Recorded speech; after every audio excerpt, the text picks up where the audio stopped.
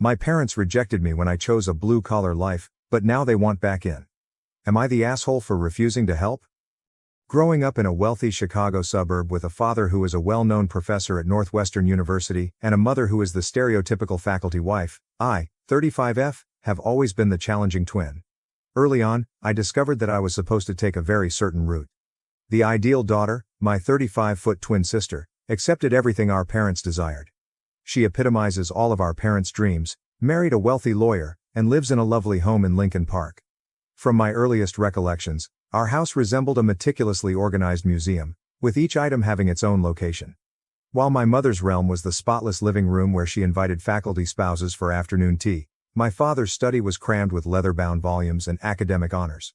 My sister and I were expected to be living examples of their success even as kids, well-groomed, well-behaved, and constantly successful. Early on, the difference between us became apparent. My sister was very good in charm school and piano recitals, but I liked to lose myself in science fiction books and watch motorcycle races on TV in secret. Our mother's constant correction was the answer. Sit up straight, sweetheart, don't cross your legs, cross your ankles.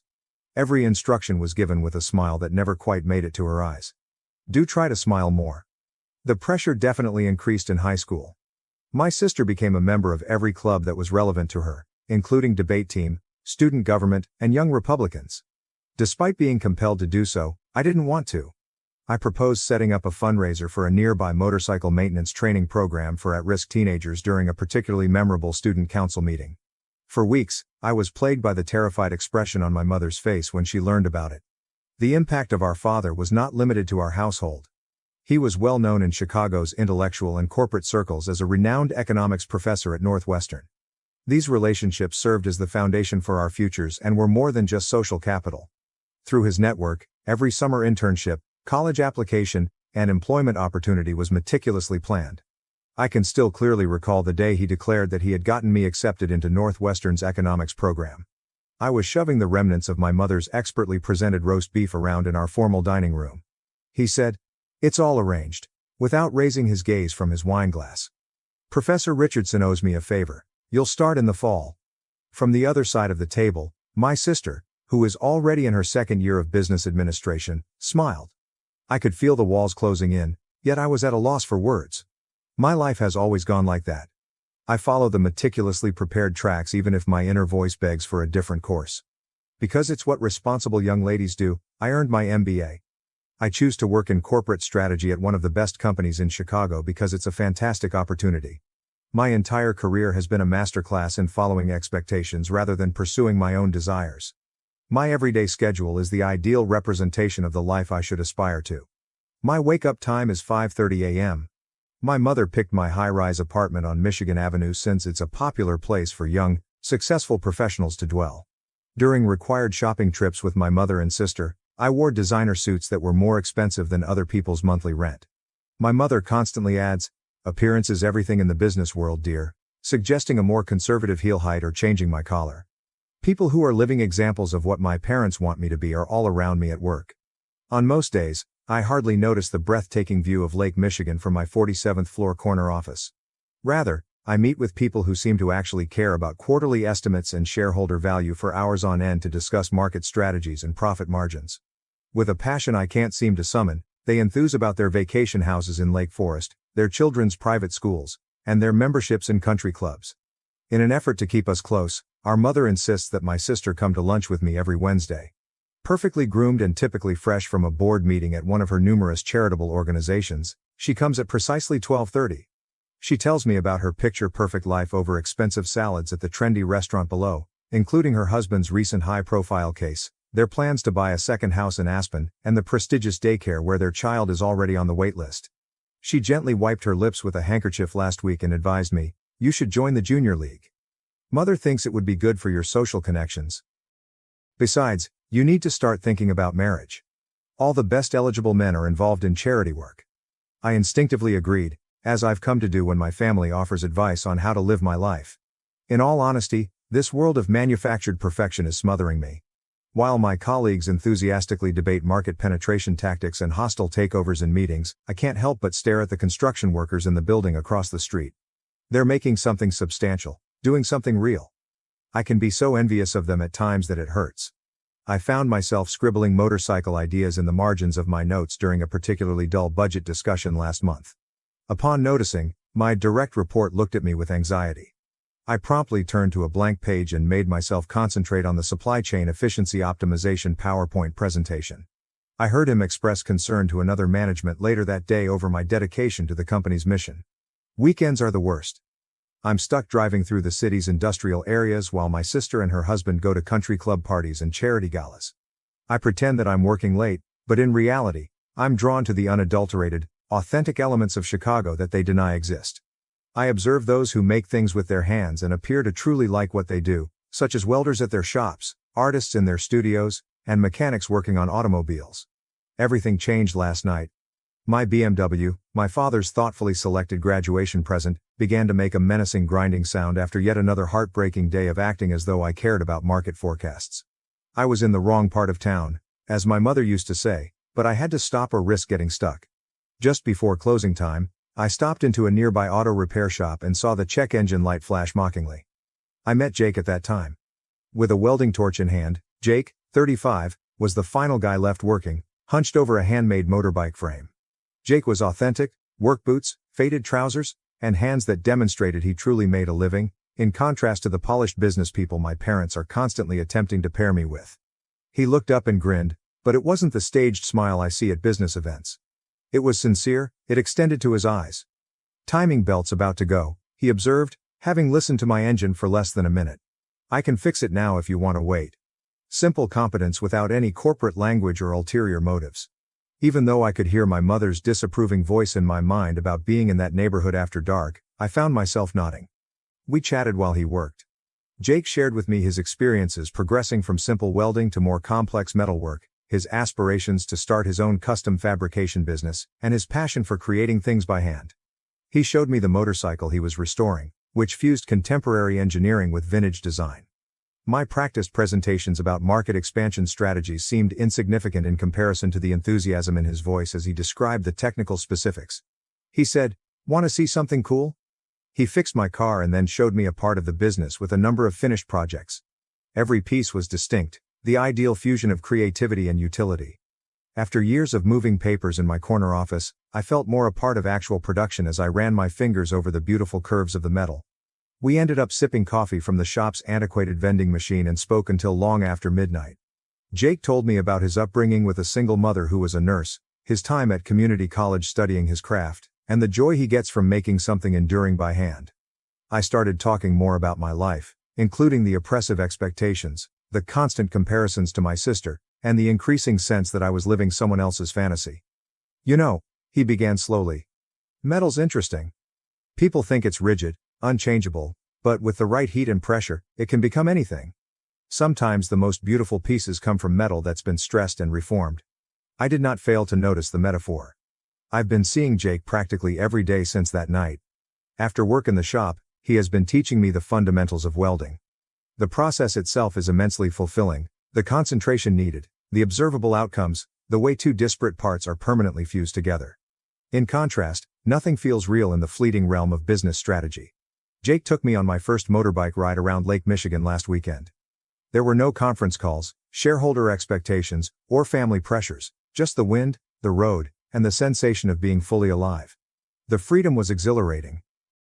In Wisconsin, we made a stop at a tiny diner, the kind of establishment my mother would never enter. It was the best coffee I've ever had at any of Chicago's best eateries. Jake is taking me to meet his mother tomorrow. Despite being retired, she continues to volunteer at the nearby hospital.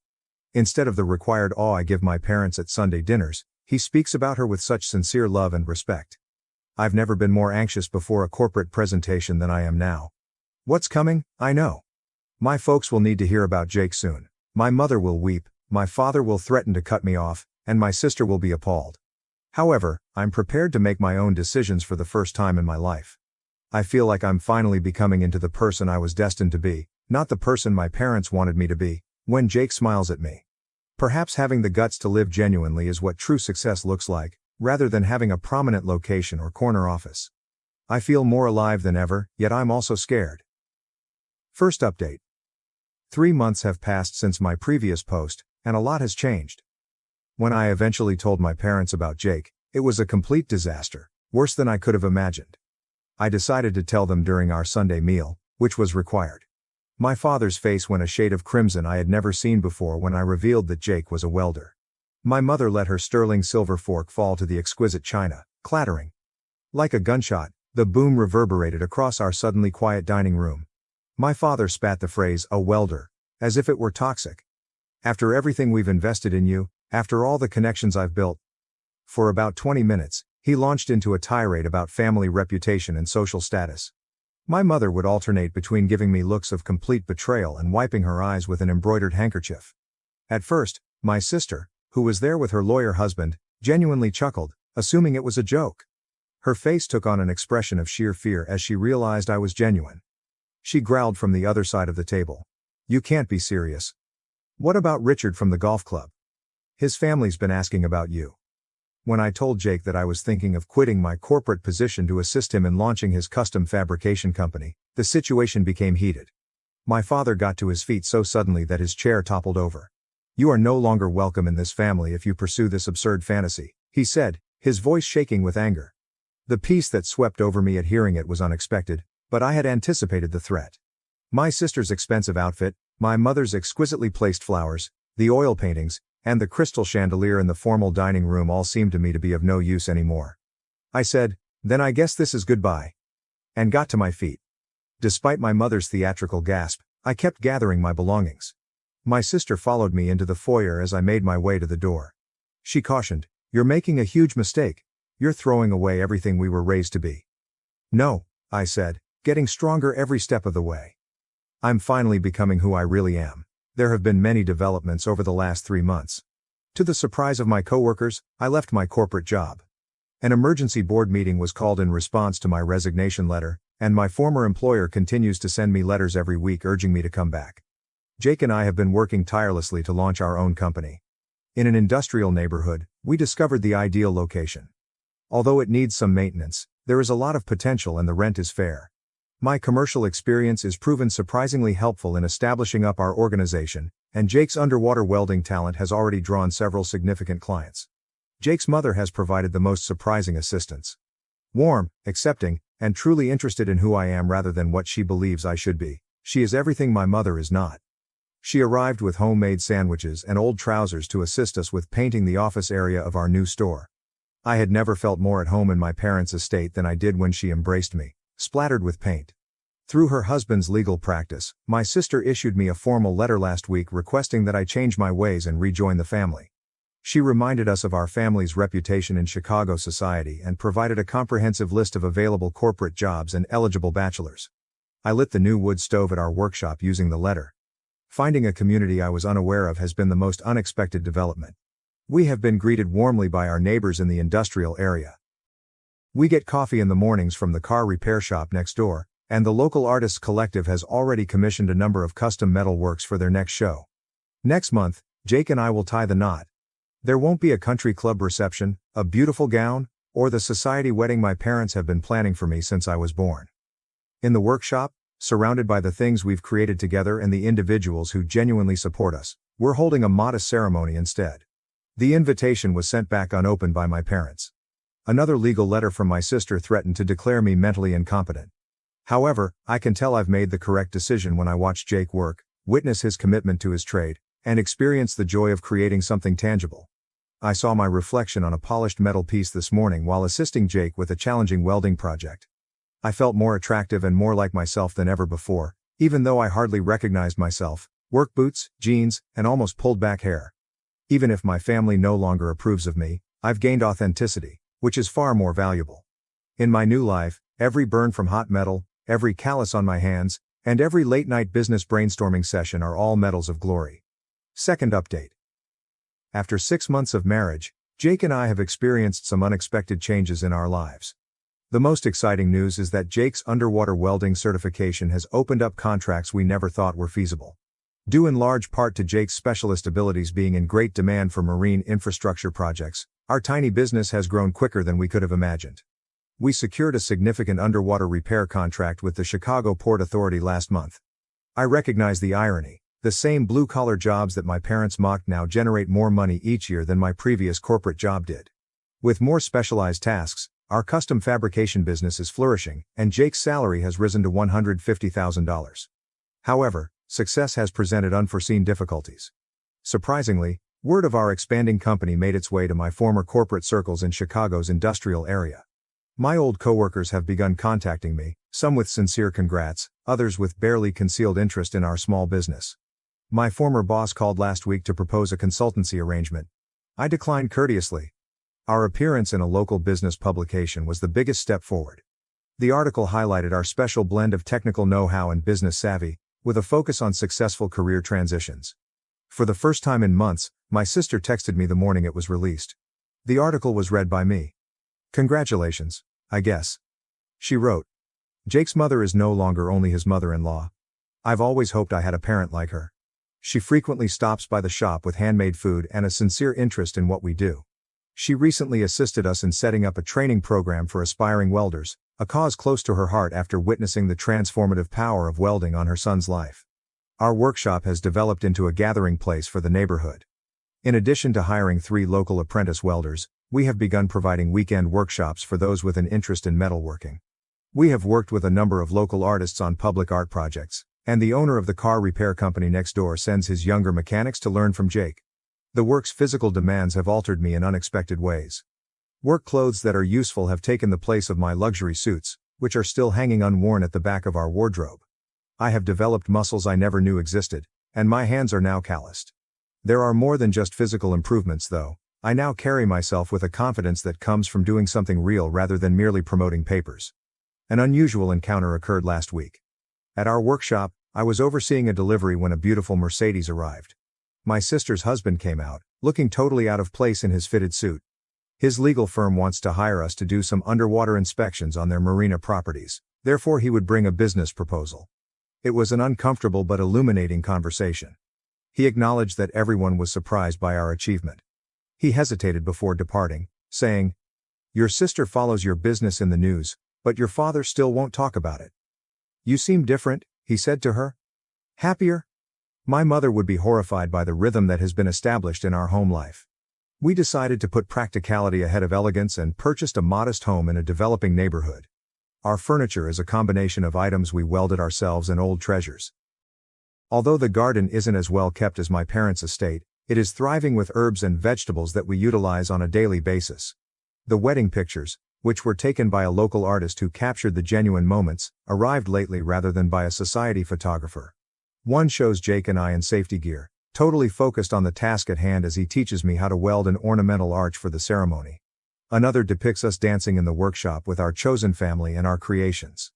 As I look at them, I see that we have created something that, in spite of their wealth, my parents never had.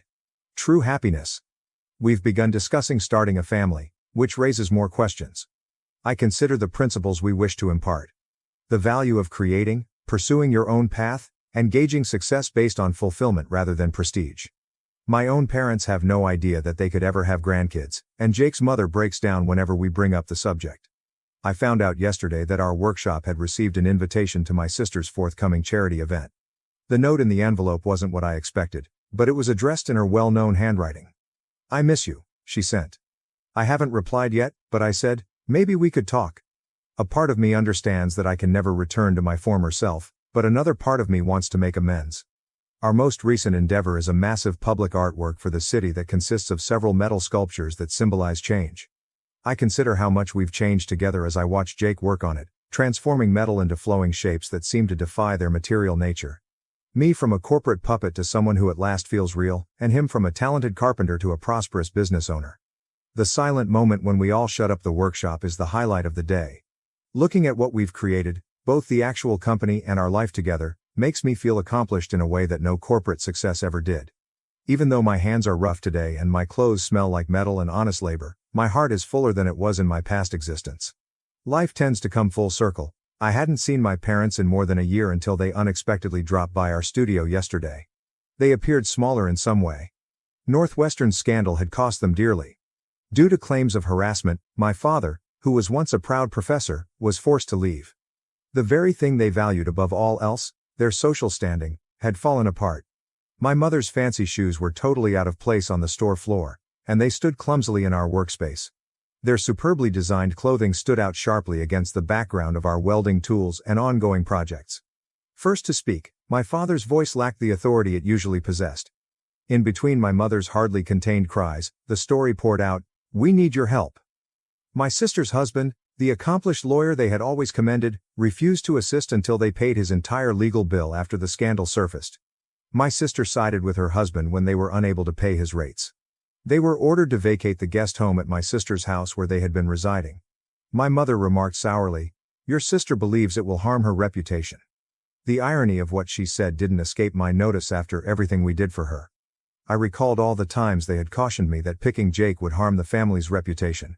My father surveyed our studio, his gaze resting on the honors we had just received for our unique workmanship. The wall was framed with an article from the local newspaper about our success. From corporate to creative, local welding business makes waves. He said the words, "We thought perhaps we could stay with you for a while, with difficulty."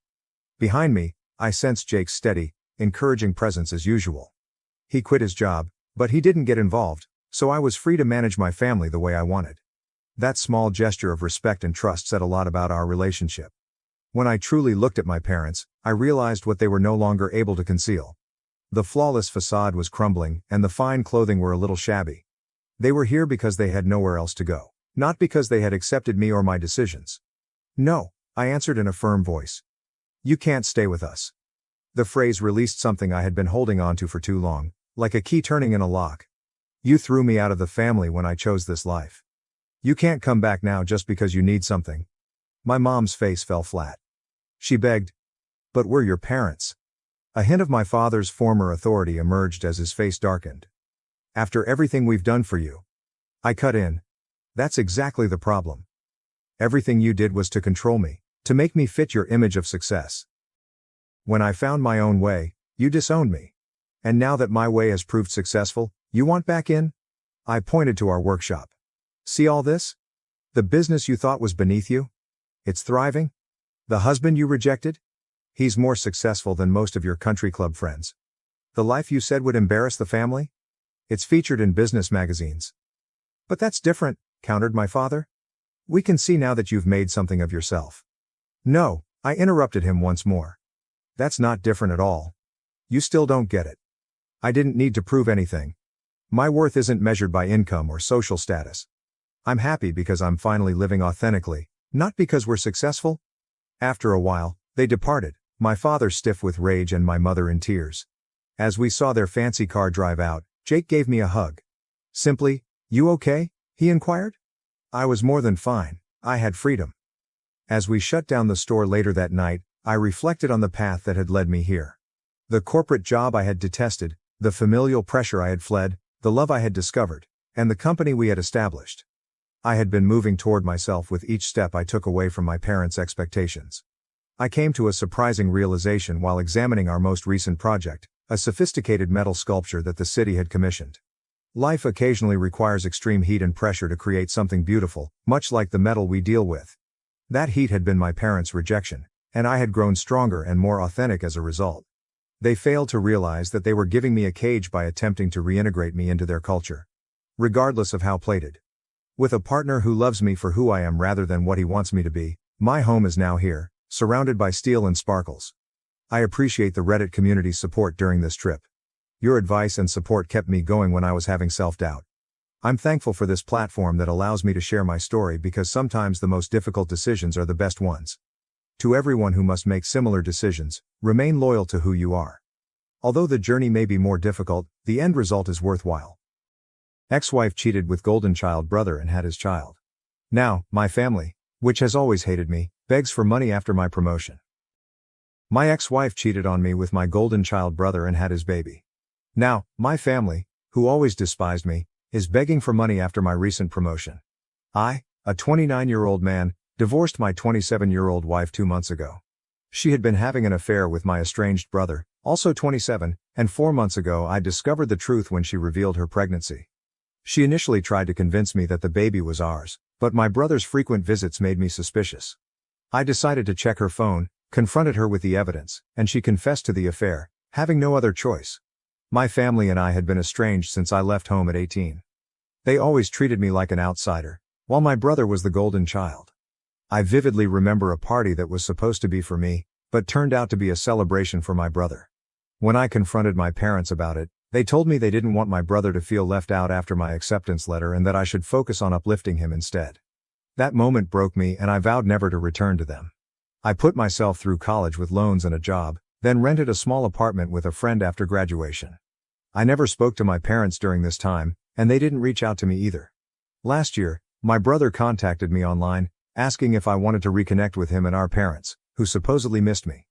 A lot had changed since I left home, including my marriage to my ex-wife 2 years ago. Despite my comfortable life, I hadn't moved on from my family's past treatment, so I agreed to meet them.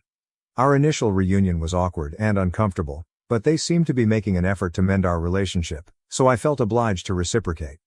I invited them to my home, which turned out to be my first mistake, as it introduced my brother to my ex. They met, started an affair, and she got pregnant. I was ecstatic when I initially thought the baby was mine. However, my brother's increased visits after the pregnancy announcement raised my suspicions. His behavior, like touching my wife's pregnant stomach and speaking to it, made me uncomfortable. My ex downplayed it, but I couldn't shake the suspicion that my brother had a deeper connection to the baby than he was admitting. 6 months into the pregnancy, I decided to go through her phone while she was asleep. What I found confirmed my worst fears. The text between my ex and my brother proved that the baby was actually his, and they had been together for quite some time. My ex had no intention of ever letting me know the baby wasn't mine. She and my brother planned to tell me about the affair after the baby was born, then she would divorce me and get together with my brother. They intended to live off the fortune from the child support I'd be paying.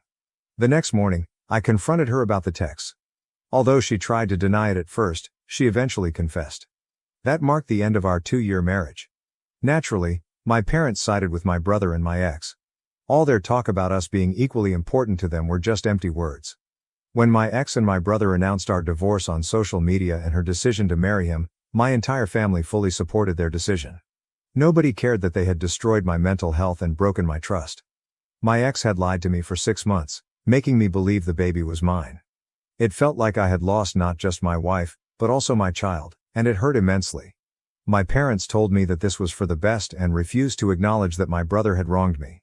They even suggested that I should be happy for my ex and brother and join the celebrations. Once again, I cut them out of my life, which complicated my divorce. My ex-wife walked away with a huge settlement sum in my car, all because my family sided with her during the divorce proceedings since she was with my brother now.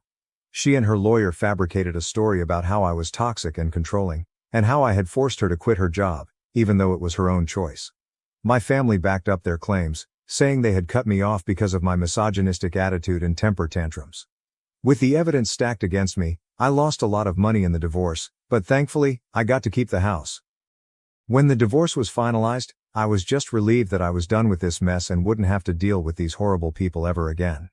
Fortunately, there's no waiting period for a divorce where I live and my ex-wife didn't contest it, so I was able to wrap it up quickly and move on with my life. It was tough to forget everything, but I immersed myself in work and pushed myself to improve, hoping to move on from this nasty episode as quickly as possible. That paid off, as I got a promotion with a better position, higher salary, and a better company car. The works basically. I couldn't have been happier, so I decided to treat myself to a solo dinner at one of my favorite restaurants. I made the mistake of posting about it online, and within a day or two, my mother contacted me, asking me to visit them. I was baffled as to what they could possibly want from me now, given that we hadn't spoken since the divorce was finalized, and they had supported my ex and her lies. I managed to ignore her for a few days, but then she started calling me relentlessly. Eventually, when nothing else worked, she showed up at my office and refused to leave, getting into a fight with the receptionist, which was quite embarrassing. So I promised to visit in a few days, which finally convinced her to leave. A couple of days later, I finally visited my family. They had used the settlement amount to move into a bigger house to accommodate the baby, who had been born just over 3 weeks ago. I guess the alimony was also being used to pay the bills, but it didn't really bother me since the alimony was a small part of my salary at this point, and I could easily afford it. My brother wasn't home, and my ex was asleep, so it was just my parents who spoke to me. I didn't bother with any small talk and just waited for them to get to the point. After about 5 minutes of silence, my father blurted out that my brother had been fired from his job, and the alimony and settlement weren't enough anymore. They mentioned they had seen my post about the promotion and were hoping I could help them out since they were running low on money. My parents had retired a long time ago, My brother was jobless, and my ex obviously wasn't going back to work anytime soon. The alimony wasn't sufficient to cover the expenses for a family of 5, especially with a newborn in the house. I was aware of this, but I was shocked that they had the audacity to approach me for money after everything that had happened. I was so stunned that I couldn't speak for a few minutes. Finally, I came to my senses and decided I didn't need to entertain any of this. I simply got up and left without a word. As I reached the door and opened it, I found my brother standing outside.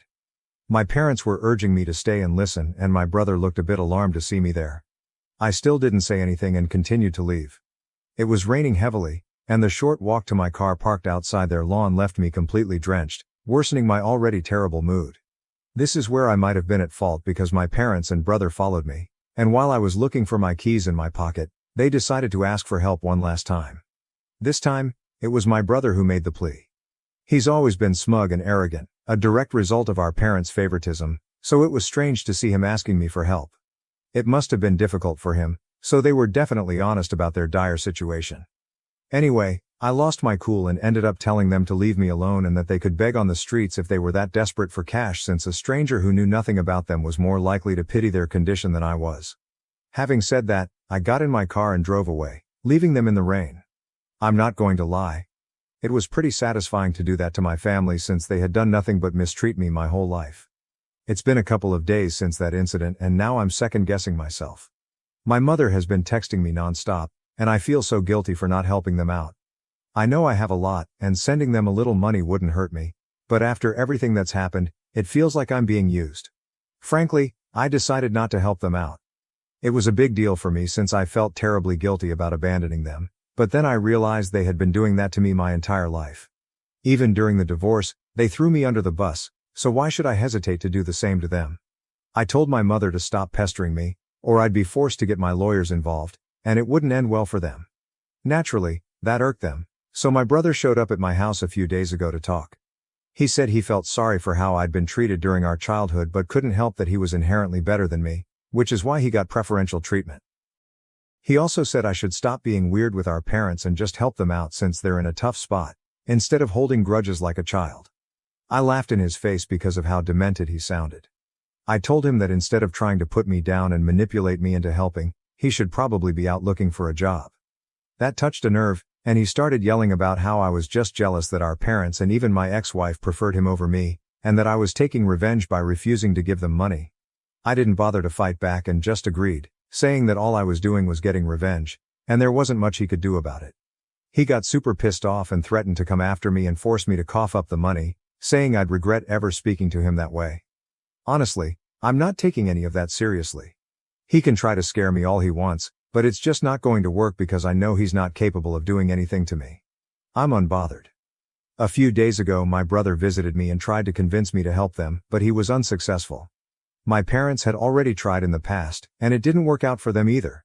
This time, my ex decided to call me up and speak to me. I was skeptical about answering, but I decided to pick up because if I didn't they'd probably visit again and waste more of my time. So I spoke to her, and it was astonishing how entitled and cruel these people could be. She started very politely, explaining that, as I already knew, she and her family were struggling with money. While she acknowledged that I had no obligation to help them after everything they'd put me through, she still wanted me to consider being the bigger person.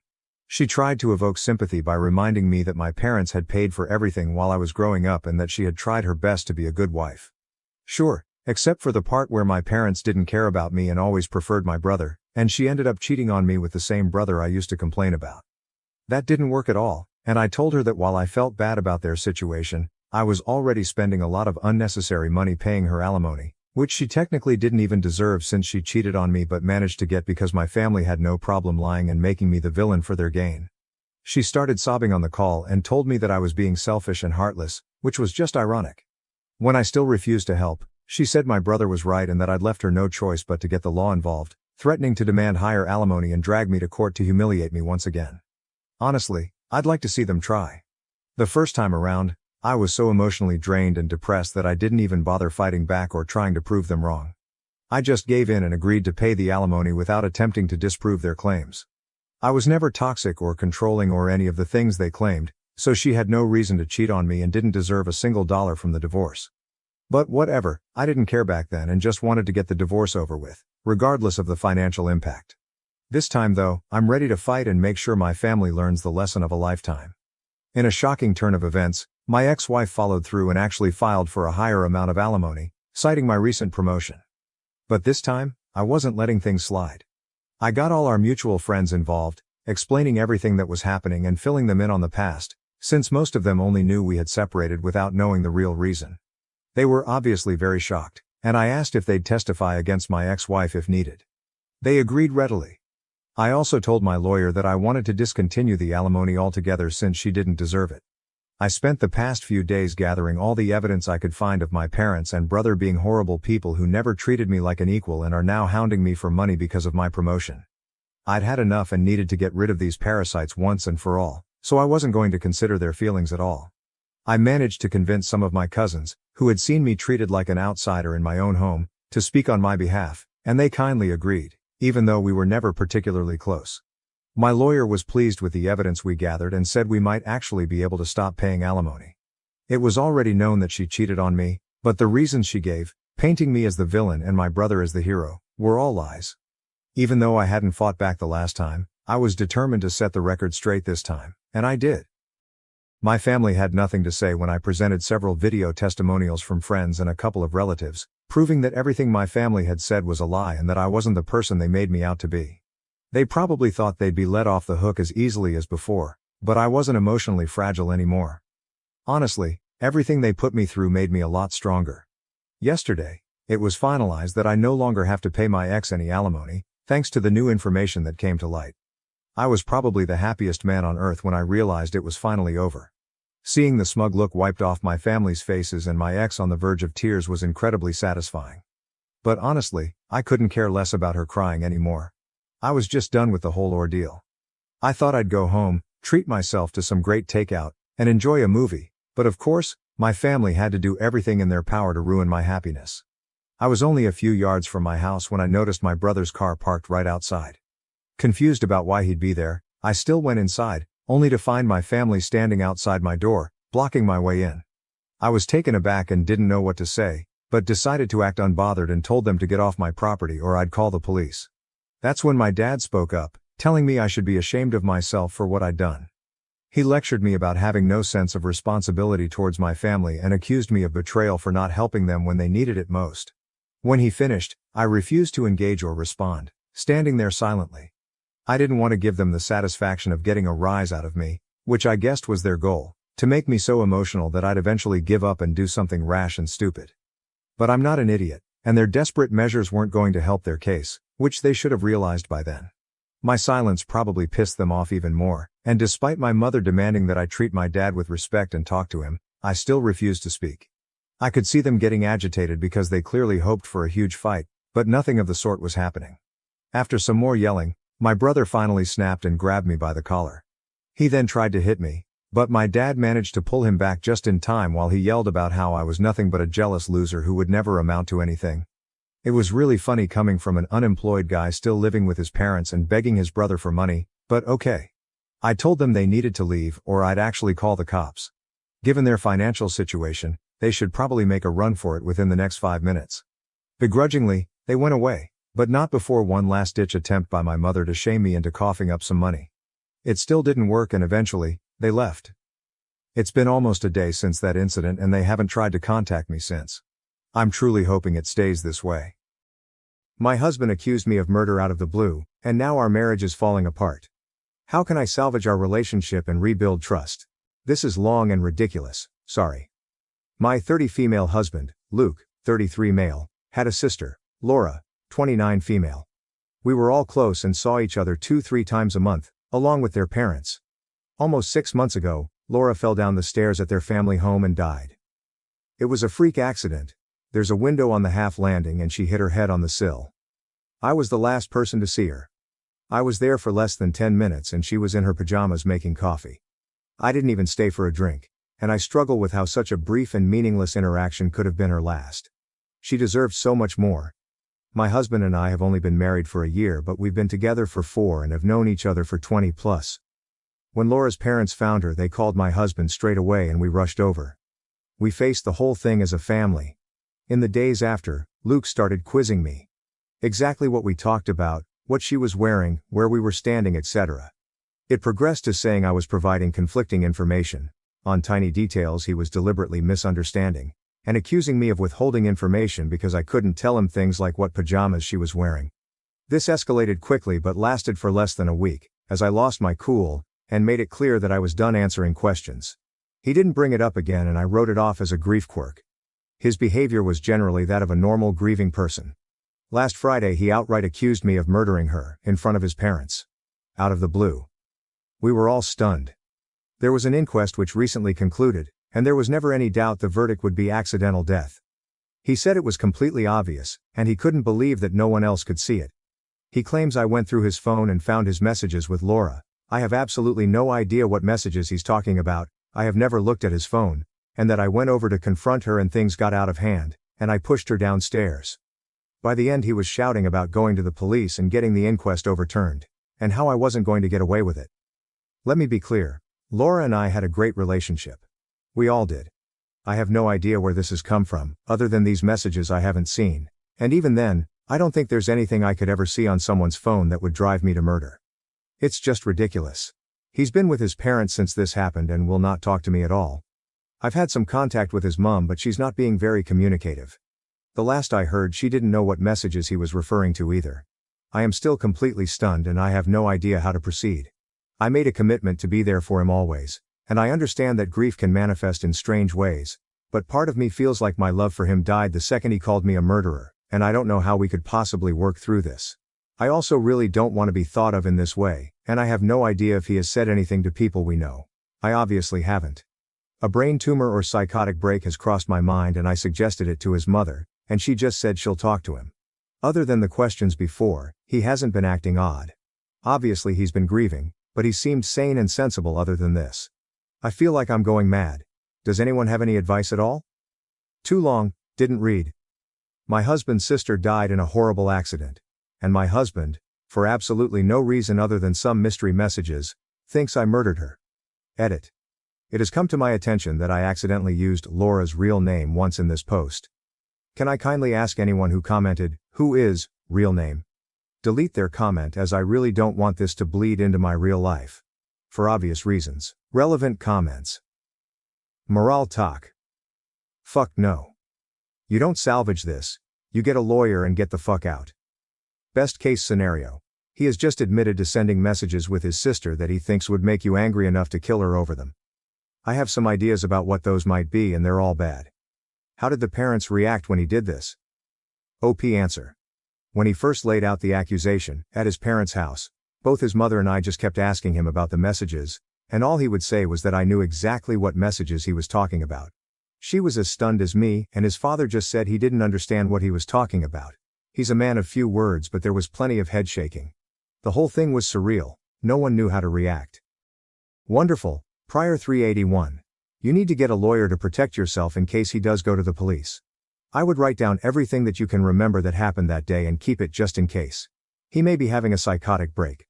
As stated, don't talk to him or his immediate family or your friends without someone present or preferably by text or email. Save everything. You need to take his accusations seriously and cover your ass. OP answer. I was interviewed by the coroner's office after her death as I was the last person to see her. She died about 3 hours after I saw her, and I'd been to the supermarket and was home by that point. It's all verifiable and was a recorded interview. I haven't spoken to anyone but his mother, and that's only been over messages. She's never been a big texter but she has seemed very cagey over the past few days. I don't know if this means she's seen the messages. I've asked and been ignored. Grulcious good. I think they mean to record everything you remember about the day your soon-to-be ex accused you of murder. OP answer. I'm feeling so freaked out at the idea that he came up with this, almost immediately after her death, and has either been sitting on it or planning his confrontation, that I'm basically trying to dissect the past 6 months. Maybe it's time I start writing things down. Right until it happened, things felt very normal. Obviously her death has been felt deeply by all of us and things aren't anything like they were. But there have been no signs of anything like this, even on the day. OP on getting the messages. I'm absolutely desperate to see these messages, because I'm right there with you on the sheer wackiness of what they have to contain.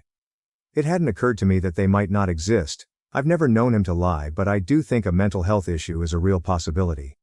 His relationship with his sister didn't seem odd, and I've never been interested in his phone, but he's never been defensive about it either, so I think you might be right. If I had such incriminating messages, I'd probably worry about them before now. When told to find an old iPad to use to access them, I have his iCloud password. It has a backup from yesterday. I have no idea how to turn this into something I can actually use. It doesn't have a messages folder or any signs of how to use it for anything other than restoring a whole phone, which I don't want to do. Does anyone know how to actually get the messages from this?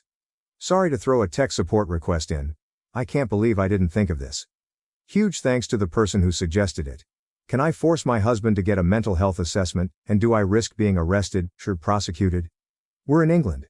I'm in a bizarre and complex situation with my husband. I have broken the law, and I feel I have no choice but to do so again for my safety. I don't know what type of solicitor I need, or what the next steps should look like. We're in England, and I'll try not to editorialize too much. My husband's sister died suddenly at the start of the year. Her death was an accident, and there was no suggestion to the contrary. The inquest was recently concluded and a verdict of accidental death returned. I was the last person to see her, but her time of death, which was almost immediate due to her injury, was confirmed to be hours after I had left the house. All of this was verified at the time. In the immediate aftermath, my husband behaved strangely and kept trying to trip up my story of the last time we saw each other, which was a brief interaction. Last week, months after this was first and last mentioned, he outright accused me of murder, in front of his parents. He says I saw his messages with his sister and confronted her, and that he's going to have the coroner's decision overturned and have the police investigate. I haven't seen or heard from him since. Today is day 9. I posted for advice on Reddit. I'm pretty desperate at this point. And it has spooked me. Quite reasonably, I think. But also led to me committing a crime and planning another. My husband's iCloud credentials were saved on an old iPad in his office, and I downloaded his backup last night. I have read all of his messages with his sister, and there's absolutely nothing like he describes. I understand this is illegal and I'm concerned about the possible ramifications. I am also waiting for a call back from a locksmith to change the locks on the home we own together, which I believe is also against the law. So this leads to my actual questions. I feel justified in what I've done for my safety, but is there a degree of pragmatism under the law for these issues because of the situation, or am I shooting myself in the foot? I am resigned to the fact my relationship is over, but his parents don't seem to be taking this seriously, and they're icing me out. I believe this is a serious mental health issue which may put people, namely me, at risk. Can I do anything about this when all I have is the fact I'm being accused of murder? I feel he needs to be detained and this should be investigated as a full-blown psychotic break. Sorry, this is all a bit mental. In addition, what type of solicitor do I need? My understanding is that a coroner decision can't be appealed, is that correct? Are his accusations going to go anywhere? Can I protect myself from this or stop him escalating to telling others? We live in our hometown and everyone knows everyone. This could follow me forever and it's either a lie or a delusion. Any advice would be greatly appreciated. Relevant comments. When told OP can't lock out her husband or force him to get a psych evaluation, OP answer. Thank you so much for your response. Locking each other out doesn't sound like a pattern I want to get into, but I think I'll go ahead and change them once on the basis that it isn't. You did this so you have to leave the house, and also you'll be prosecuted. Levels of seriousness. In terms of him being deemed to lack capacity, is there any way I can trigger the process that you know of? Is something like this sufficient for the Mental Health Act to kick in? I've been Googling and, you can be detained if professionals think your mental health puts you or others at risk, and you need to be in hospital, seems very vague. Obviously I'm biased, but accusing someone of murder and screaming about how they aren't going to get away with it feels like risky behavior. Does he need to have made explicit threats or is there a clearer bar to meet? Sorry for asking so many questions. No Firefighter 9257. You are jumping ahead of yourself and playing out situations that have not occurred. If your husband reports you to the police for accessing his data, and you are subsequently arrested or taken in for questioning, then obtain the services of a criminal solicitor for advice. With respect of changing locks, ending your marriage, seek a solicitor that deals with family law or divorce. If you feel that you are at risk from your husband, talk to a domestic abuse helpline. If you feel you are at an immediate risk of harm, then call the police. If you think your husband is mentally ill and presents a risk to himself or others, call the police. OP answer. I don't think that's a fair assessment. Being accused of arguably the most serious crime to exist has most definitely occurred. My understanding of the law is that something is illegal whether you are reported to the police or not. Those messages are evidence as far as I'm concerned that his accusations are false. They were apparently the trigger to me literally murdering someone I was extremely close to. I have illegally accessed them, and I don't think it's unreasonable to inquire as to the potential impact of that. I am fully aware that I need a solicitor, but as you're probably aware, today is Sunday.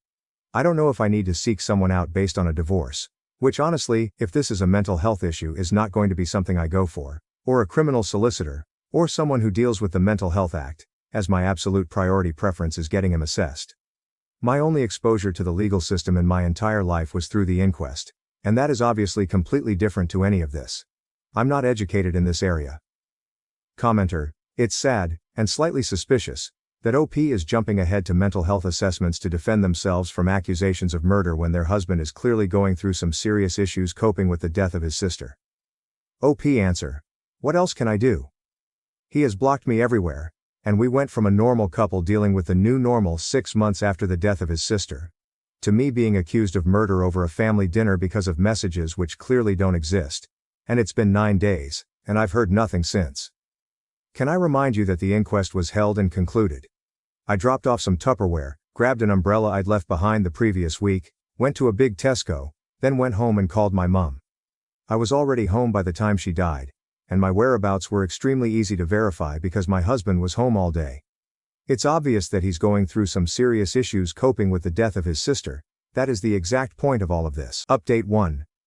Firstly, thank you to those who helped me get to my husband's iCloud backups through an old iPad. I wasn't expecting much from Reddit, but I got valuable practical advice before my post was locked, and I appreciate it. There were no crazy, or even suspicious messages. I've searched for over 100 terms and scrolled back over the years. I saw a side of them both I wasn't expecting, but nothing that explains the claim I murdered Laura over their chats. Nothing to suggest he was cheating. Absolutely nothing to suggest incest. I repeat, no incest. No weird gaps where deleted conversations or a switch to another app would fit. Just siblings making plans, sending memes, and gossiping. They said unexpectedly horrible stuff about a few people but not me. It was a sort of relief, but it raised more questions than it answered. I sought legal advice, also from Reddit, after posting here. Turns out my options are divorce him or sit down. I contacted my community mental health team, who said they'd reach out, but made it clear it wasn't urgent. I then called his mum and said that if I didn't hear from him by this weekend, I would get a solicitor and ask for a mental health assessment as part of the divorce. In response, he made a ridiculous post to Facebook, which neither of us have used in years, and everything blew up. I'm going to try to keep this succinct. On Friday night, he made a long accusation on Facebook, with new information. He said he'd been planning to leave me for months with his sister's support, and I found the messages, and murdered her. The coroner has reopened the case and the police are preparing to arrest me, and he needs to make sure people know before the trial stops him talking about it. It was well written and seemed vaguely plausible. He messaged people with links so it got some attention. We live in our hometown, and have a large circle of friends because we've been here all our lives. People I haven't spoken to since school were reaching out to me asking WTF was going on. It was madness. In response, I posted the export of his entire conversation history with Laura, also to Facebook, when I finally got back in. I linked to the chat along with a post explaining my side, and noting that I had changed my ex's iCloud and Apple passwords, and that if he wanted them back, he should comment on my post and update his own, admitting that he was lying. He eventually did. When I started getting messages about his post, I panicked, and changing his password seemed important to preserve everything because he'd know I had access. When I spoke to him the next morning, it's clear he's not having a mental episode at all, but is claiming one because he's been caught in a big lie. As soon as he was outed, he called me, clearly drunk, begging and promising to explain everything if I deleted my post. I hung up and told him to call back the next day. He did. After many missed calls and texts. And he tried to bargain and guilt trip me with his mental health until it was clear the wrong people had seen his conversation. It's hard to describe, but it seemed fake. It was too well rehearsed, and then this morning, when it was clear he was getting nowhere, he blocked me. Begging for mercy and reciting facts about mental disorders doesn't align with someone in crisis with a sincere belief that someone murdered their sibling. The question of why he did all this remains unanswered, and he will not be getting his passwords until it is. The legal advice subreddit said this stuff is technically illegal, but it's beneath a court to take action, so I'm going to count on that because I felt like I had no other choice at the time, and now I don't see any other way to get answers from him. I am desperate and it's all I've got. So there we are. The relationship I have believed was my destiny since I was a teenager has boiled down to petty, convoluted and vindictive bullshit, played out on social media, for reasons still unknown. My hope for a brain tumor is fading, and clearly tomorrow morning is going to be when I lawyer up and stop posting about this. I am mortified. I have no idea whether some people might believe him, and I still don't know why this all happened in the first place. Sorry I don't have a happier update, and thanks once again to everyone who offered advice. Relevant comments. OP on her husband's reaction after confessing to lying. OP answer: he didn't react at all. He'd called me tens of times at that point and we'd had 5 conversations on the phone about it. He was laser focused on me deleting the chat log from the get-go. But when I made it clear that posting that comment and editing his original Facebook post was the only way to progress the conversation at all, he finally did it. Then he went silent publicly as far as I can see, but continued begging me behind the scenes. Henna Karina. What on earth is in those chats that he's so desperate to keep people from seeing, and that would conceivably lead you to kill someone? Is there any chance they were using some kind of code or something?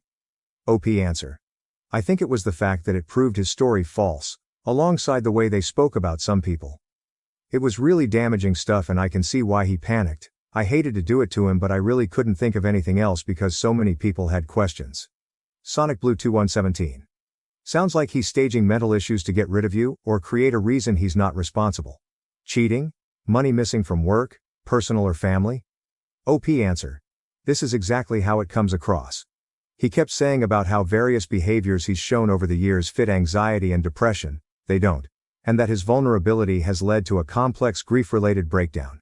He is not particularly informed on mental health issues, so I don't understand how he went from a drunken shambles to that level of insight overnight, when he had apparently been in an active crisis, posting horrible lies on Facebook, less than 2 hours before calling me initially.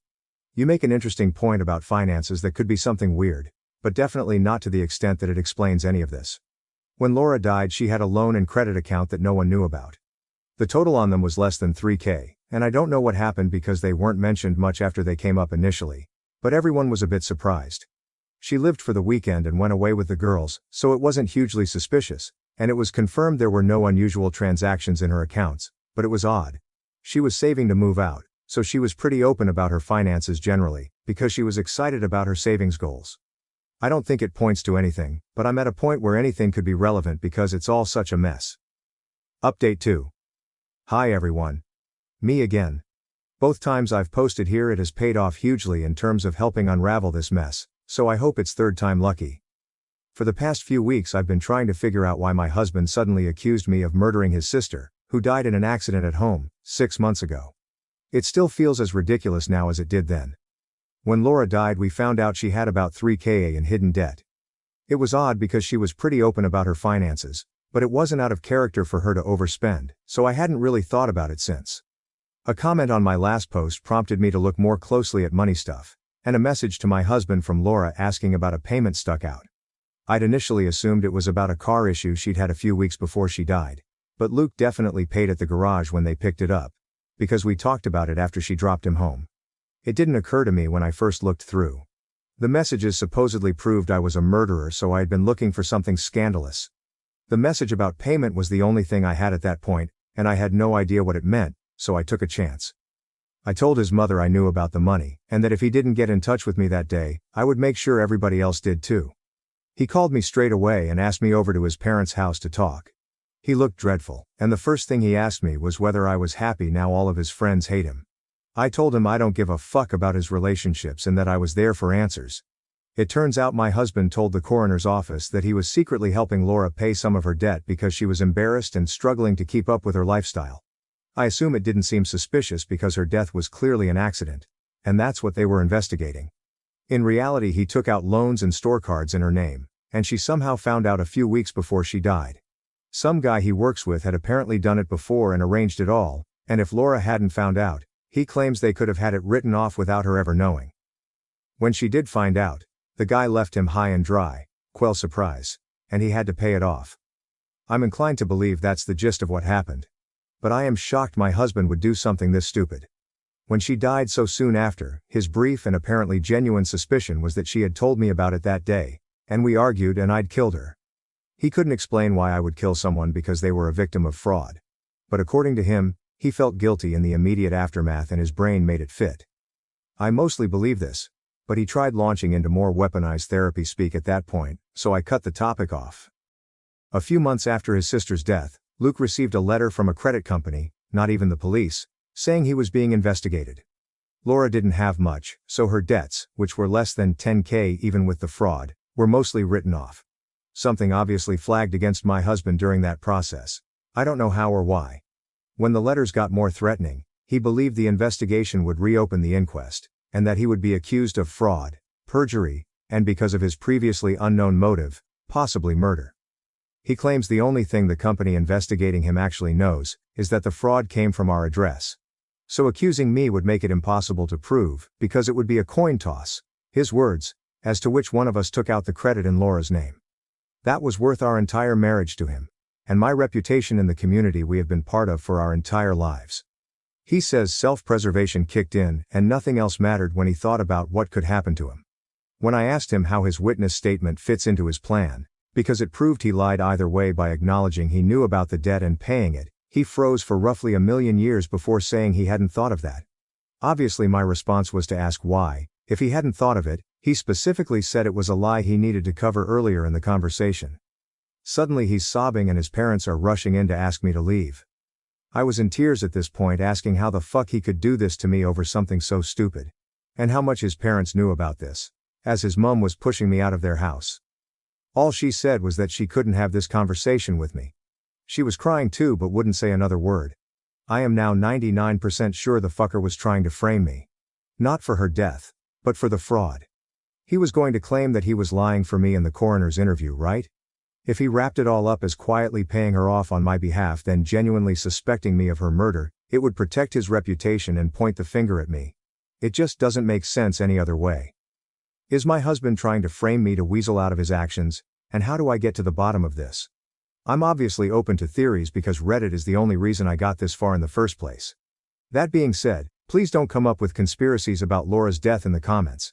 It's upsetting. She was wearing shitty old slippers and walking upstairs with a cup of tea, and she slipped and hit her head on a windowsill. This was never a murder mystery, it was someone's life, and she died just because. Maybe a butterfly flapped its wings somewhere, I don't know, but it's hard enough to accept without having guesses shouted at me on the internet whilst my marriage falls apart. Relevant comments. Even budget, Takro 78. I mean, framing you for fraud seems the most plausible from what you found, though it's an incredibly idiotic frame job that wouldn't work.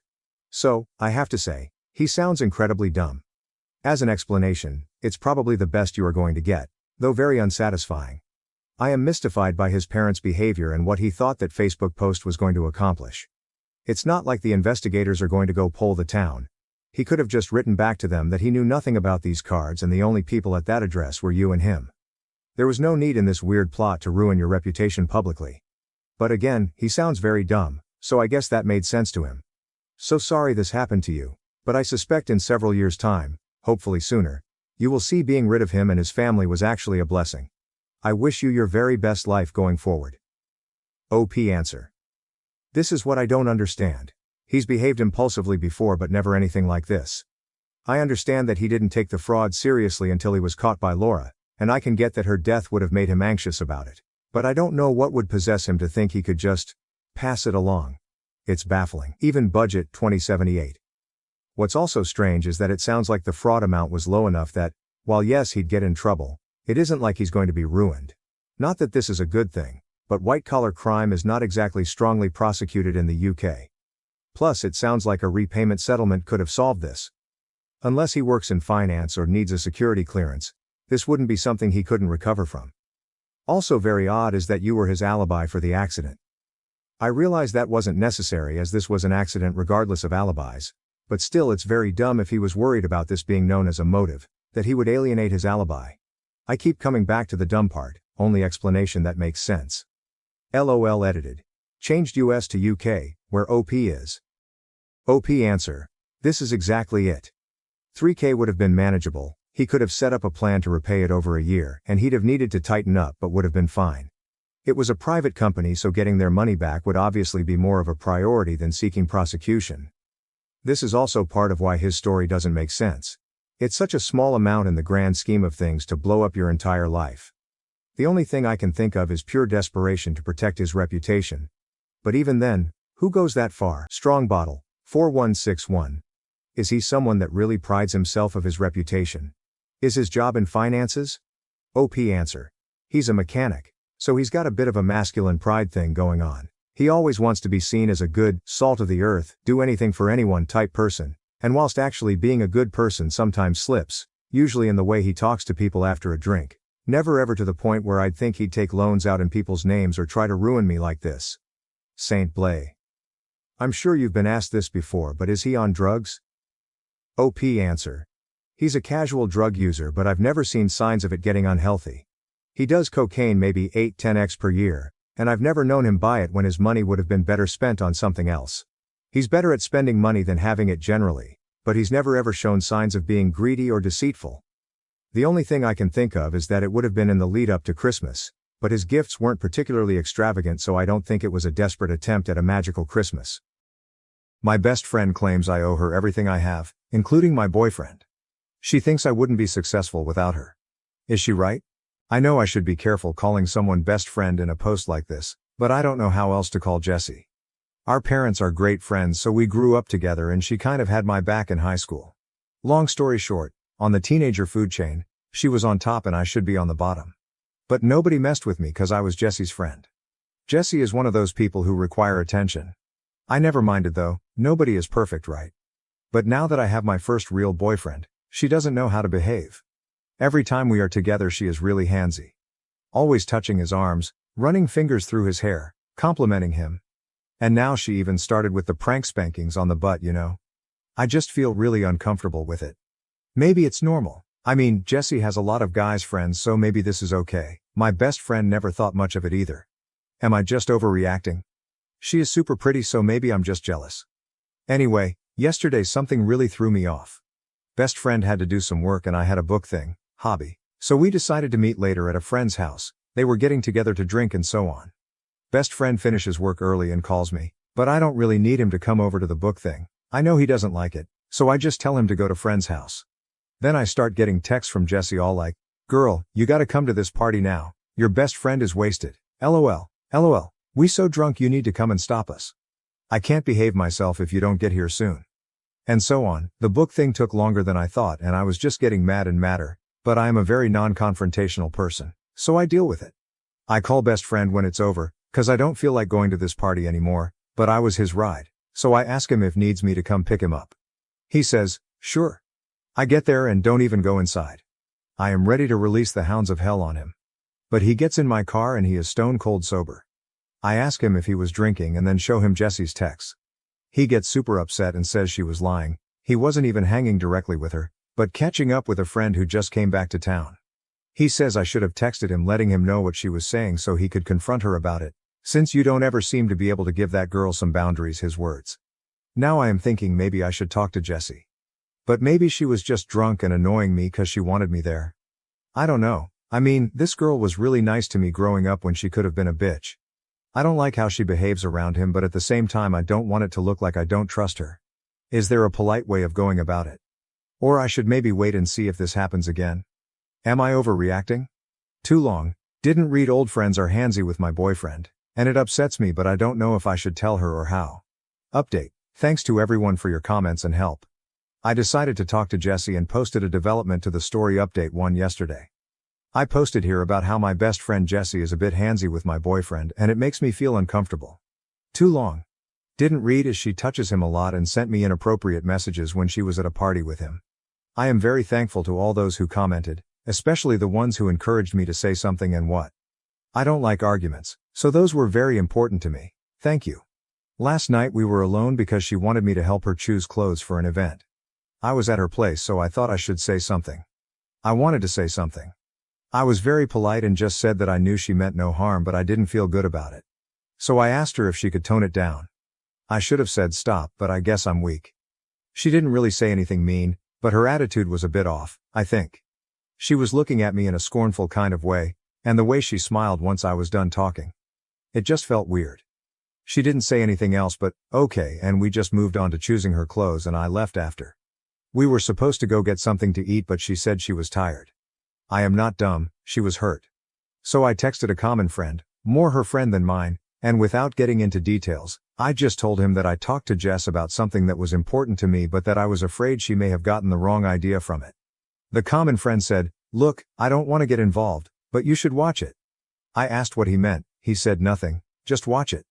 A little while after that he texts me back and says, "Changed my mind, I do want to get involved," and sends me a bunch of prints of texts going back and forth between him and Jessie. It basically starts with him asking her if the two of us had a fight, 'cause I was worried. He was kind with his words, I don't mind him stepping in. And then just a non-stop stream of her being horrible.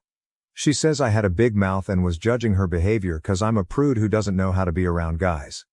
How she taught me everything I know about having a life and how dare I tell her what she can or cannot do, or how I should thank her for even having a boyfriend at all. Common friend actually called her out for being rude and no friend of mine. After the prints he told me I'm done with her, I give up and you should watch it. He also said it was okay if I told her I had the prints. I didn't though, didn't know what to say. I mean she is not 100% wrong, but even though I know that, it really hurts to read those. This morning I woke up and saw she texted me late at night. She says she knows Pete sent me the prints and she didn't mean to be rude, but it's ridiculous that I'm jealous of her because if she wanted my best friend she could just have him. You want me to prove it? So I'm being silly and should drop it, is what she meant. She ends it with kisses and a joke. So I don't know if she was being playful, apologizing, threatening or being pragmatic. I didn't answer her yet. I don't know what to say. Should I even say something? Or should I just let it go? I wish I could talk to someone about this but I am very private. I usually go to Jessie with these things. Help, too long. Didn't read asked an old friend to stop being so handsy with my boyfriend. She took it the wrong way and told a common friend I got no business telling her what to do since I owe her so much notable comments. Commenter. Sounds like this person is completely wrapped up in their own head and has a serious case of overthinking their importance in life, especially other people's lives. Obviously we're all going to tell you to drop her because she's not a desirable person to be around if that's how she acts/talks to you in person and behind your back. This person thinks they own you enough so that they're decided to let you have your best friend. Fuck that shit. Also show your guy everything that's happened 'cause guaranteed she's going to go after him. OP, I suppose you're all right. It just gets me, you know? It's a 20-year-long friendship. I keep thinking maybe this is a misunderstanding. She didn't mean it or she is going through a hard time and doesn't know how to deal with it. I am just trying to make sure I am not overreacting, so I needed some outside perspective. As for my best friend, I think he would turn her down quite fast. He doesn't really like her. He just hangs with her because of me. He's always saying that he'd rather not and all. So it's unlikely that they'd be alone together. But I will talk to him. Thank you for the heads up. Turns out she already went after him. I was stupid. Update 2, my boyfriend is having sex with her. A friend convinced some other friends to send me prints of text between themselves and either my best friend or best friend. They are pretty clear. I confronted my best friend, he looked lost, said he loves me and it was just sex. He says Jessie kept throwing herself at him, teasing him, and he said he didn't like her but I still wanted to hang out. He said he just had sex with her to see if she would move on and leave him alone, and that it only happened a couple of times. Says he won't do it anymore. He doesn't even like her. He loves me, asking me to please forgive him. From the texts, once I finally made it through them all, I think that Jessie went to the party, where me and my best friend met, because she wanted to hook up with him. She had it bad for him, but he didn't feel the same way. She was trying to get him to break up with me and then to get me to break up with him. It worked. As of yesterday he is a single man. In some of those texts they are talking about some of the hookups. I feel like throwing up. I blocked him, 'cause he was still trying to get in touch. I ghosted her. But she just sent me a message saying she just heard what happened and, you know this was probably for the best, right? And I feel like fucking screaming. I don't know if this is an update or just me venting. Thanks for listening either way. Edit, I don't want to sound melodramatic or sappy or anything, but you all brought me to tears. We keep hearing about how it is insanity to rely on the internet for personal connections, but I just lost a boyfriend, a best friend and a whole group of friends. And instead of feeling alone, I am more and more feeling like fuck yeah that was the right thing to do, I will be okay. It still hurts. But not as much as it would had I really been alone. I can't even begin to thank this sub. I really don't know what to say. Even on my previous post that didn't get as many responses, it was some of the comments there that made me approach the cheating thing knowing I had to break up and move on. So it changed my life at that moment. And considering I will be doing a lot of soul searching on toxic relationships, this probably changed my life for good. So thank you all so much for reaching out to a stranger. This community is so precious. And I got a gold, I don't even know what to say. Thank you so much. I don't mean to sound ungrateful, but I don't even know how much gold costs, and this is an alt account, so it won't really be used. Is there any way I can return it to the sender? Some of you are asking for an update. I might in a while, if there is something new to tell. Right now it's just more of the same. I don't think I will be able to answer all the comments, but I am trying to at least answer the ones with questions. Thank you. Notable comments. Commenter 1. Well yeah, I would just ditch that whole friend group and start trying to find new friends. My god, that's some fucked up shit. OP. Yep, done and done. I think I'm being too permissive with the word friend. It was going on for months, everyone knew, nobody had the decency to tell me. It was only the one friend who wasn't even that close who stood up for me. Commenter 2. You also can't make her hurt. She has no respect for you and clearly doesn't care. So it will be impossible anyways. It would have the same effect as a drunk stranger telling you that you're awful. It might make you angry, but you didn't care about that stranger, so what they say is irrelevant. Also, I can't imagine anything so utterly not worth your time. The delightful side effect of just ghosting is that they will stew in it. They want the reaction, but they get none. They realize they lost all their power and never get to know and feel that satisfaction that comes from getting the reaction you wanted. OP, oh, I get what you mean. She is still texting me. I didn't mention one detail cause it wasn't important. We were all traveling together soon. My family paid for some of Jessie's expenses. She is messaging me about the vouchers, since I have them all. This fucking woman can't even wait a day to ask. It's like she suddenly remembered she still needs me. I mean, I am not giving them to her either way. Trip is off, can't she tell? She has no respect for you and clearly doesn't care. Absolute truth. Commenter 3.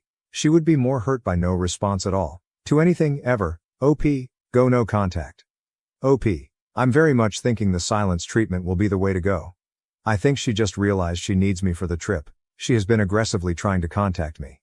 Now she is saying that she liked my best friend first, and I was the one who stole him, so she is the one who should be mad. I know I should just block her everywhere. But is it petty that I am having fun watching her squirm? I wanted to have the last word, but not saying anything is driving her crazy. Commenter 4. He said he just had sex with her to see if she would move on and leave him alone, and that it only happened a couple of times. Says he won't do it anymore, he doesn't even like her, he loves me, asking me to please forgive him. LOL, what? Seriously, that is one of the stupidest things I have heard. It is like saying, hey babe, I jumped off a cliff because somebody was really pestering me to do it. Edit, I feel for you OP, but what an excuse. OP, I confess I almost fell for it. How pathetic is that? He was saying he cared about me, it was just a mistake, he thought she would back off. And I felt it was a bad decision on his part, but maybe it made sense and I could forgive him. Then he said something like, and I didn't even like her, you were the one who always wanted us to hang. That's when my brain joined the party and I was like, is he seriously trying to blame this shit on me? More comments made by OP. Most disgusting part is that it is a trip we would take together with my best friend and some other friends. So she really thinks I would let my family pay for her to go on vacation with my ex who she cheated on me with. I'm starting to think this woman is sick. Like for real. I just went straight to venting, didn't I? Sorry. Well, it was all Pete really. After she texted she could get my best friend if she wanted to, I just answered back, WTF Jessie. And she lol'd as if it was a joke. After that, Pete texted me. Asked me if I was alone. He was really kind, and told me everything. Said he had proof and asked if I wanted to see it. I said yes. He had gone after our friends and convinced them to send him prints. He's really well liked by everyone. And he was the one who said enough Pete is gay BTW, just in case anyone jumps the gun like my mom did and think he did this because he's interested in me or something. He's not. He is just a decent person. No, I didn't get prints between best friend and Jessie. I guess I went straight to venting and didn't give much details. Wasn't expecting this response. There was this friend Pete who convinced 3 other friends to send him texts between them, 3 friends, and either Jessie or best friend, so he could have proof, cause he thought what was happening was disrespectful and someone should tell me. There were prints of texts between 2 friends and Jessie. And 1 other friend and best friend. They were pretty clear. Jessie especially didn't seem to care about hiding it at all. Best friend texts were mostly wondering if I had noticed something. And wanting Jessie to back off, while saying she was hot, etc. There was nothing 100% confirmation on his side. It wasn't a talk between him and one of his closest friends, so it was kind of generic. But when I confronted him, I said I had prints, without saying what they showed, and he just confessed. I really appreciate the prints. It was ultimate evidence. But I don't think they did it for me. It's a Pete thing, you'd have to know him to understand. He's the stand-up guy who is everyone's friend. He is a huge person. I think they sent the prints because it was something, for him, you know? He was the one leading the charge and dealing with consequences. If it were just me, I don't think they would have done it. Update 3. I said I'd come back if anything relevant happened. EX's best friend kept trying to get in touch through common friends. They kept asking me to unblock him and at least hear him out, 'cause he was really sorry. He loved me. He was a mess. He didn't mean to. Someone even went as far as to ask me if I was really sure it happened. They offered to send me prints of texts where he was talking about me, so I'd see how he always had great things to say and how much he cared. But I've had it with the print screen drama for life and said no. To the ones who insisted, I told them I wasn't unblocking him, had nothing to say or hear, and if they kept pushing me, I'd block them too. I ran into my EX best friend at this book thing I go to often, hobby of mine. Maybe I'm being presumptuous, but I think he went there for me. He didn't really have any business there, but I'm just speculating really. He asked if I had a few minutes for coffee. I said I was late. He walked me to my car. He looked so good, smelled great. He was so sweet. Was even wearing his hair the way I like it. I feel horrible because even after everything, I still like him. He apologized some more. Said he knew I needed time and space but asked if I'd consider giving him another chance 'cause he would wait for me. Said he would never talk to Jesse again. And would act like they had restraining orders against each other. And I just found it really funny how everything he was saying required me trusting him. Which I don't. So I told him I wasn't interested anymore and he should move on. I wish I said something snappier or wittier. But I had nothing. This was Saturday. I haven't heard from him or friends since. I think that was that. Jesse also kept trying to talk to me. Like I told some of you in the comments, I had a trip coming up. It would have been me, Jesse, EX's best friend, and a few friends. Since Jessie couldn't afford it, my parents paid for most of her expenses. She must have remembered this right after everything went down and panicked because I had everything: vouchers, confirmation emails, credit card info. She went crazy. Even showed up at my place. I wasn't home and my roommate told her to fuck off. Exact words. I didn't block her at first 'cause I admit I was having some fun watching her despair. I talked to my mom and she was amazing. Told me I should cancel everything even if it cost us money. It was fine. So I did. And for one last bit of print screen drama. I printed all the emails I got confirming cancellations and sent those to Jessie with the word bye, before blocking her. My roommate has been amazing. We were never really close and now I don't even know why. She canceled plans with her friends to stay with me and invited me to go out with them next weekend. A few of you suggested I see a therapist and I did, yesterday. I really liked it. It was just one appointment and I mostly just talked, but it felt good. She gave me homework. She talked a little about unhealthy and abusive relationships and asked me to think about my friendship with Jessie and try to point out what was healthy and what was unhealthy about it. Made me realize she was never really my friend. She was taking advantage of me for years and she even had me thanking her for it. Therapist also told me about this saying, I think that's what it is, called the narcissist's prayer, which goes something like, that didn't happen. If it did, it wasn't my fault. If it was, I didn't mean it. And if I did, then you deserved it. Which is totally how Jessie is handling this whole thing now. So good riddance indeed. And a final piece of gossip. Pete talked to me yesterday. He checks up sometimes. He's a good guy. Again, he is gay, in case someone is still thinking this might turn into a romantic comedy. He said Jessie was super sure that since I broke things off, she and Dean would hook up right away. But apparently he doesn't have the same plans and that freaked her out over the weekend. Pete says he really is a mess and went out drinking hard 4 nights in a row to the point he had to be carried home by his pals. And yesterday, they all went out for lunch at this burger place. Jessie was going to run her fingers through his hair or something and he just pushed her away and told her to stop and to never touch him again. Great that now he manages to do that, huh? I guess in the end he really did like me in his sick way. The thing is, I don't want to be with someone who likes me in a sick way. I want to be with someone who likes me in a healthy way. I think I deserve that. I am also thinking about taking the money I got back from the trip to go somewhere else by myself. Haven't decided yet. Anyway, this will be the final update on this, since it is unlikely that I will have anything new to add. Now I think I just need time to heal and let go, you know? I might come back in a few months if there is reason to do a "Yay, life is awesome now" post, but But I wanted to post this update now cause I wanted to end this whole story on a bright note. And of course, thank you all again. You are the best. Too long. Didn't read, it's all good. As well as could be anyway, thanks Reddit. My wife's gym addiction is ruining our marriage. She's having an affair with a gym friend, leaving me with our unborn child. OP's wife, 30F, has always been fit but has been increasingly passionate about working out over the last 1.5 years, returning to a gym she had previously left due to her busy schedule. The gym slowly started taking over her schedule, both weekend days, and every weekday pre- and post-work. Going to the gym becomes the solution for any stress, fights, crisis. Everything is gym to the point where if the wife misses a session, it affects her mood negatively, as OP says, like a junkie not getting her fix. As wife is now 4 months pregnant, OP expresses concern over the intensity of her workouts and also that he simply misses her, given all her time is now taken up by gym. They can't work out together, because gym is her time. She won't work out at his gym either.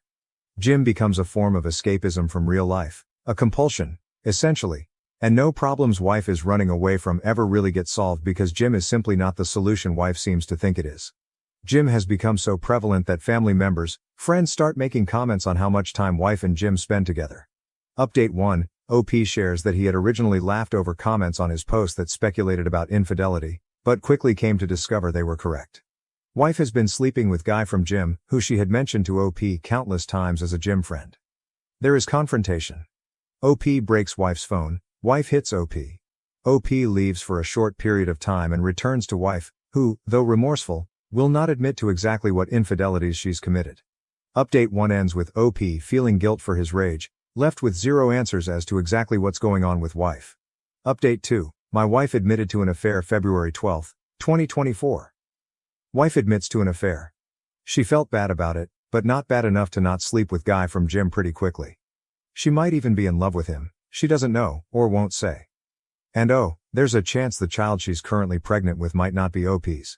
She'll get a paternity test though. Stellar work wife. My wife is moving in with her AP, they're in love February 22, 2024, guy from gym and wife, who will still be referred to as wife. For now. Are moving in together. She's not getting the paternity test. OP expresses sadness for her, that she just can't be alone, or seem to work through her mess on her own. Wife had been with OP since she was 20, and OP theorizes she is codependent. Guy from gym allegedly doesn't care if the baby isn't his, he's happy to play house with OP's wife.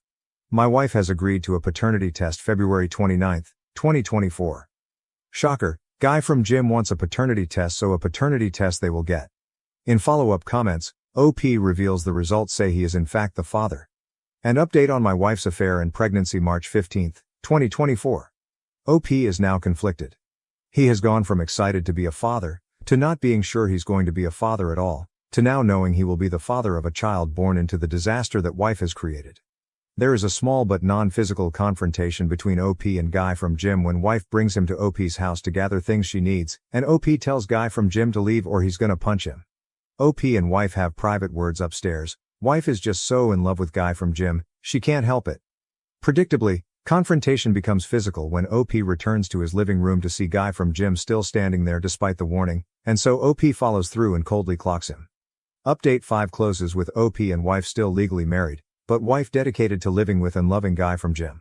Another installment of the implosion, which is my marriage April 10, 2024. OP's wife is still purgante, 26 weeks. OP and wife have agreed that he will be the one in the delivery room when the baby is born.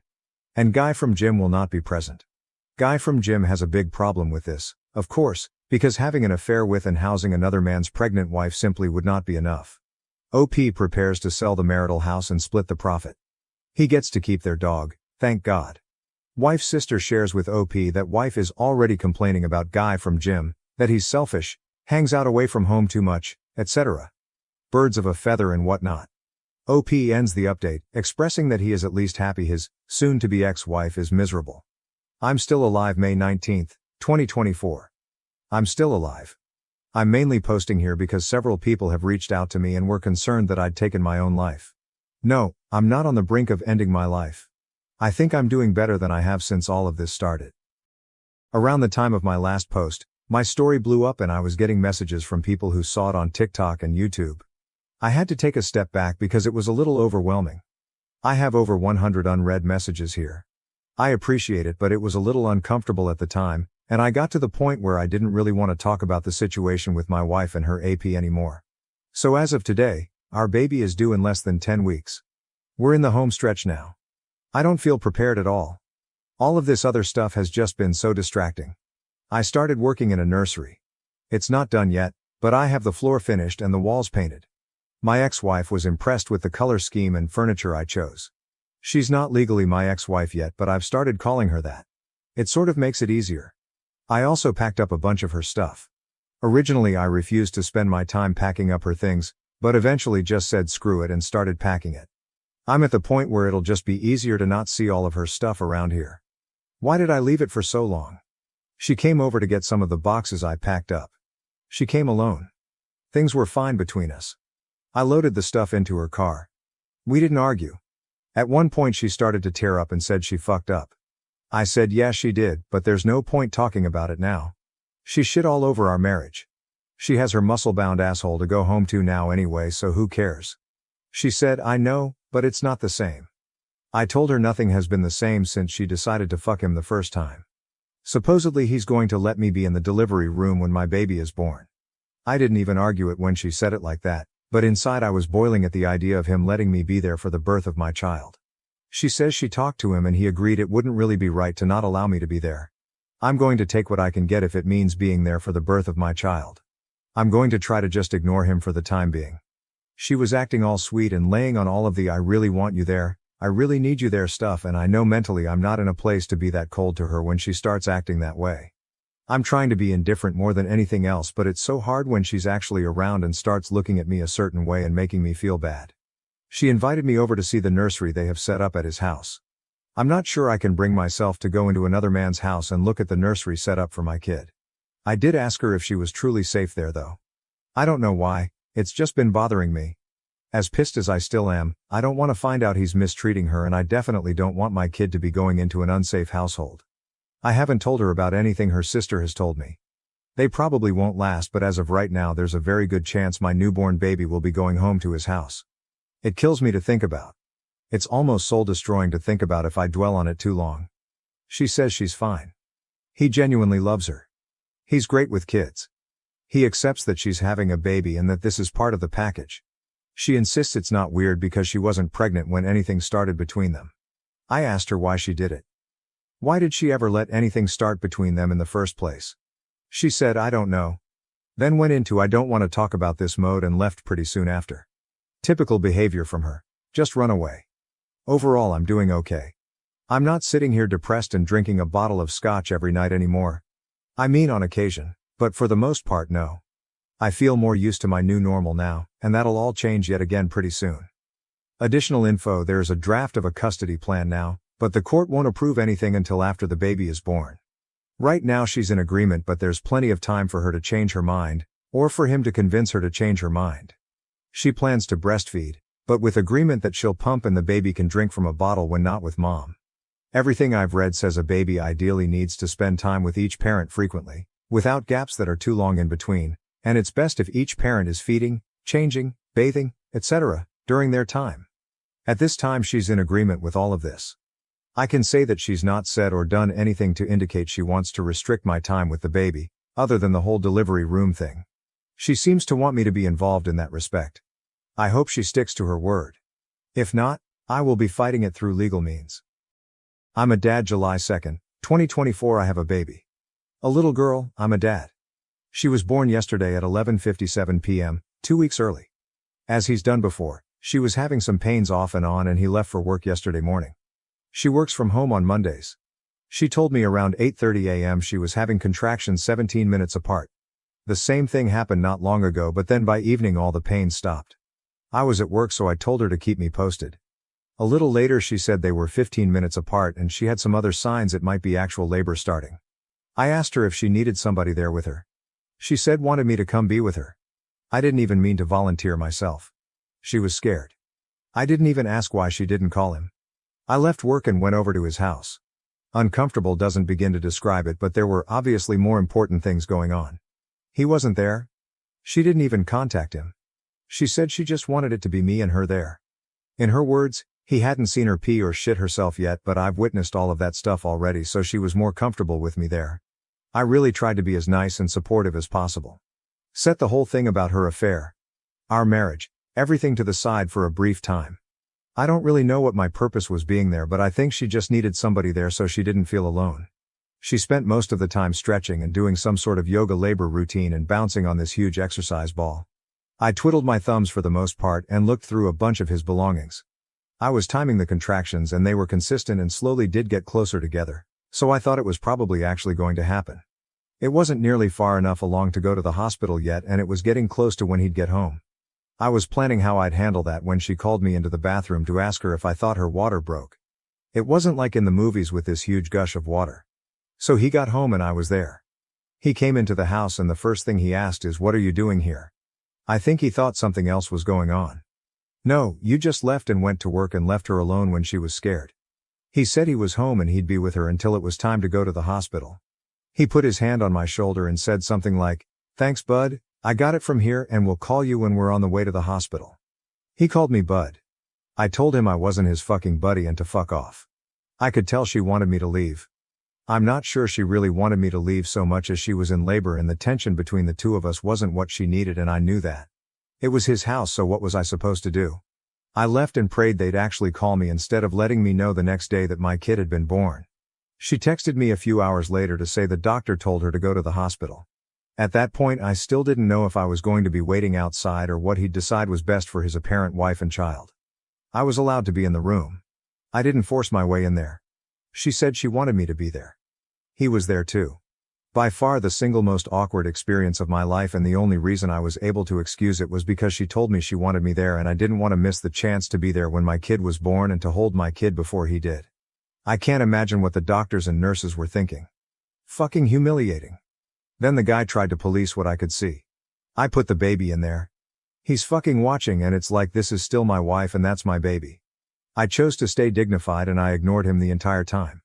I was there to do whatever she told me to do and my focus wasn't on him, but in any other setting I don't think I would have been able to hold back.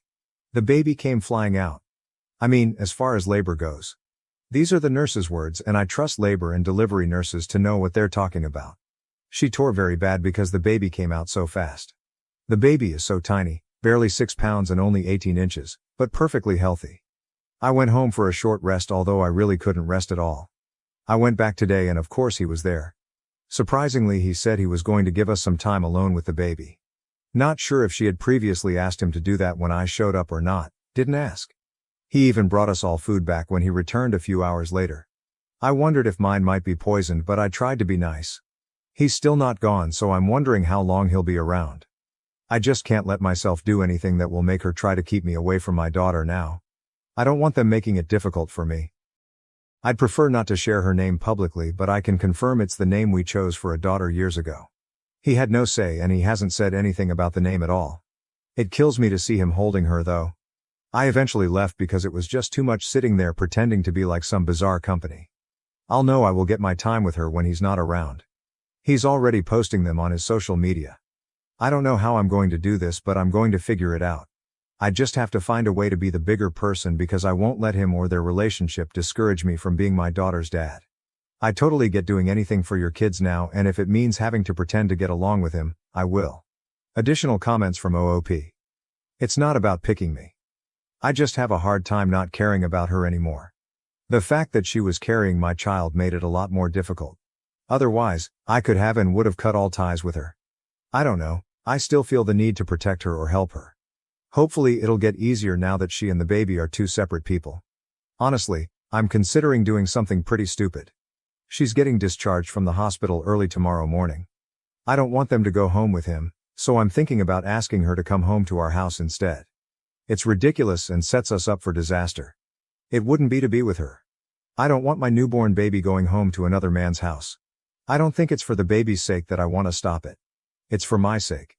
But it's not like we'd be divorced and living together forever. So we'd live together for some period of time, but eventually we'd go our separate ways, date other people and so on. I can't trust her again. That would probably be worse for our kid in the long run. At least by being in two separate homes in the first place, this will just be the norm for her and she won't have to go through that heartache of being one family splitting into two. I just don't know how I'm going to be able to handle seeing my child going home from the hospital to his house. I'm honestly scared to be present when they're discharged because I'm not sure I can control myself. I caved and I asked her to come home with me when they was discharged from the hospital. I framed it more like, if you don't want to go home with him, you don't have to. I let her know she could come home to our house if she wanted to. She said she can't. Why? Because he's done so much for her. He moved her into his house. They have a whole nursery set up. He loves her. I don't love her anymore after what she did, her words, but he loves her and accepts her even with the baby. She thinks she'll never find anyone who will love her and love our baby too, so she can't risk losing him. I tried to tell her she doesn't owe him anything. Just because he let her move in and there's a nursery there doesn't mean she's indebted to him, especially not when it comes to something this big. She said, I want to, but I just can't. I'm sorry. I left. I told her I couldn't sit there and watch the get into his car and go to his house. As a consolation I got a, you can come over and see her tomorrow. Great. I know she did this. This is all her doing. But why am I the one feeling like I failed? This wouldn't have happened if I hadn't immediately shut her out. I basically just pushed her to him. OOP on the AP posting pictures of the baby online.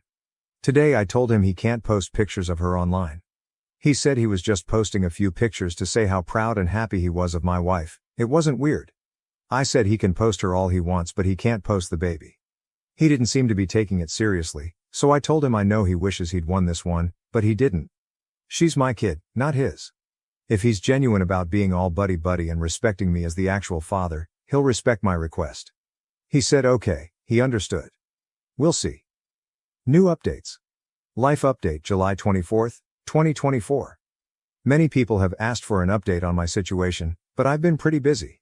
There's the baby, plus a week of completely unrelated but never-ending annoying problems. Remember that book Alexander and the Terrible, Horrible, No Good, Very Bad Day? That's the week I've been having, but I'm not even going to get into it beyond saying I can't even stay at my own house right now due to a giant hole in the wall. I've been dealing with insurance and contractors all day, and they hit a water pipe. I'm still on paternity leave and continue to regularly spend time with my daughter. We have a set schedule for when my daughter comes to stay with me, so I've been spending less time over at his house. Sometimes my wife needs help during the day though, or just to be able to take a shower or a nap, so I will stop over to help her. Really, I just want to take advantage of any opportunity I can to spend time with her and bond with her. Plus, breastfeeding isn't working out very well. She's still not producing enough milk and I know she's upset about it, but it sort of makes things easier for me. At least she has help when the baby is with her, supposedly he helps, gets up at night, etc. I'm on my own, and I won't lie and say it's a walk in the park, but I think I'm getting the hang of it. The other day she called me and asked me to come over. She said she was on the verge of a mental breakdown. I've heard that line from her many times, when she cheated on me without my knowledge, and it was usually mostly related to her job. I got over there and she was saying she can't handle being a mom, she can't handle life, she can't function. She was crying. This time she couldn't run off the gym. She would if she could, but she's not really allowed to exercise yet. She won't talk to anyone, won't seek professional help. Some days she seems much better than others. She's just an easily overwhelmed person. Everything overwhelms her. Sometimes we have, dare I say, a good time together. The most she can really go as far as physical activity right now is walk. We took the baby in her longest walk yet and walked from his house to my house. Everything was fine in the walk. She was in a good mood. We were joking around. Then she turned really sad after being at my house, our former shared house, after a little while. She finally admitted that this isn't how it's supposed to be, raising our daughter between two homes. She said my home is our daughter's real home and she's only supposed to have one home. Then she started sobbing about not having a home anymore. My house isn't her home and her boyfriend Gumbura's house isn't her home and she's essentially homeless and doesn't belong anywhere. She admitted she fucked up really badly and she doesn't want to share custody or to only see her daughter half the time. She just wants to come home. But she loves him and she thinks he loves her and our daughter and she doesn't want to hurt him after he's done all this for her. I said so what? What she wants for her kid should be more important than his feelings.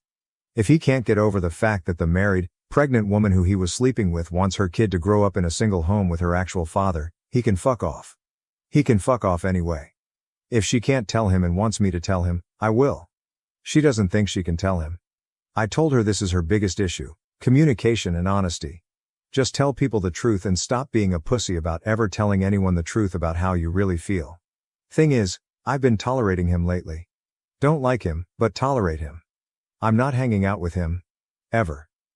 I know it sounds crazy coming from me, but I think he's genuinely in this. Still shouldn't have been fucking my wife. Doesn't absolve him of any of his involvement. He's back to being cloying nice to me. Suggesting we hang out, try to be friends. He's so fucking happy all the time. It's a little unsettling, but I think he's just one of those people, and maybe that's what she likes about him. I'm not one of those people, never will be. So anyway, she and I sort of got into an argument, started as a discussion, turned into an argument, then morphed back to a discussion, all about everything we don't like about each other in our relationship. In the end, we were both able to say what we need from the other person. She's just too overwhelmed right now and can't make any changes. She can't handle trying to change right now. It gives her too much anxiety. So I don't know, we're sort of at an impasse right now. Then this stuff with the house, I've just been extra stressed and not really all that pleasant to deal with. My wife has moved home, for now July 28, 2024. This month continues to be the strangest I've ever experienced. The repairs to my house were made and I'm back home thankfully. I can only take a few nights under my parents' roof. I slept with somebody else. We went out on a date. I think we both just wanted to have sex to say we'd finally gotten over our former spouses. She's the ex-wife of a friend of mine. She and I are actually closer/better friends now than her ex-husband and I. Several people have suggested that we start dating each other. We get along great and we are on the surface a really good match, but it was too fucking weird for both of us. She's very attractive, very social and fun to be around, and has been incredibly kind to me during this whole ordeal, but I can't see her as more than a friend. I had been intentionally avoiding sleeping with anyone else. I hadn't been with anyone since the last time I slept with my wife. That feels like an eternity ago. For the longest time I wasn't interested in being with other women.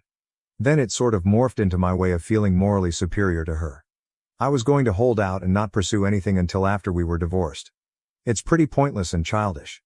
Just a dumb way to make myself feel better and to be able to say I never cheated. I still don't feel like I cheated. There is no marriage anymore. Within hours of this happening, I started getting texts from my wife saying she decided she wants to come home. It's like she had some sort of sense. She was saying she was ready. Would I come help her? I called her and told her I don't want her to come home and to be in a relationship again. She doesn't get to just decide that's what's going to happen.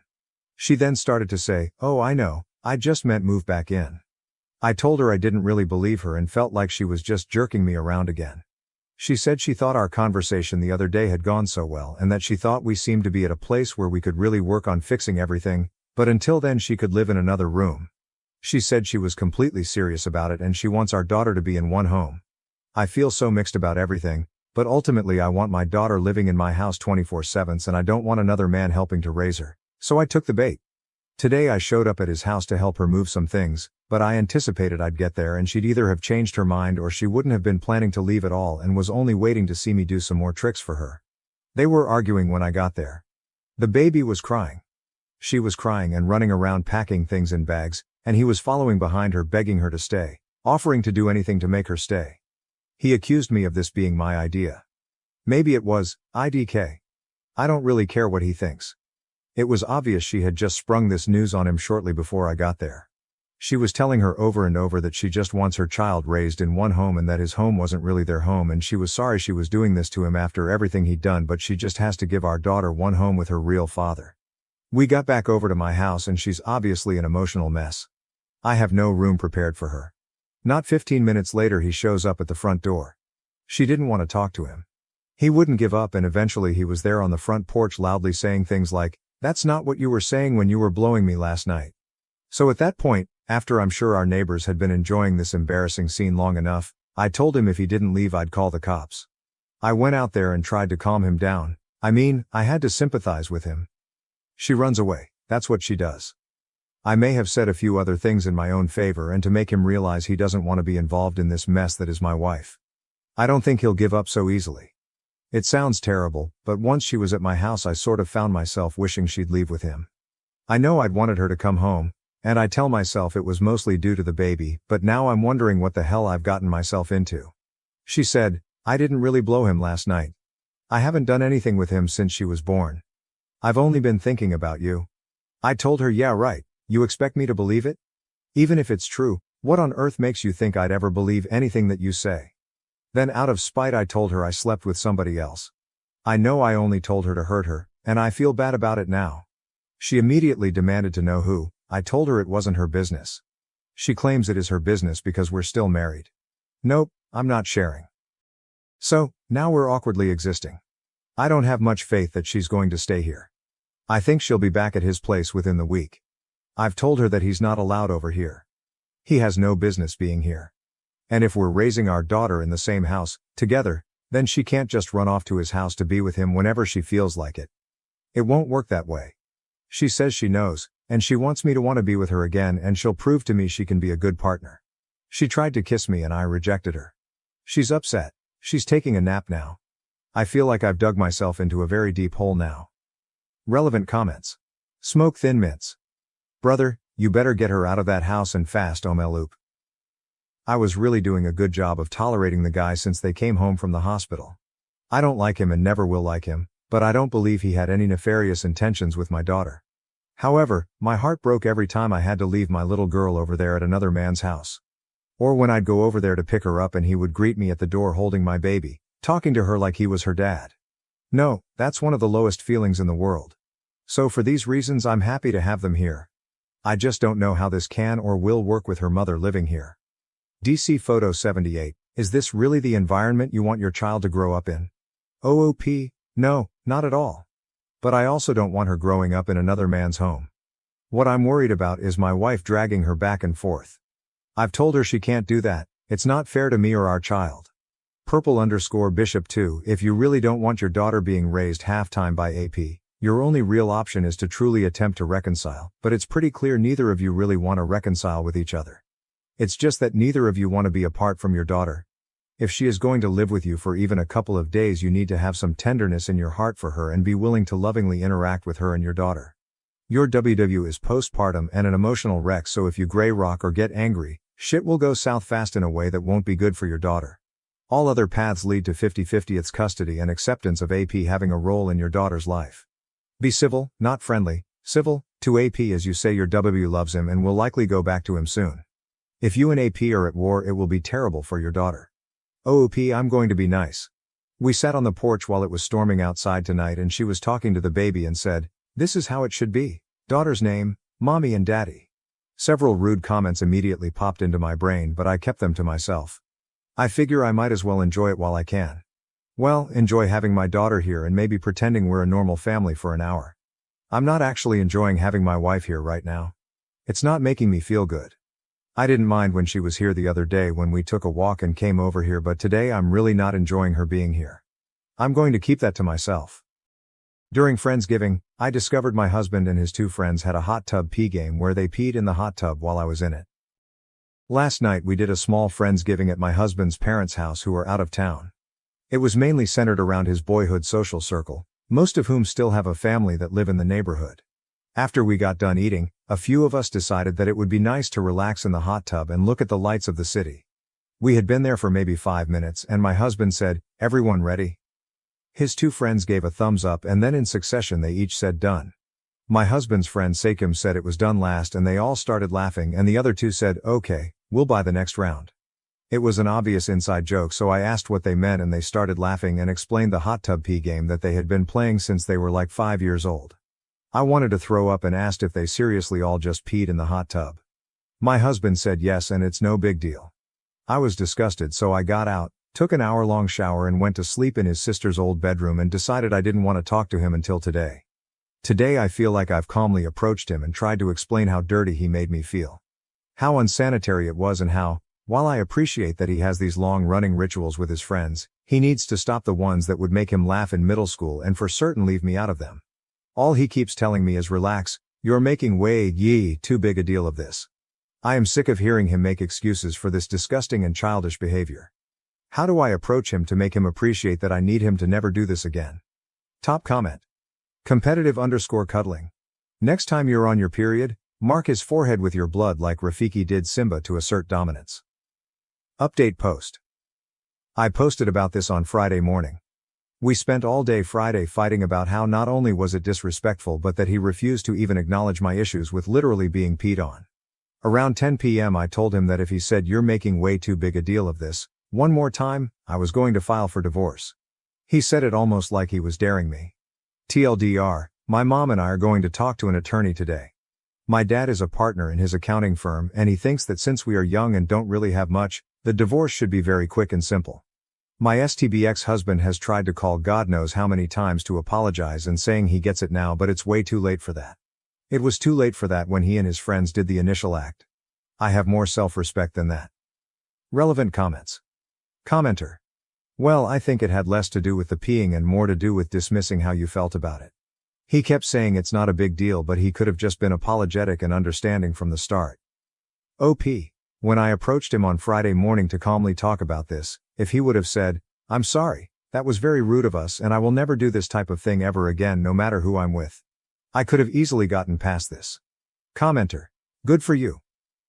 I do not understand people saying this is an overreaction. The person who is supposed to always have your best interests closest to his heart demonstrated that he doesn't care about your consent. He doesn't care about your boundaries. He doesn't care about your feelings. Like, why stay married to someone who can't even meet the baseline for decency? The only way I would consider staying would be a promise from him to seek therapy individually and as a couple. And he would need to apologize to you in front of those friends. And explain to those friends that what they did was not okay and why. And end that dumb childish game for good. And take a course in boundaries and consent. OP, I think if he were to come up with your second paragraph, on his own, not guiding him, I might be able to forgive him and cooperate. I also think he should ditch his childhood friends and grow up, but again, I'm not going to lead him to that decision. Commenter. I'd be careful of anything he says now though, as he could find this post, see your comment and just tell you exactly what you want to hear. OP, for sure. He's on Reddit all the time and even listens to Reddit posts on YouTube, but I should have clarified the time for him to do that was Friday. Now I'm so over it. Commenter. Info. Have you texted your soon-to-be ex-in-laws to let them know they gotta clean their hot tub? OP. I sent my MIL an email, but I don't think she read that part because she only responded with how heartbroken she is that I'm divorcing her son and she felt like she deserved an explanation. I did my part warning her about the dirty hot tub, but I don't owe her anything. Commenter. Not your fault she's not going to listen and continue to chill in bubbling stale pee. I mean that it is funny that she wants an explanation like a woman. Your son and his friends all peed in your hot tub while I was in it. Like if she's cool with that, she needs to reconsider her bar on hygiene. Ain't your circus and ain't your monkeys anymore. OP, to be fair, I didn't tell her about him peeing on me. I don't ever want to bring that up to anyone, unless it's needed in the divorce for me to get spousal maintenance, so unless he told her, which I really doubt, I don't know is the real reason. But like you said, it's not my thing anymore. He can tell her whatever he likes. Editor's note. Spousal maintenance is the same thing as alimony. On spousal maintenance, I've supported him through a master's degree. I think state law says I'm entitled to 40% of his salary for half the number of years we were married.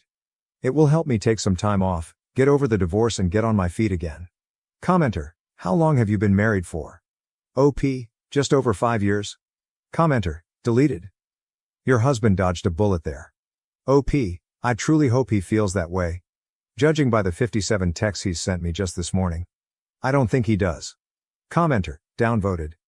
LOL, are you guys seriously trying to defend this lady's delusional 5-year-old mind? Just say it out loud, I am getting a divorce because my husband peed in a hot tub. OP, I've been saying to myself for 3 days now and it sounds more right than ever. Commenter, downvoted. It's pretty obvious you do not love him, LOL. It's cool if you want to bail, but threatening divorce in the middle of an argument is petty as fuck. OP, I loved him very much until Friday when he said you're making way too big a deal of this, for the 10000 the time. Then I was over it. Mini comment update, a few hours later. We are meeting with a lawyer in an hour. My mom keeps telling me to document everything as it will turn out better for me money-wise.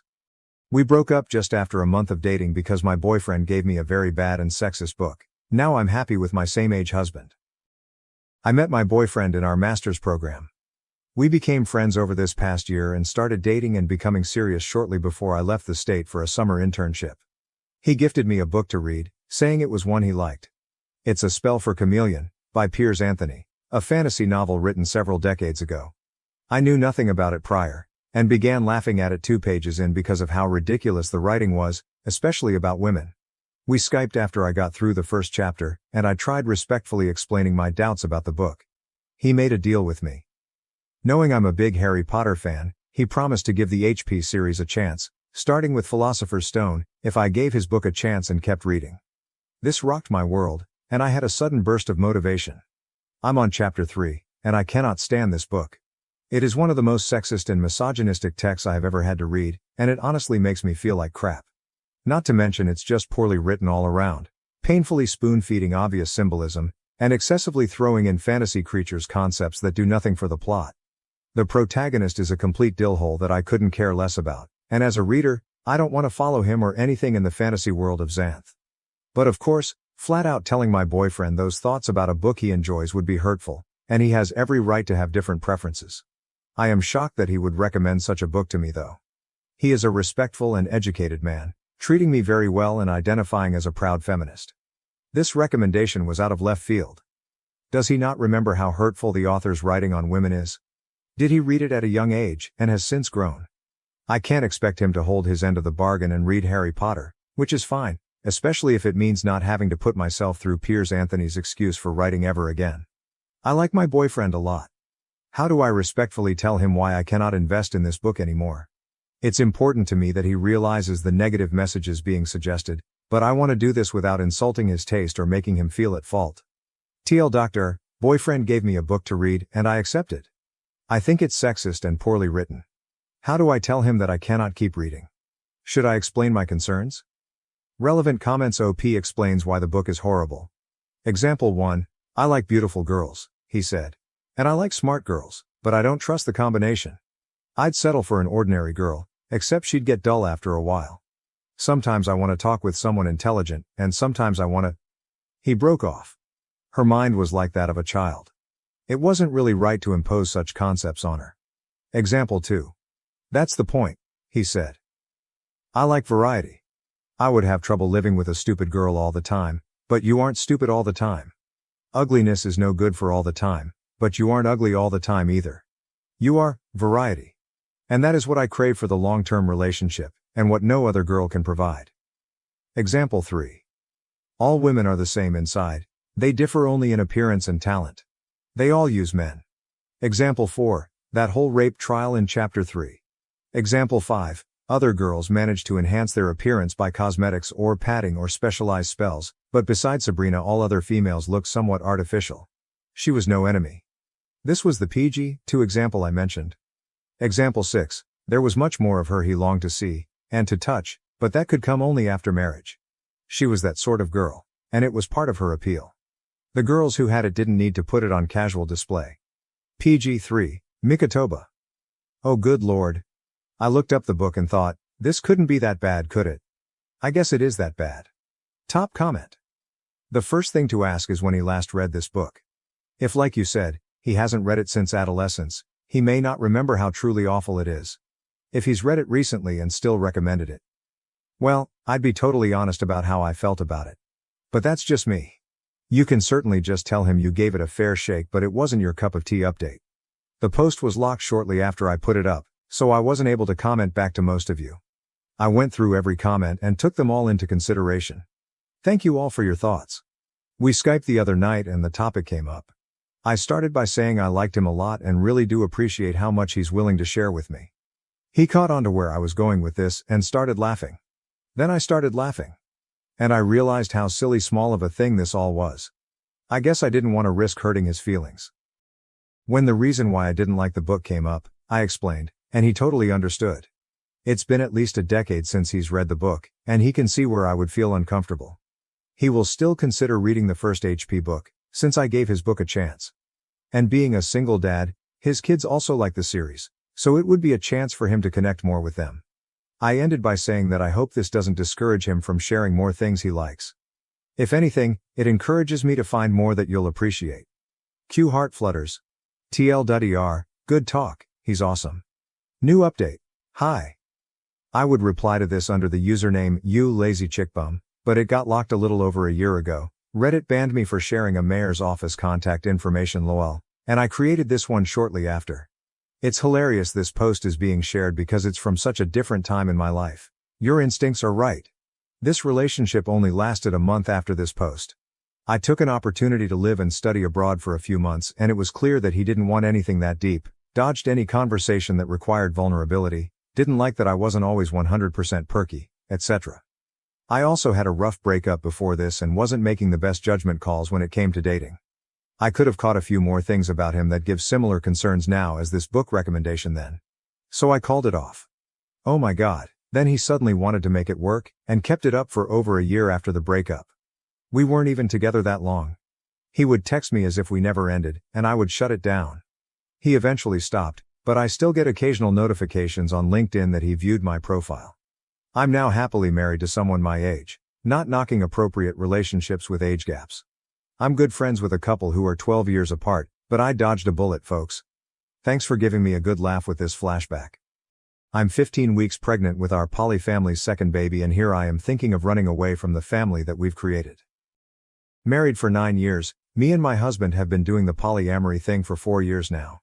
This started when my husband confessed to having feelings for one of our mutual friends. He really sold me on the idea of a poly triad, and we started living together. My family disapproved and stopped visiting us. That hurt, but things were okay. I did struggle with some jealousy issues. Although I told my husband that I was open to dating someone new and bringing the new person into our fold, in reality, I wasn't ready at all. The guys I liked quickly distanced themselves romantically as soon they heard that I was a married female in a non-monogamous relationship. It was hard.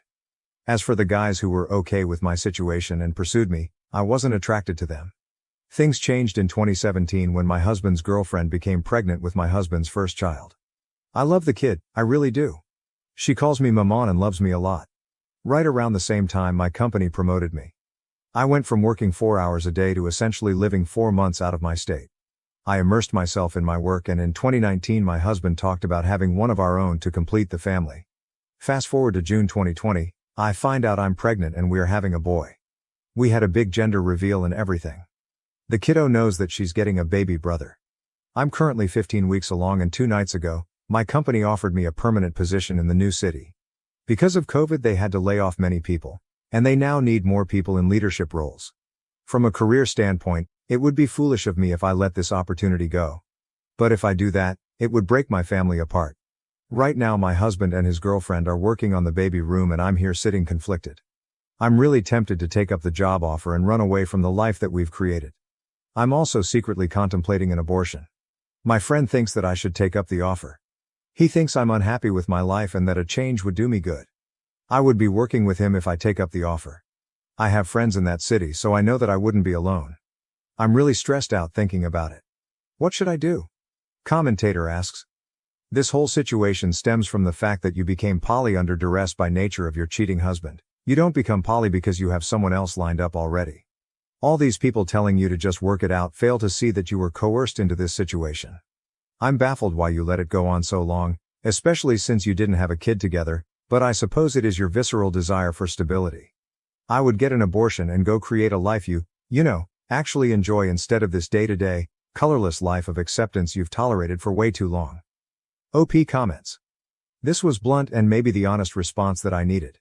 My husband and his girlfriend swear that they didn't start a romantic relationship until I was fully in the loop of things. But to be really honest, I don't know. Maybe they did start out by cheating. But that ship has sailed and I accepted the situation. So looking back on that won't help my situation. But I do feel that I need a fresh start now. Away from the mundane life that I have. 15 weeks pregnant, I'm getting an abortion next week and moving on from my poly family. I made a post a few days ago about being conflicted with a new job offer and an existing pregnancy.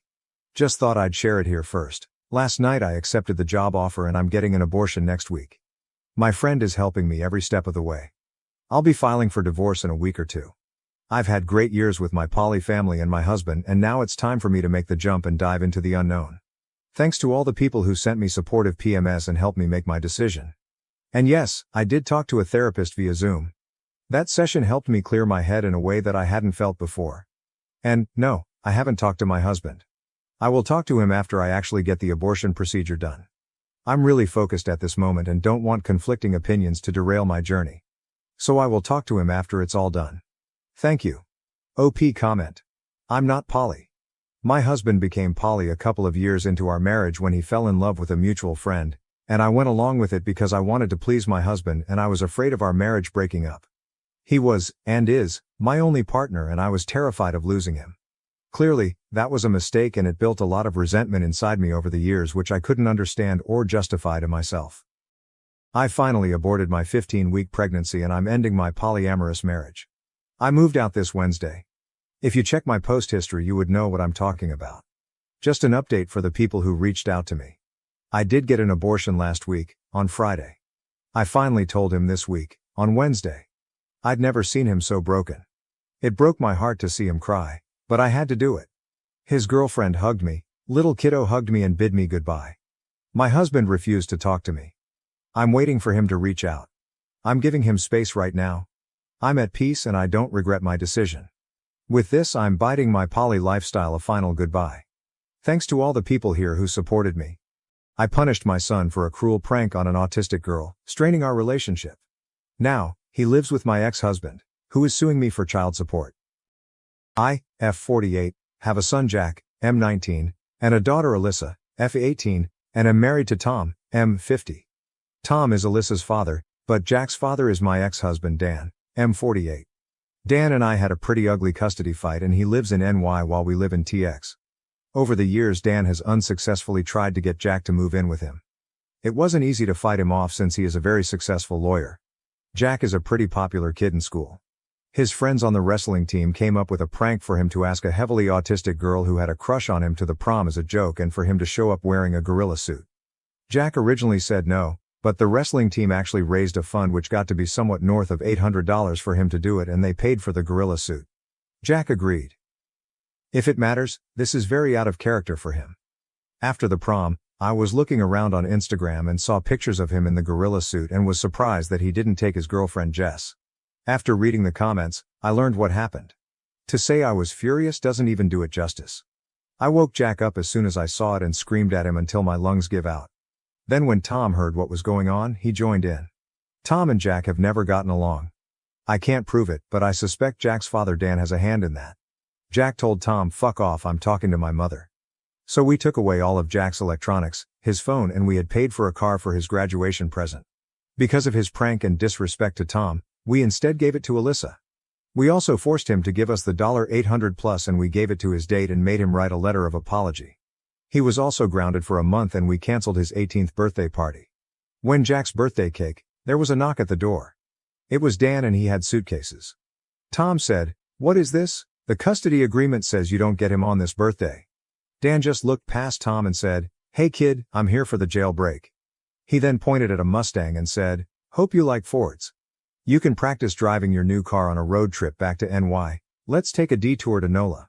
The two of them were laughing, high-fiving and backslapping and they just ignored us as we tried to intervene. The only time Dan acknowledged me was to look me in the eye and say as cold as ice, "Checkmate." And for Jack to yell as they were driving off, "Fuck off, Tom." Since then, Jack has gone totally no contact with me. He talks a little bit to Alyssa and from the little he does tell her, he's doing well and Dan is giving him the royal treatment, bringing him to steakhouses, Yankees games and just giving him outright cash. It has been almost a year and I'm going crazy thinking I've lost my son. So AITA. Edit. I see there is a little confusion here about whether Alyssa is my bio daughter or stepdaughter. She is my stepdaughter. We really have a mother-daughter relationship to the point where it doesn't even occur to me to call her my step. At the risk of understatement, Jack never warmed to Tom the same way. Note from me. Edit. People have pointed out I should have provided more context regarding OOP's comment section. I didn't originally think this was necessary, but it's clearly been told to me that was wrong. I can't remake this thread, but I can add what I feel are relevant comments. On thought process behind the punishment, he never really got into that much trouble and is largely a good kid. He'd sometimes get into fights but that all cleared up a few years ago. We'd usually just ground him and make him do extra chores and that was enough. But it didn't come up a whole lot. Recently, it was maybe grounding him for a weekend here or there for a badly blowing curfew, be home at 11 and he rolls in at 12:45. I can't say I had a fully formed plan on what the discipline would be for the prank alone since it all kind of happened at once, but to me at least, the big thing was the prank and telling Tom to fuck off definitely mattered but was small potatoes compared to that. But less so to Tom, for obvious reasons. On Dan, OOP's ex-husband, and his motivation. There is some truth here. I wasn't very kind to Dan when the marriage broke down and could have been more equitable with custody matters in the divorce which created a lot of bad blood from Dan's side.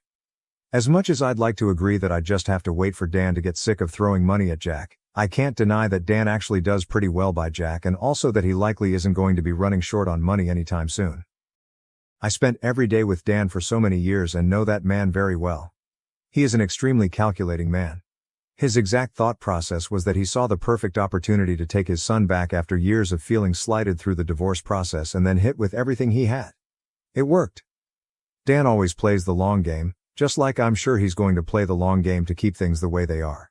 More on Dan. As much as I'd like to demonize Dan, and there are a lot of things I can really say about him, he does truly love Jack and has really wanted custody for a long time. If it was simple gamesmanship, I think he wouldn't have been so brutal about it. He truly feels I stole his son. On the extent of the punishment and Jack's relationship with Tom, stepfather. The story with Tom was that my son just never respected him as any kind of authority figure. Even as a young child, if Tom would tell him to do something, he'd tell Tom that he was just a rude guest in his house. I can't prove it, but I have to think Dan had a hand in it. How else would Jack know that it was my money from the divorce that bought the house and that Tom was broke? Also funny you mention about my son calling Dan with his side of the story. I have no idea how he did that. I had his phone locked away for 2 weeks when that happened. I suspect that his GF Jess somehow had a hand in it even though he was barred from seeing Jess. Part of the reason I think that is this arrangement works out so well for her. She is going to NYU for college and somehow Dan pulled some stunt to get Jack into Temple in Philly, so they take turns spending weekends with each other in either NY or Philly. Dan's Instagram post from last week was the three of them having dinner together at Peter Luger's. On money troubles and child support issues, I just feel so stupid. I know Dan. He has been waiting years for an opportunity like this and I handed him the perfect storm. I am not proud of it, but I did not treat Dan very well towards the end of the marriage. To be clear, I never cheated on him though. But he has hated me since then. Also, since he doesn't live with me anymore, child support is terminated. We divorced in New York where child support goes to 21. I don't know how I'm going to make next month's mortgage. Dan is a very high earner, so it was a big check. He can actually go after me now for child support and my lawyer tells me he has already filed the paperwork for that. More on child support. Tom is on disability. I knew I'd have a problem in 3 years when Jack aged out of child support, but I was hoping Tom would be back to work by then. Unfortunately, I am very familiar with the way child support works. You have a number for household income which gets negotiated after it gets to a certain point because the law says you stop counting dollar for dollar above a threshold. Then after that total is arrived, you split by relative income. I do pretty well, but not like Dan. I used to do better before COVID. At the time of the divorce, I won a very high household income split. It was good for me back then since he had to pay me. Now I have to pay Dan my portion of that very high number. So I get the double whammy of losing the checks I was getting and now I have to write big checks his way. On Tom and Jack's difficult relationship. I tried to introduce Tom slowly and things started out okay. They were never warm but it was peaceful. Things started getting rougher when Tom moved in. He had an accident at work and got behind on bills. It was a little sooner than we would have liked, but Jack had known him for a year at that point. It started with little things, like Tom telling Jack to clean his room, or put away his plates or mow the lawn. Jack just wouldn't do it. I'd noticed that every time Dan flew down to spend a weekend with Jack, it got a bit worse. I remember a few years ago overhearing Jack on the phone call Tom my pet loser. A phrase I know Dan has used about others before. When Jack was 16, there was one time that Tom's back was hurting and he told Jack to warm him up with a plate of leftovers and Jack was playing a game and told him to get it himself. Tom unplugged his Xbox and then Jack said, "This fucking guy, he stays here for free, eats free food and now even thinks he has a butler. This isn't a fucking hotel, Tom, you can't afford one." Then another time when Tom told him to mow the lawn and Jack said, "Don't tell me to mow the lawn at my own house, you mow the lawn and make me a sandwich when you're done." Jack isn't like this with anyone else. He's usually very kind, quick-witted and gracious. The thing that freaks me out is that he is almost exactly like his father. If he likes you, he'll be as debonair and smooth as can be. But if he doesn't, he really doesn't. And he truly hates Tom. More on their relationship. The end of the marriage wasn't pretty. I have to take responsibility for that, and the divorce was very contentious. Following that, there was a lot of bad blood, but it definitely got worse once Tom entered the picture. Tom once made a Facebook joke about how he wishes they would bring back paddling in schools. To say Dan went nuts does not cover it. He literally got on a plane immediately from New York, busted into my house and started making all kinds of accusations and threats against Tom. Tom had to literally lock himself in the bathroom and escape out the window because we all thought Dan was going to do something crazy. Following that, I had to spend the next 2 years in litigation proving that Tom never has and never will lay a hand on Jack. Jack has also been rubbing it in Tom's face that has his father's permission to defend himself against Tom if he ever wants to get old-fashioned with him. Jack is a 6'2" wrestling champion and MMA hobbyist. Tom is a 50-year-old man with a bad back half his size, and they are both keenly aware of it. If Tom ever laid a hand on Jack, I'd see to it that he'd be in jail. But I suspect his first stop from any such encounter would be the trauma ward. Yet more on their relationship. There is a little culture clash between Jack and Tom. Tom is an old-fashioned Texas man where he believes kids should do what they're told. Jack grew up in Manhattan. Believe me, Tom has way dialed things down from what he'd normally do, but he does believe that kids should listen to adults and help out around the house. He realizes that there is a lot of tension and that his usual approach isn't going to work, and I have even told him that if he tries it, I won't be able to maintain the marriage if he can't find a way to make a peaceable home with my son. After I told him that, he mostly just tried to step out of any kind of parental role, but sometimes, he'd still tell Jack to do something and Jack would react very badly. Jack acknowledging his wrongdoing, but still feeling the punishment was way too harsh. Thanks. He has blocked my number. Alyssa does still talk with him a bit since they had a cordial enough relationship. She even offered to give him the car back to make peace. He told her to keep it since he has a better car now and told her that he doesn't have any bad blood against her. For a while he was telling her that he'd never forgive me. He appreciates that he did wrong, but that I took it way too far by taking the car away and because I wouldn't let him see his GF for a month. The last time Alyssa brought it up, there was some movement on that. He said maybe sometime in the distant future, but not for years. So Alyssa is acting as a bit of a back channel. However, she's still so young and I don't like asking her to be in the middle of it, which must be hard because it really pains her how she sees Jack as a big brother and how bad Jack's relationship is with her father. OOP on apologies and potentially fixing this. I don't know if I agree with all of this, but for what it is worth, I have tried offering apologies. He has blocked my phone, but I sent him emails where I apologized for giving his car to Alyssa, for screaming at him, for trying to force a relationship with Tom on him, and for taking the money. He has never responded. You do have a good suggestion though, apologizing to Dan. Dan hates me. To take some accountability, the reason for the divorce is I didn't treat Dan very well during the marriage. He resented the custody schedule. He thought the child support was far beyond what was needed to support Jack, and he made no bones about the fact he considered me to have stolen his money and his son. But with all that said, the worst he can do is hang up on me. Update: I was denied an official update, but a few of you cared enough about all of this to ask me for updates periodically, so here it is. On the advice of some of the posters, I reached out to Dan to see if he'd be willing to consider brokering peace between me and Jack. About a week later I got a response telling me to meet him and Jack at a cafe in Manhattan. He arranged a 6 a.m. flight and put me in a dodgy hotel in probably the most dangerous neighborhood in NYC. I arrived and saw Dan, Jack's GF Jess, and his friend from a past firm, Jonathan. I noticed Jess had an engagement ring on her finger. Jonathan said Jack has a claim against me for stealing the $840, and until that is resolved, I am not to contact him, but to only contact Jonathan. I told Jonathan that's the money his friends paid him for the prank and that I gave to the girl. Jonathan said he was aware of the circumstances, but nonetheless it wasn't my money and under the law it was a theft and Jack has a legal claim against me. I said I don't care if it was against the law, Jack had no right to that money and they could sue me if they wanted. Jack said, "You locked me up in my room like a prisoner for a month, took the car bought for me with Dad's child support money, took the money and berated me for hours on end. Unless you're going to give me the car, this is the only thing you can undo. You said you wished we could have handled it better, so here is your chance. Or was that just bullshit lip service?" I told him I was sorry, but I can't do it. Jonathan then gave me a cease and desist letter telling me to not contact Jack and to address all communication to Jonathan.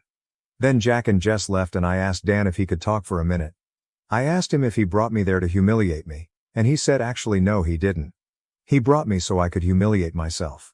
He'd actually worked very hard to get Jack to the point where he'd be open to talking to me again if I were willing to back down just a little. But since he knew that if I had to choose between my indignation and my own son, that I'd choose my indignation every time, just like I did in our marriage. I asked him why he'd put us all through that. He said it was because a part of him wondered if I'd ever learn to pick love over anger. He bet his future that I wouldn't when he divorced me.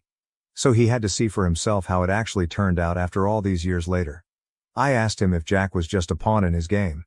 He said no, If I actually would have picked Jack, he'd be with me now and there would have been nothing anyone could have done to stop it. But instead, my indignation over a stranger was more important to me than learning to move on with my own son. I asked him what about the girl. He then said, I hope she'll be a wonderful daughter to you since you lost a son for her. I told her I don't know the girl. So then he said sounds like a bad trade, and left. Also, I'm apparently not invited to Jack's wedding. At this point I posted thanks for posting the update. I'm a little confused why you weren't willing to pay the money. These are some quotes from comments you said earlier. If you lose your only child, nothing else really matters. I didn't understand that before. Hopefully you never do. On if you would be willing to divorce Tom to get Jack back. If I had to, yes. Truthfully, that's kind of been falling apart anyway, and the only reason I haven't divorced him is because I don't want to lose Alyssa. I should never have touched the car. I should have just grounded him, insisted on the apology, and maybe also made him hand over the money. Losing a relationship with a child is a hell of a thing. It is like death. I hate what he did, but there is nothing worth losing a child over. I lost my son for that girl who I don't even know. Exact words were high road, low road, I don't care. Whatever wins. The irony is that now I'm sitting where he was, except worse. I'd do anything for him back. So after all that, you weren't willing to give Jack his $800 back. Where is the disconnect here? If you are really willing to do whatever it takes, then why weren't you willing to do this? And her response? I was so angry. I am still so angry. He was sitting there, smug as can be with his little girlfriend, my ex, and my ex's best friend there as his lawyer. At that moment, I just couldn't. The whole thing was to humiliate me. They stuck me in a crack den of a hotel, made me trek all over New York, then they all show up laughing and backslapping, and the lawyer tells me I can't talk to my own son unless I pay him $800. I just don't even know what to do anymore. Dan reversed the polarity on the child support, and I'm now a few months behind on the mortgage, and the hole gets deeper and deeper. I placed my house for sale on the market. I'm just at wit's end. I lost points in an English class debate for stimming, which my teacher found distracting. As someone with ASD, this felt unfair. I'm gonna sound annoyed in this post because, well, I am so mad about this, mainly because of both the conversation after as well. We had a debate in my English class. Okay, great. I need better skills in public speaking. I'm fine that I lost points from bad speaking skills, but what I'm mad about is the fact that I lost points on stimming. I didn't even know that was something he could take off, but he did. And that just seems unfair. He said it was distracting and he couldn't focus on what I was saying because I kept rocking back and forth and slightly punching the podium, which made too loud of a sound, etc. I don't think this is fair, like at all. And maybe I'm overreacting. Maybe I'm upset over nothing. I talked to him today stating some things and stuff and getting clarity and asking for extra credit and stuff. He said that I need to present myself better, and I need to make eye contact, stop stimming, and just socially act my age. Which I think it is uncalled for. I'm diagnosed with ASD, I have an IEP for that, nothing academic related, this is an honors class. Anyways. Again, maybe I'm just making it a bigger deal than it is or being a crybaby. I've cried for the past 3 hours over the last 2 days on how much I hate myself, that I can't be normal. Is this fair? And what should I do? Comments from OP. I'm not technically failing the class now, but it definitely feels like failing. My grade went down from a 90 to a 79. I can't take dual enrollment without an 85 or higher. This is just honors English. 2. However, I've been telling both this teacher and another teacher about how I want to take the criminal justice dual class. I have everything to take the class except if I can't get this English grade up. Plus, I basically planned my whole life out, and the only time I can take the dual class is next semester if I want to take the APs I want in senior year. Which may be why I'm so butthurt over 4 points that I lost from stimming. 'Cause that makes a difference. Even if it's small, it was 50% public speaking / 50% actual research topics.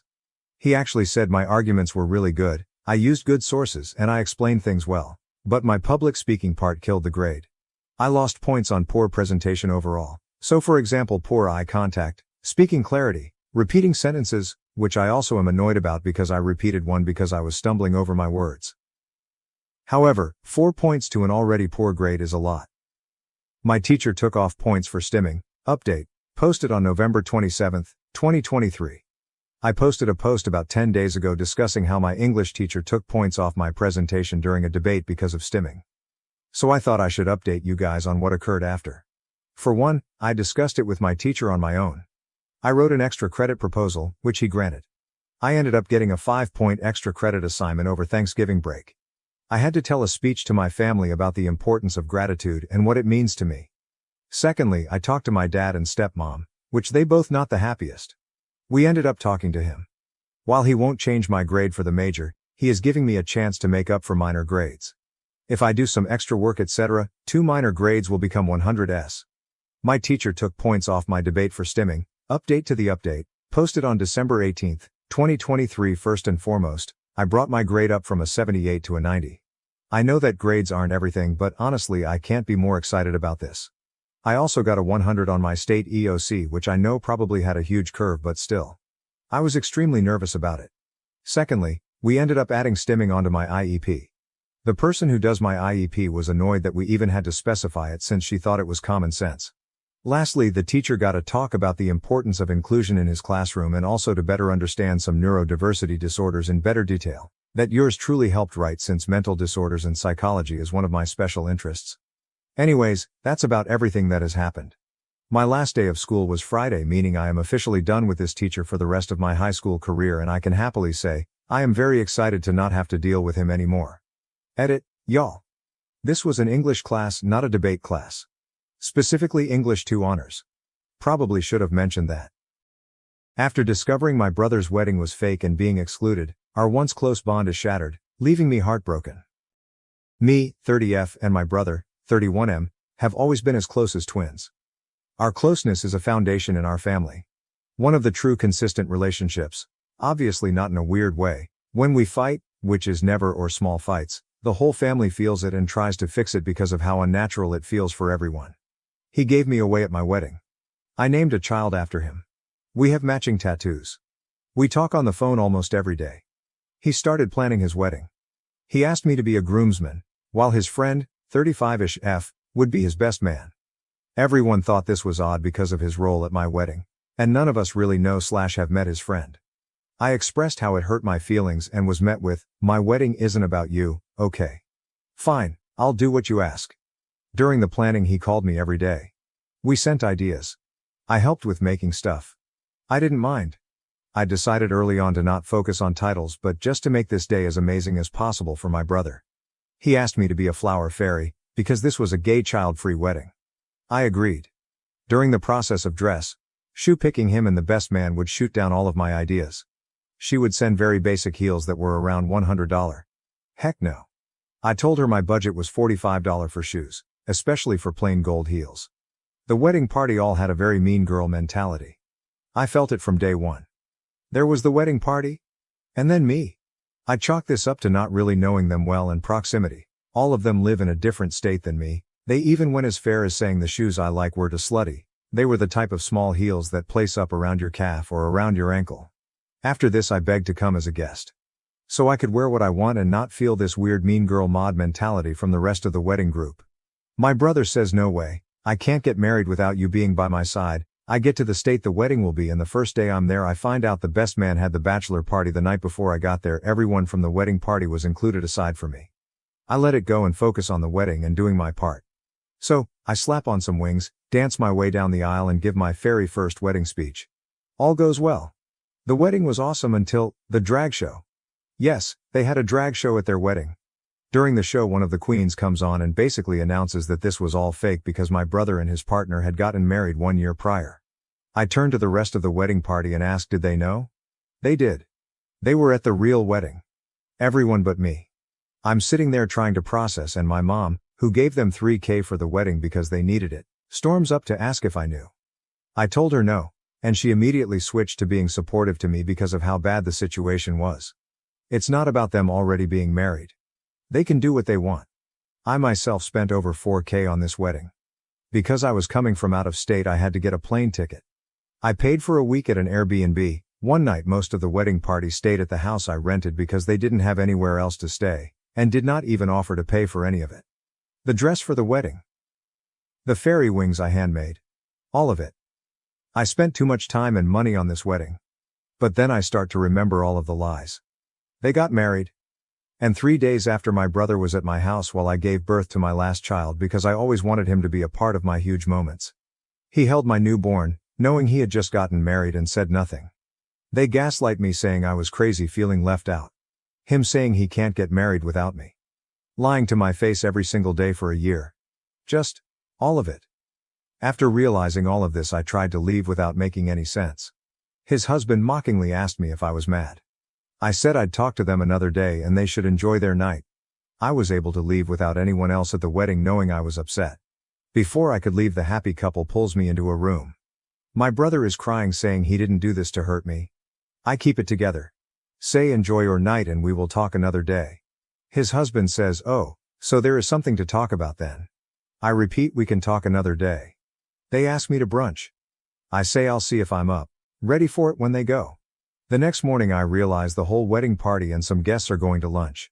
I choose not to go because I am not going to put myself in a situation where I am ganged up on again over my feelings about the wedding and wedding party.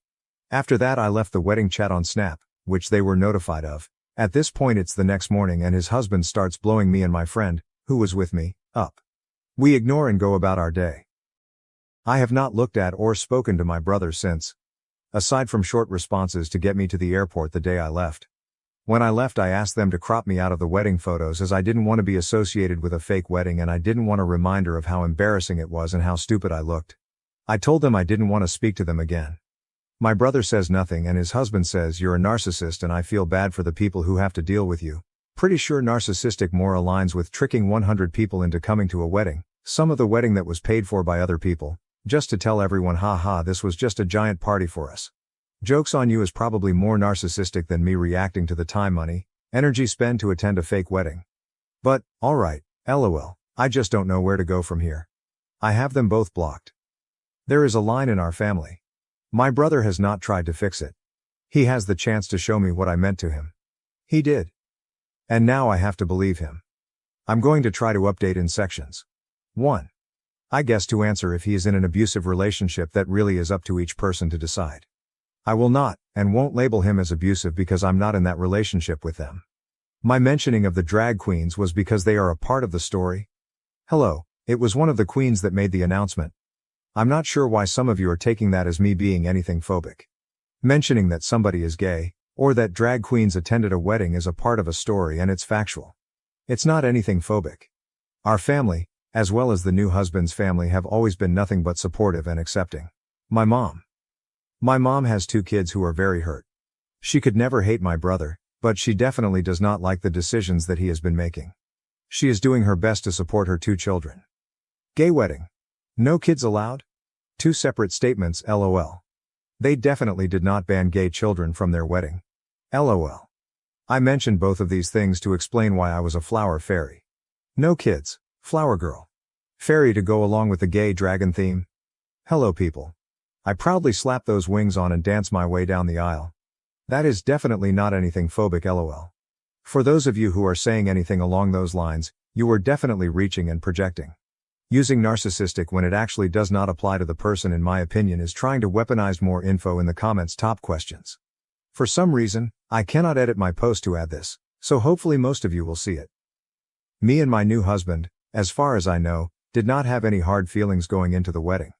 There was a time when they were dating that I expressed I didn't like the fact that my brother was working 2 jobs for a new husband to try to become a music producer.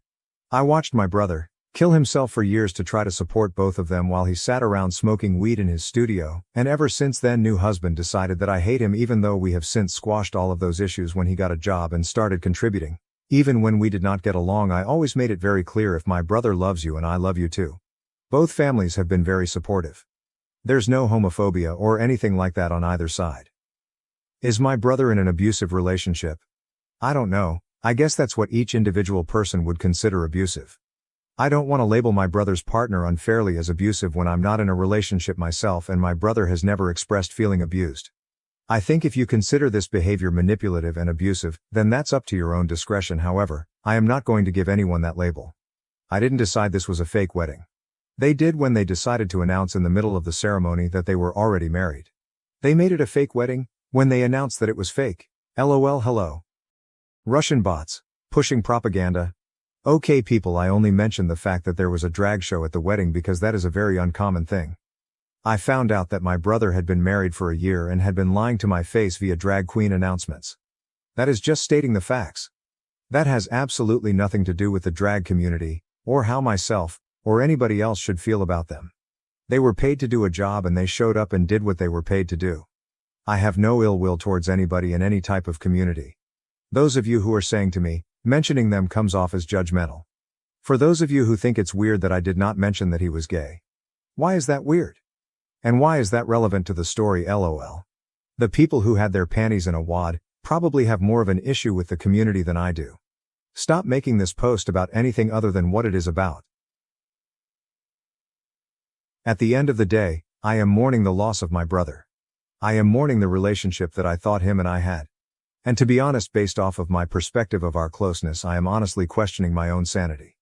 Do you generally spend hours talking to somebody, getting matching tattoos, planning a wedding, being at holidays and childbirth with somebody that you're not close with? At least on my end, I did not make up how close I was with my brother if it was not reciprocated, and he is a very good actor.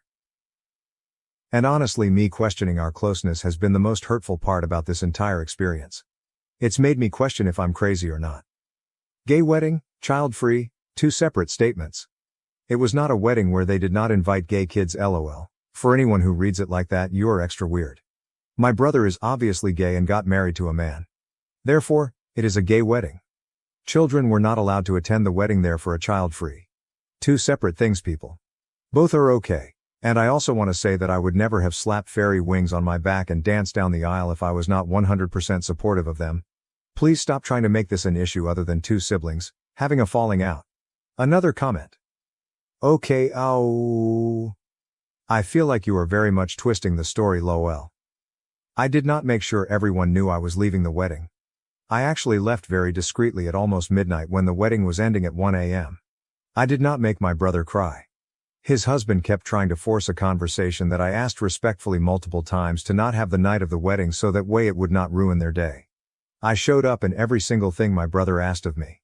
I took the bullying, and it kept my mouth shut for most of it after I was accused of trying to make the wedding about me. From that point on, I went out of my way to do everything I could to make his day as special as I could for him. Comment about her husband. Brother tried to contact my husband to ask how to pay back what I spent to come to the wedding. My husband said that he was not going to get involved. Brother tried to convince my husband that I was overreacting. My husband told brother that is absolutely not true and I have every right to be upset, and what he did was bonkers. My husband very much has been supportive but also is very sad to see me and my brother fighting like this. Update 1. I'm going to do my best to put as much information as I can, but it ends up really long and Reddit will not let me post. So I'm going to try to answer all of the questions and I'm going to paraphrase a lot. The update is, there is no update. Things are the same, they are still blocked. One suggestion was that I should write him a letter, which I actually did the day after this happened, and I left it in his room. I laid out all of my feelings and described them in detail. How hurt I was. We had a 2-hour drive where he said absolutely nothing even after reading my letter. I did end up losing all of my manners when I landed, and my husband informed me that he sent him a message basically saying that I was overreacting. I said a lot of things that I was not very proud of. At the end of the day, I stand by my truth, and I stand by my perspective of what happened. Please stop trying to make this a phobia issue. Both families have been nothing but supportive. They represent themselves, not an entire group of people. Stop being so simple-minded. The mention of drag queens was only there because one of the queens announced that they had gotten married a year ago. Plus, how many times do you see a drag show at a wedding? If you read some imaginary undertone, that is definitely a you issue. Moving on. New husband, in my opinion, is not somebody that I would label as abusive. However, abuse is subjective. I think this more falls down to him being very emotionally immature. I am not a yes man, I was for the wedding. That's an appropriate time to be a yes man. Outside of that, new husband has always been intimidated by my opinion. I think he knows I can see through his BS. Weak men hate strong women. That's a fact. And that's the case here. However, we did not have any type of beef on the wedding day. Or for years before. I made it clear that if my brother loves you and wants to spend his life with you, then I support that. My mom is trying her best to be as supportive as she can to both of her kids. She could never hate my brother, although she absolutely hates what he did. As far as I go, I don't know who I am without my brother. He was just as important to me as my children and my husband. It was always me and him. To say that I am mourning is an understatement. This whole situation has made me question a 30-year relationship. Realizing his capability to live a double life that I'm not a part of has rocked to my entire world in my entire sense of reality. I'm not okay. I'm going to spend the next year being no contact. I'm going to go to therapy and get my mind, body and soul in the best place possible, while pushing as much good karma into the world as I can. Maybe then I will be able to decide if I want to close that door fully and permanently, or if I'm at a place where I'm willing to create a new normal with him. At the end of the day, I am absolutely devastated and heartbroken. I also want to address frequently asked things. 1. Baby was no fear of being overshadowed. The date that they got married was because it was a dating anniversary for them, nothing to do with me or my pregnancy. 2. I am aware that people get married and have a large ceremony later. That's okay. It's not what they did, it's how they did it. 3. I am not a Russian bot trying to push propaganda lol. Those comments did make me laugh though. 4. If I had the answer to why they would feel comfortable doing this to me, then I guess I wouldn't be as dumbfounded as I am. I'm not leaving out any type of detail. Honestly, it would be a lot easier if I did something so horrible to deserve this, because then I wouldn't have to wonder why. I'd know. At the end of the day, I'm not okay. I don't know if there's anything he could do to fix this. I'll always wonder if he's telling me the truth or what he's hiding. After the way that his husband spoke to me, and after him allowing him to do that, I'm honestly so disgusted with both of them. I deleted the original post because I didn't want them to be attacked. Sadly, I still have a need to try to protect him. I don't know you guys.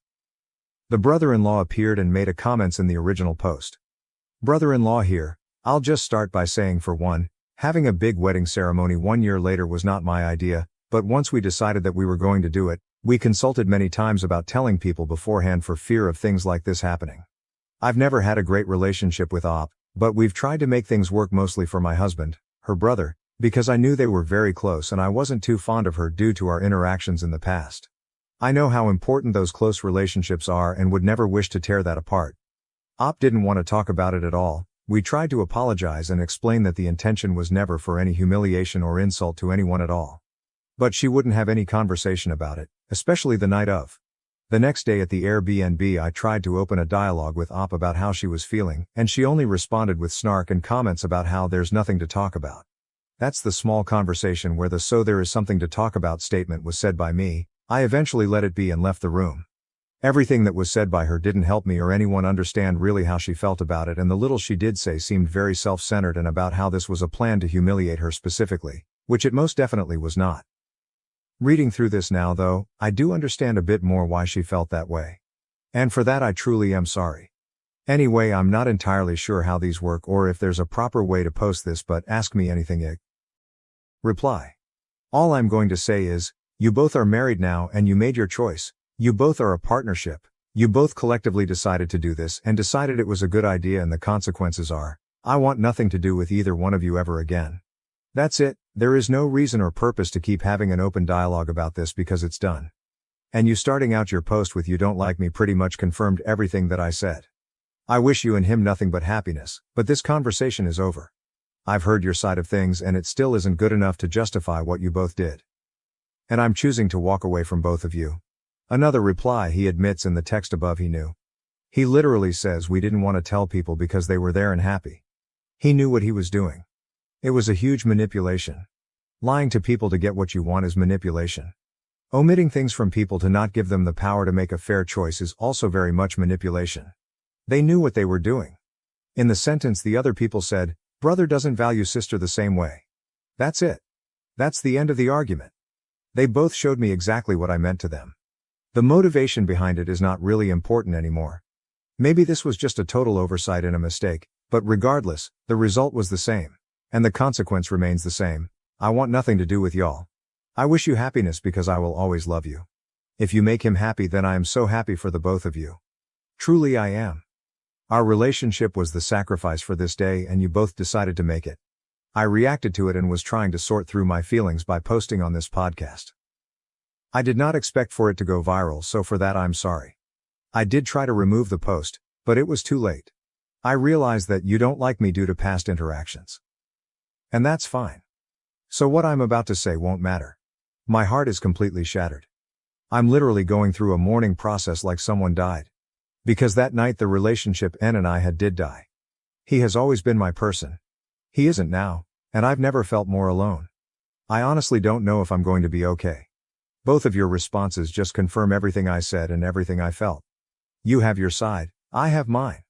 But ultimately everyone is feeling the loss of me and N. This changes everything in the family. I'm going to continue to root for both of you. Always. But I am going to do it from my side of the world. In an emergency, either of you can call me and I'll be there. But outside of that, I am good with both of you. You don't like me, I'm out of your life now. You don't get to defer to Neva when it comes to me but want to orchestrate our conversation after he did what he did. You are not a safe place for me. Just like I'm sure you feel like I'm not either. You win. Go be with N. Go have a happy life. Update 2. If you're reading this, you're here because you're super invested in my family's tea. LOL. But really, I'm okay. I'm going to be okay, or maybe I won't. Either way, I am going to keep moving forward, and if you want to come along with me, you can follow me on TikTok. I'm not trying to be an influencer. I'm just going to use it as a diary / coping safe space. My name on there is Tukari, 29. New update. I wish I could be writing that my brother had begged for my forgiveness. Those things somehow managed to go back to how they were. But they haven't. Nothing with my situation has changed. The only thing they truly changed was my perception of someone I thought I knew. I know a lot of people can't understand because you're not close with a sibling. But this has been like a true death for me. And sometimes my grief is so big I don't know what to do with it. He hasn't reached out, he hasn't explained. He hasn't even cared if I'm being fully honest, and what a mindfuck that has been. To go from someone being as important to you as your husband and children, to them showing you over and over how little you do, and ever did mean to them. He has doubled down on the I didn't do anything wrong and you're overreacting. Which is honestly just the biggest slap in the face. If someone can't admit they did something wrong, then they will never actually be sorry, and the chances of behavior repeating itself are sky high. A lot of you pointed out our relationship might have only been this important to me, and I think you all were right. For a long time I cried every day. I cried during the times we would normally talk on the phone, or when a song reminded me of him. And sometimes I've cried for no reason at all other than just feeling like there is a hole in me now. But I find myself crying less and less. And sometimes when I think of him, my first thought that follows will be, wow, it's been days since he has even crossed my mind. And I guess that's progress, right? I'm not crying every day anymore. But I'd be lying if I said I wasn't still shedding tears. Tears he doesn't deserve, but they come anyway. Because that's the thing about unconditional love. It still exists even when the other person broke your heart. It doesn't go away. But sometimes the other person can just no longer have access to the unconditional anymore. We have spoken. Briefly. Over the phone during the holidays to deal with a family emergency involving another family member. It was pretty much all business. Everyone around us kept saying, I'm so glad you guys are talking again. But we weren't talking again. We were just dealing with business.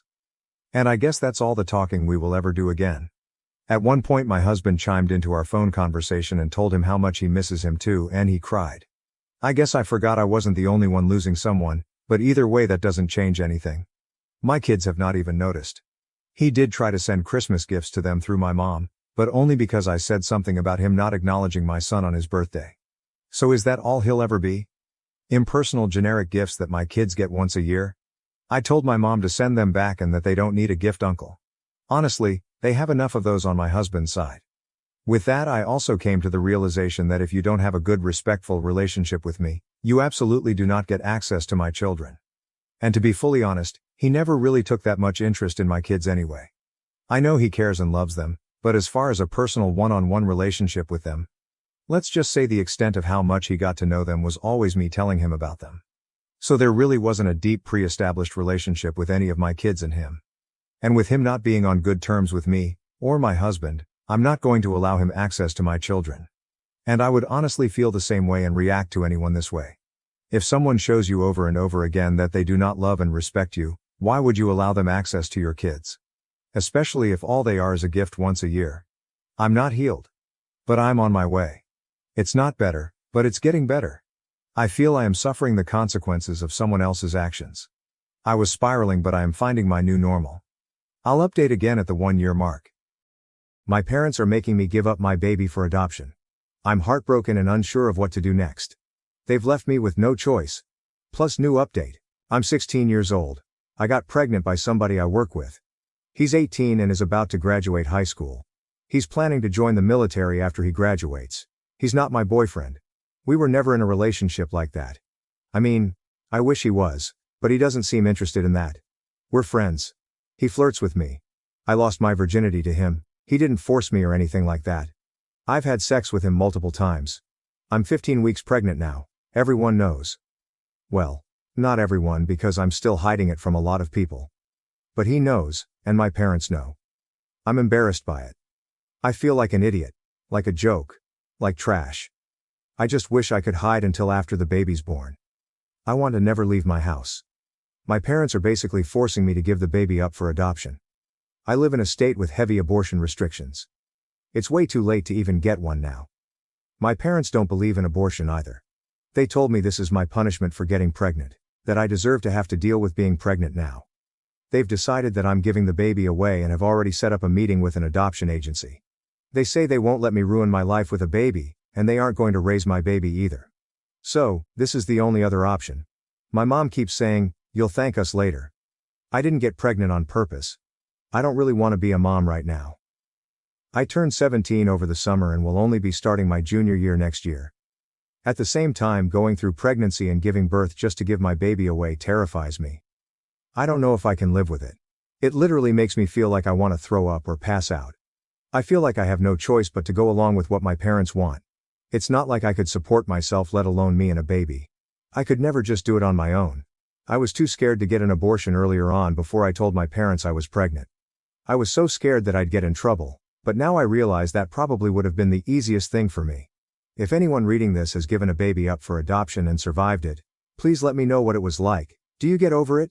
Do you really end up feeling like it's the best thing for them and you're able to just live with it? Relevant comments. OP on her parents and raising a baby by herself. I know, and I'm not suggesting that I raise a baby by myself. I know it's not really possible. I would need a lot of help, which is also not possible for me given how my parents feel about it. So at the end of the day, sure, it's my choice, but I'm sort of cornered into only being able to make one choice. OP on the father, and if he knew she's pregnant, he knows I'm pregnant, and he knows my parents are essentially forcing adoption. I think he's relieved that they've decided this and are going to force me into it.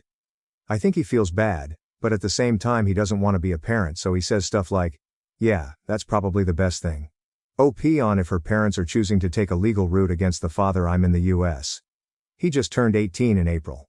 They don't really want to involve him. I thought they'd confront him in person, demand to speak to his parents and stuff like that. They didn't react like that at all. I mean, they're mad at him and they blame him for this too. But they want to keep him removed from it all probably so nobody will interfere with what they've decided the plan is. IDK. Update: I'm 20 weeks pregnant now and will turn 17 within the next few weeks. My parents are still forcing me to give my baby up for adoption. We've met with an adoption agency. The adoption counselor knows that I don't want to do adoption. She asked to speak with me privately without my parents present to ask me a series of questions. I was honest and told her I didn't want to give my baby away, but I had no other choice. She seems to feel bad about it and told me that I will ultimately have to sign the papers after the baby is born. My parents cannot sign the papers. Unfortunately, without my parents' help, I have no other options. The adoption counselor talked to us about the option of my parents adopting my baby, which I don't really want either. No worries, my parents aren't interested in raising another baby. My parents want me to look at the potential families. I'm trying to look at them. It's so weird thinking that I'm looking at parents for my own baby. I know I'm not ready to be a mom, but it's still so weird. None of this feels like it's happening to me. I've talked to the baby's father. He graduated high school and goes off to basic training later this summer. I think he'd be fine with adoption. He said he doesn't really know what other options we have. We could get married since the military would at least help pay for a place to live and we'd have medical benefits, but I can't get married without parental consent. We don't love each other. What kind of marriage would that be? But it seems like the only realistic solution. I hate the idea of being married at 17 years old and to a person who doesn't genuinely want to be married to me. So then another option which still involves marriage might be for his parents to help out, even take care of the baby and let me see him or her until I'm 18 and don't need my parents' permission to get married. That doesn't really seem fair to them. He could try to object to an adoption, but it's not guaranteed that his wishes would be respected. Plus, then what happens to the baby? His parents seem like good people. I don't know them well, but I've met them. They're worried about what this will do to his future, but they told my parents they believe it should be our decision and that it's their job as parents to help us. My parents basically said it's their job to protect me and that all of the responsibility will fall on me and it'll be my life that's ruined. Our families met to discuss everything, But it was really just parents telling them what was going to happen, and that they and their son had no say. Relevant comments. OP on the ideal adoption situation she would like to see happening to the child. I don't have an ideal adoption situation right now, because I still can't accept adoption. But probably two gay guys. It's the women in these couples I look at that seem more fake than the men for the most part. Again, I know this sounds terrible to say. Something about a lot of the women is just really rubbing me the wrong way. Maybe two lesbians, because the few lesbian couples I've seen at least seem more genuine than the straight women. Well, in some cases the gay couples could have their own biological children, even if the children didn't share both parents' DNA.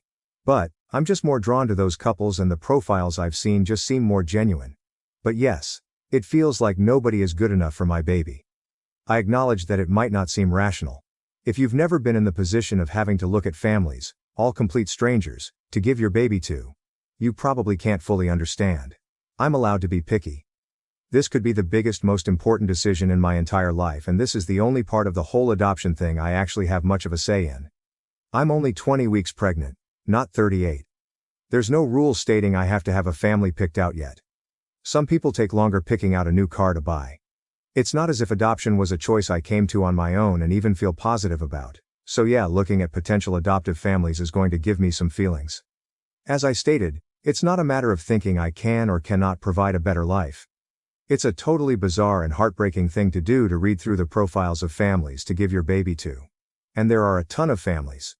Update: having a boy. I don't know why I'm suddenly getting a ton of responses on my post from a week ago, but I figured I'd post an update because a few things have changed. I had an ultrasound on Friday and found out I'm having a baby boy. He's basically fully formed and just needs to get bigger now. I saw his head and his nose, and they even got a picture of the bottom of his 2 feet together because he was sort of sideways at first and we had to get him to move. It looks sort of like footprints. I could clearly see his little hands and everything. So I already said it in my previous post, but people are still sending my info about abortion. I know those people are trying to help, and I wish I had maybe reached out here when I first found out I was pregnant, since I didn't know I could get pills mailed to my house. I just can't get an abortion now. It's a fully formed baby. I even named him. It won't solve my problem at this point, because my biggest problem with adoption is how I'm going to live with it mentally for the rest of my life. Now that I know it's a baby moving around in there and stuff, I think I would also not mentally be able to handle an abortion now. If it was still just a lump of cells, I'd feel different, but I was too scared to do anything then. After the ultrasound, I sent the baby's father the pics. He wasn't there. My parents don't want him or his family involved now, probably because I told them he offered to marry me and they yelled at me for even considering that. I told him I can't give the baby away and asked if his parents were really serious about helping and if he'd hate me for keeping it. He said he won't hate me. I still think he'll blame me for ruining his life. He already told me he thinks adoption is the best choice. If we got married and he got caught cheating on me, even if I was okay with it, he could get in a lot of trouble. He said, "Why would I cheat on you?" He said he likes me. He wouldn't have sex with me if he didn't like me. He just didn't see the point in us being in a relationship since he was leaving anyway. It was just easier that way. The thing is, I know I'm not the only girl he's been with during that time. I'm not stupid enough to think I'm special to him or he loves me. And we both know it's sort of ridiculous to imagine us being married or acting like adults, but I guess that's what you have to do if you have a baby.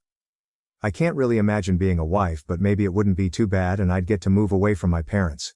He said it's really weird to think about, but I have very few options and he doesn't know what else he's supposed to offer, but he's going to talk to his parents since I'm too shy to. I guess I'm assuming they were just saying it to be nice, but are probably happy my parents are making me do the adoption.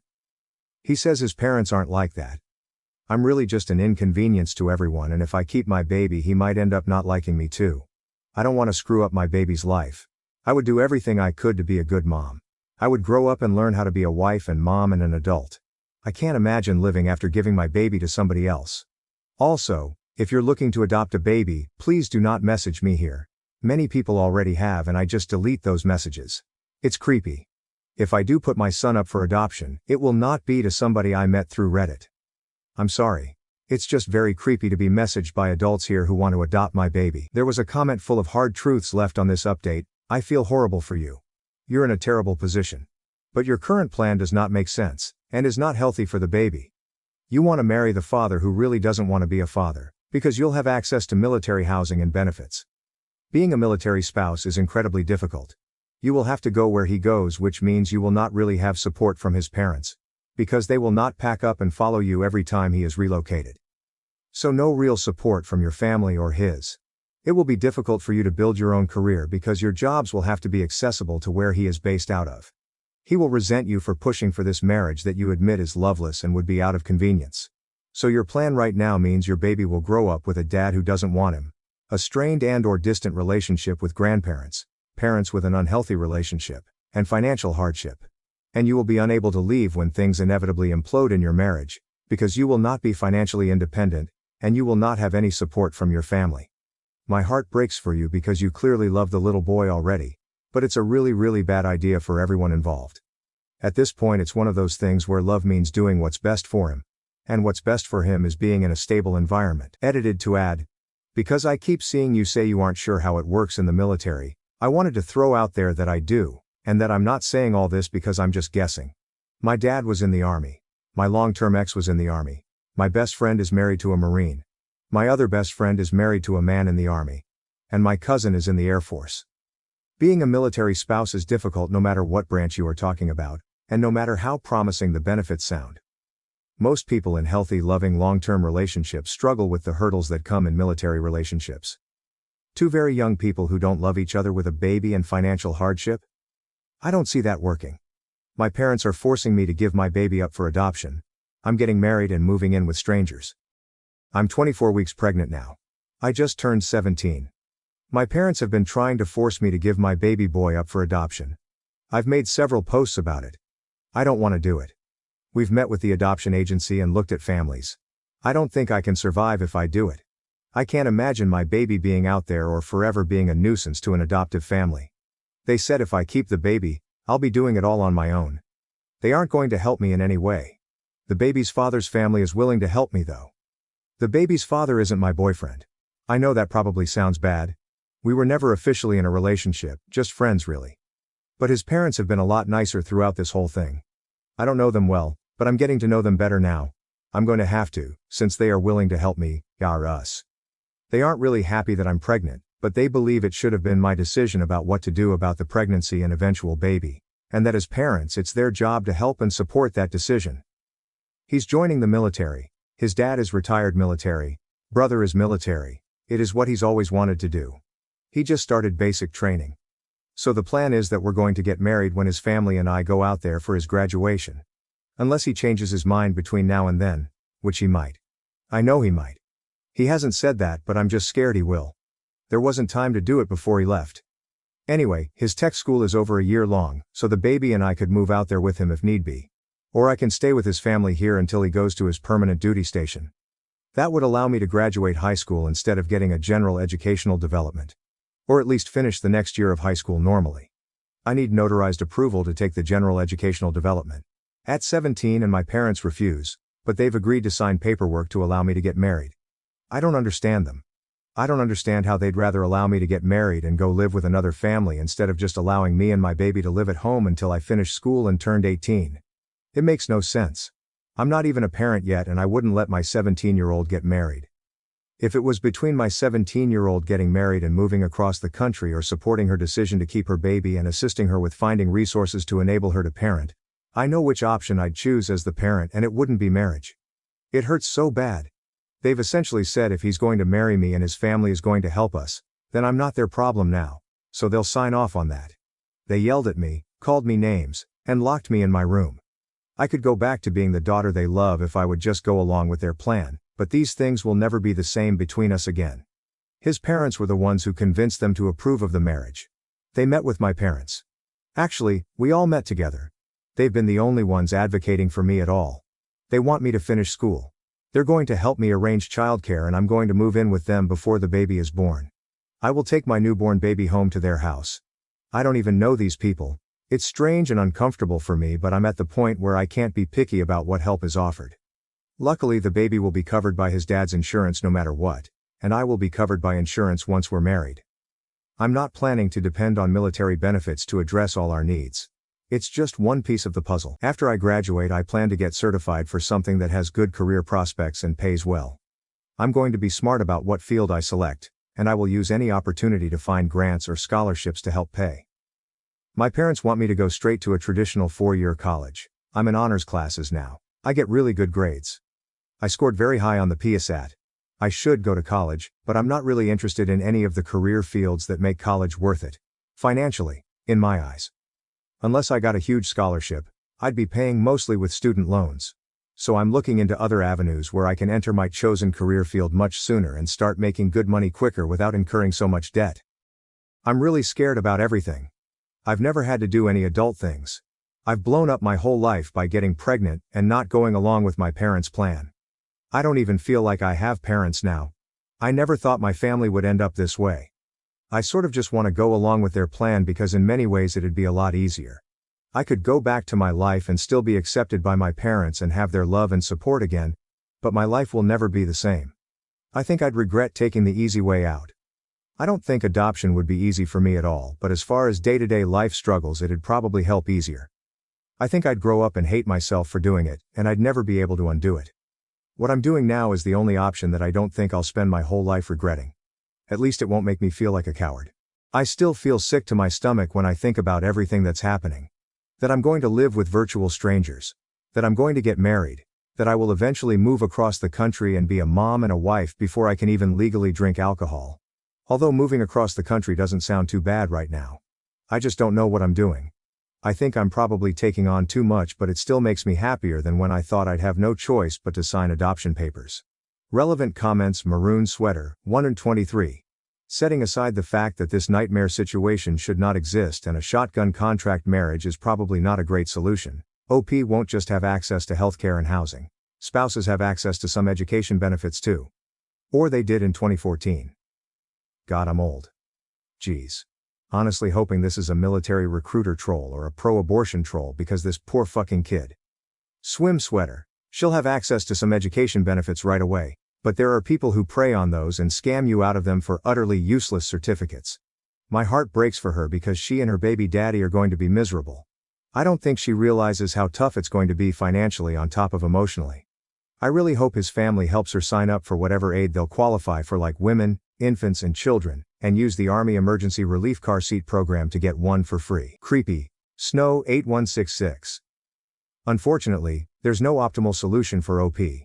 Even if she decided to abort, it's too late for her now. I imagine it would be very difficult to go through pregnancy and birth, then give your own flesh and blood away to strangers. I can't blame her for not choosing that route, but it also sucks that she will need to sacrifice so much, and be in an unwanted marriage and living arrangement, in order to keep her baby. OP has to choose between two shitty choices. I messaged her about a government program that houses pregnant teens and helps them find housing arrangements and educational job opportunities, but since she's been getting a deluge of messages, she probably skipped over mine. In my humble opinion, something like that would have been a great third choice. Cathouse chicken. I think the saddest thing about something like this is the type of people to talk her out of an abortion are the same type of people that wouldn't want to allocate funds for helping a young single mother. Our anti-abortion policies, coupled with lack of public funds to help new mothers who don't get abortions, really reiterate the purpose of anti-abortion policy, and that's to create a baby pipeline for adopters. My husband is in love with his student, he is a piece of trash, and I have no fucking idea what to do. My husband and I, both 35 years old, met in college. We fell in love and got married 8 years back. I gave birth to our daughter in 2020. My husband is a professor at this med school, he's a doctor himself. My friend Sarah also works in the same college, and she's in the same department as my husband.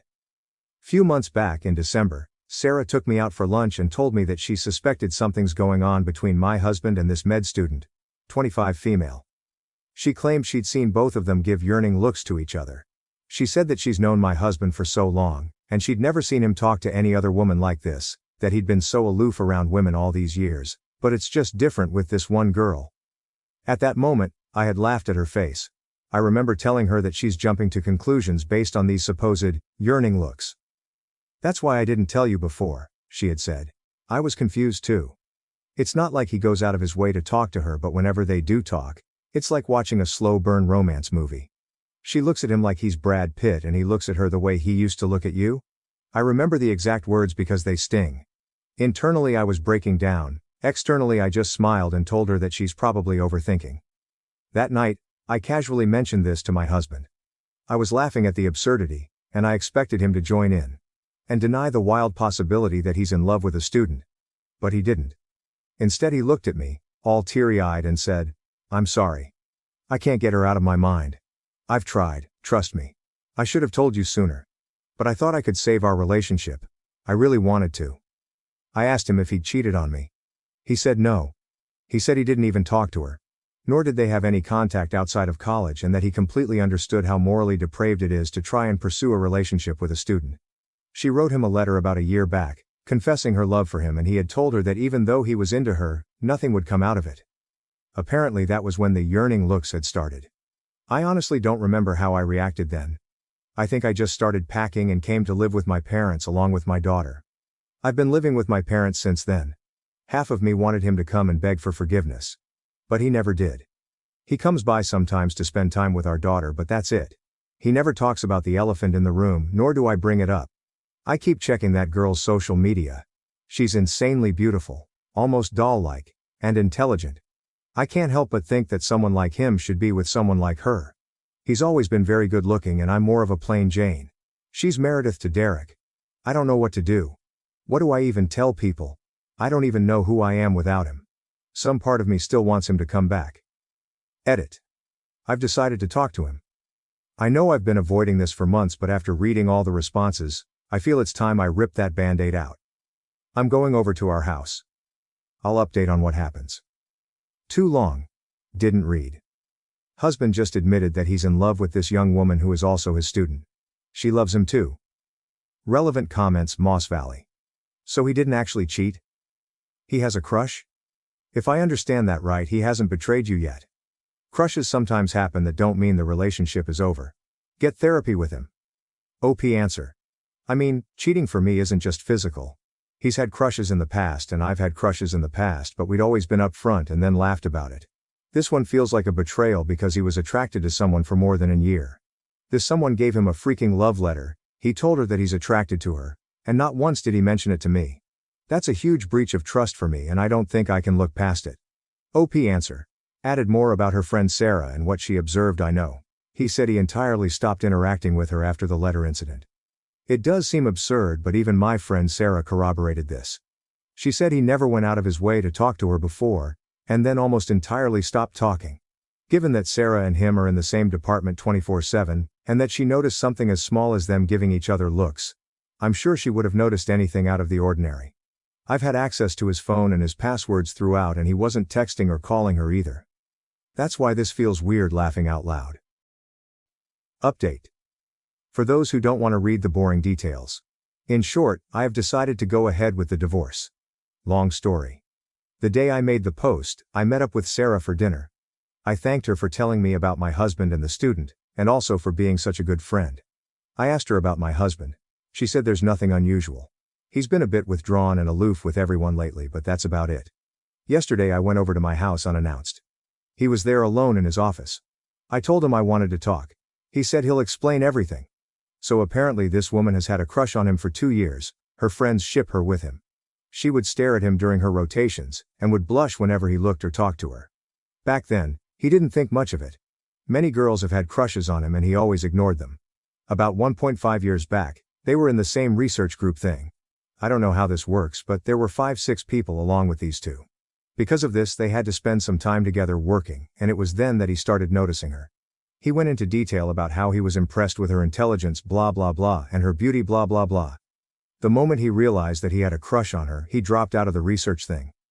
This was a year ago. Few weeks later she gave him the letter confessing that she has feelings for him. The first thing he told her after reading it was, "You can get into trouble because of this." She didn't care. She wanted an answer.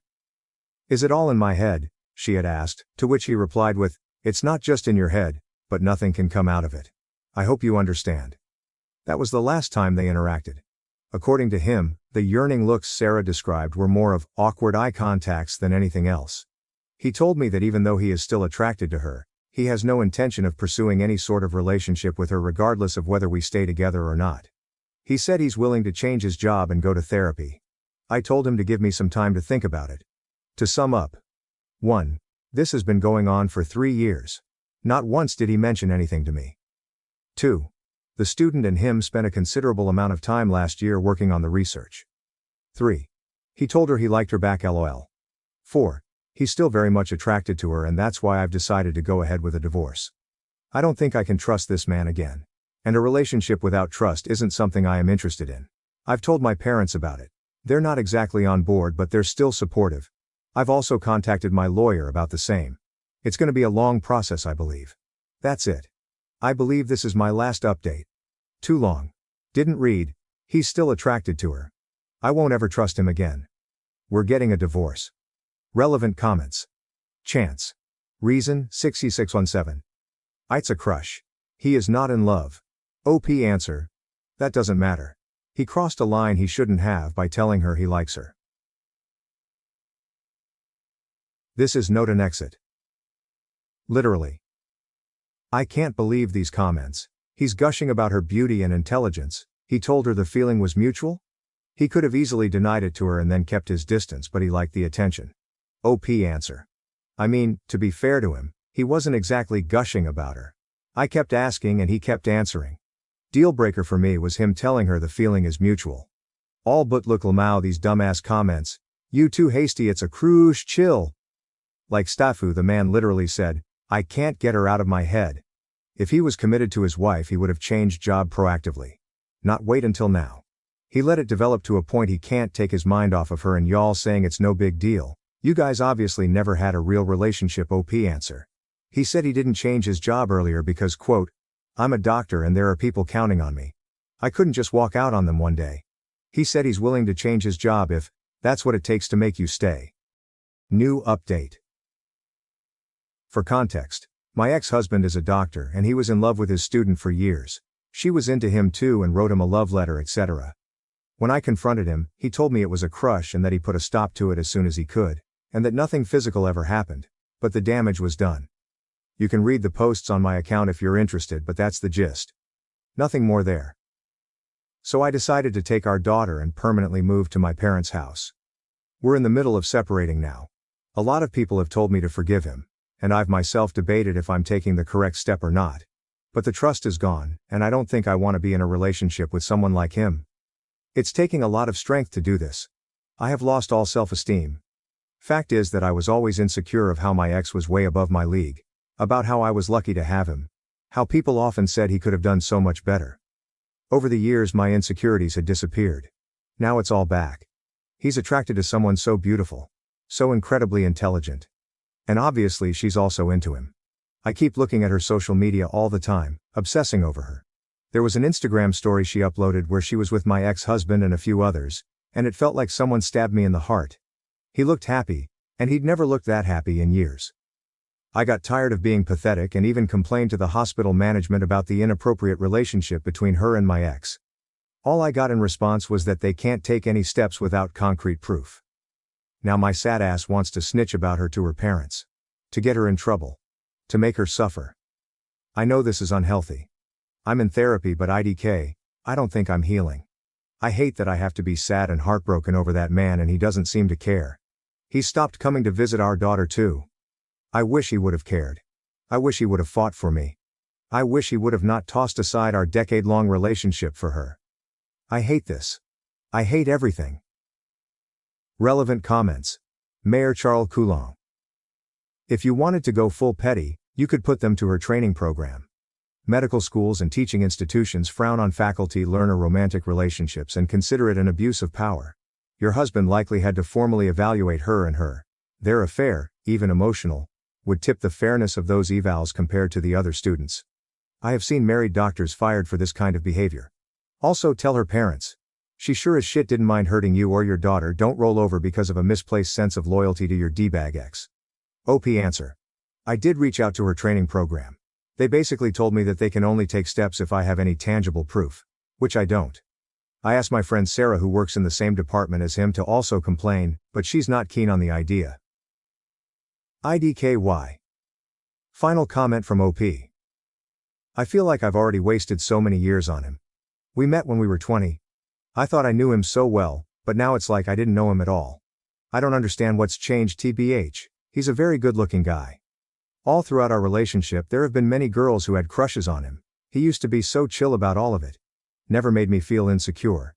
Never lost his mind like this. IDK, what's happened honestly? Does the ex FaceTime or contact the daughter? It's a 1-hour flight. He does FaceTime with her daily, but he won't do it if I'm in the room. So he does it when my dad is looking after her. He's not reached out about alone time, he's only said he's waiting for the court orders regarding the custody. He doesn't want to see me at all. We had a big fight after I reported him and that girl to her college, and he said it's not correct for our daughter to see us fighting like that again, so he's not gonna visit. My husband is in love with his student, he is a piece of trash, and I have no fucking idea what to do. New update. My husband is fucking in love with another woman and wants to try polyamory. I feel like I'm the third person in my own story. Hi. I've been married to my hubby for 4 years and we've been together for 12 years. After a lot of financial struggle, we bought a house and we are now planning to get kids. Thing is, a few months ago my husband felt sick and had to stay home for a while. He decided to pick up an online game and started having weekly sessions with a group of players. Among them is a girl, 30 I think. And long story short, he fell in love with her. He broke down crying a month ago and admitted it. He told me it built up so gradually he didn't understand how he felt until it was too late. They started texting privately after meeting and eventually had one-on-one calls together. Then at some point he said, she told him she was in love with him and he realized it was mutual. He said he told her it was impossible but loved her too. They tried to be just friends but they couldn't resist, and continued to show affection for each other. He showed me the texts, but also ventured into sexting. She asked if she could meet him face to face but he refused. So he told me all of this, apologized over and over again and told me he couldn't control himself, and while he loved us both, it was me he would choose no matter what. I was still very upset and slept at a friend's that night to gather my thoughts. I decided to forgive him because he clearly felt guilt and wanted to work it out. I told him that while I was deeply hurt, I still appreciated him coming forward to me and being honest about what happened. We got into long conversations about how we were feeling in our relationship. I accepted he could love someone else but said I didn't like how he handled it. He agreed. And then yesterday he asked if I was comfortable opening up the marriage to polyamory. He said he still wanted to live with me and have kids but can't erase nor ignore the feelings he has for her. He says he wants to do it right and let us both see other people, with clear boundaries and communication, and still be present for one another. I'm gonna be honest, it made me very uncomfortable at first. We have several friends who are poly, I know more or less how it works. But I never really thought about getting into it myself. I am not against it, it just never crossed my mind before. I am trying to think it through but it's a lot to take in. Sorry, my writing is probably messy but it's kind of hard to focus. I guess it's too early to decide and we have a lot more to discuss beforehand, but still. Could you guys give me your opinions on this? Thanks a lot. Top comments. Commenter 1, I'd be divorcing so fast. Dog of the bone. So he cheated and now wants to be able to keep cheating by calling it poly, lol. Come on. Do not have kids with this man for the love of God, and if you have any self-respect you'll be serving him divorce papers as soon as possible. Sorry your husband is a cheating ass. Swamp cats. You got married under the assumption you would remain monogamous. He is trying to fundamentally change the nature of your relationship. If I were you, I would drop any attempts at conceiving and figure out your next steps. Personally, I would not stay with someone who desired an open relationship. You need to decide if it's something you're willing to entertain or not. Update 1. Hey guys, first off, sorry I didn't reply to all your comments. I am very thankful for them. They helped me realize hard, but fair truths about the whole situation. I waited for a bit to think about it all and had multiple long discussions with my husband. I wanted to confront him before making a final decision. To answer some of your questions, the other girl wanted to meet him, but they never did.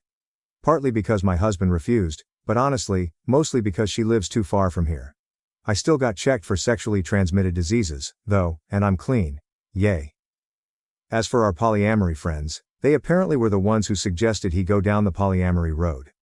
I stopped talking to them for now. I'll deal with the bigger problem first. I told him his actions hurt me deeply, and that while I appreciated him admitting his affair, it was still infidelity. I told him what you guys said. That turning it into polyamory was merely greenlighting the affair after the fact. That polyamory should be built on mutual trust and communication, which he already broke. That I didn't feel respected. It destroyed him. He said he already knew, deep down, but didn't want to admit it. Neither to me, nor to himself. We both screamed and cried a lot. He finally admitted he wanted to open the marriage for selfish reasons. He is very sorry.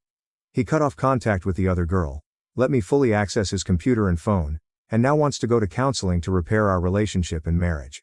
He has shown me a lot of affection and attention since then, although he admits to himself it's sometimes out of guilt and not just out of pure love. And now I want to make it work too, but am I? Or is it a sunk cost fallacy? I don't know. Our first session is in 2 months, the earliest we could get. And every day I change my mind.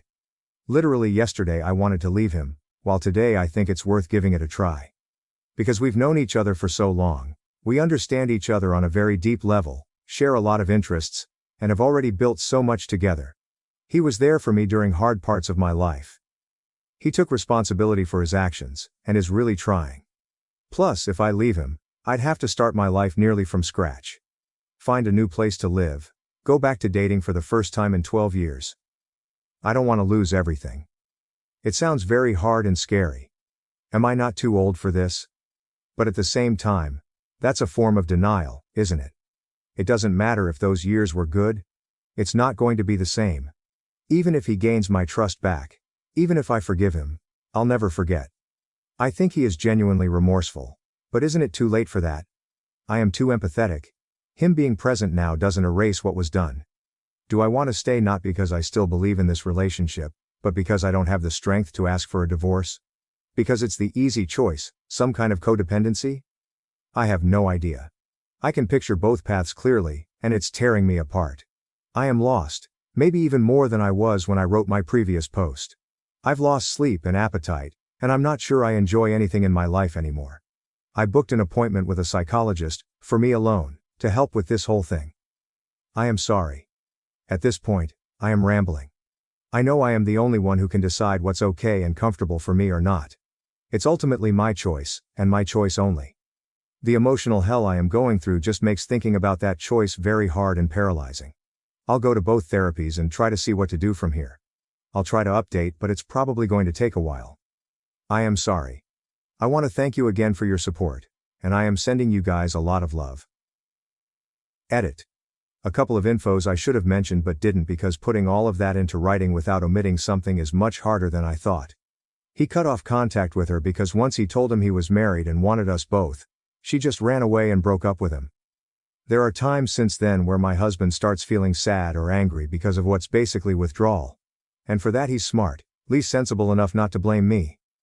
What kind of marriage did we have before this crisis? It will sound so naive.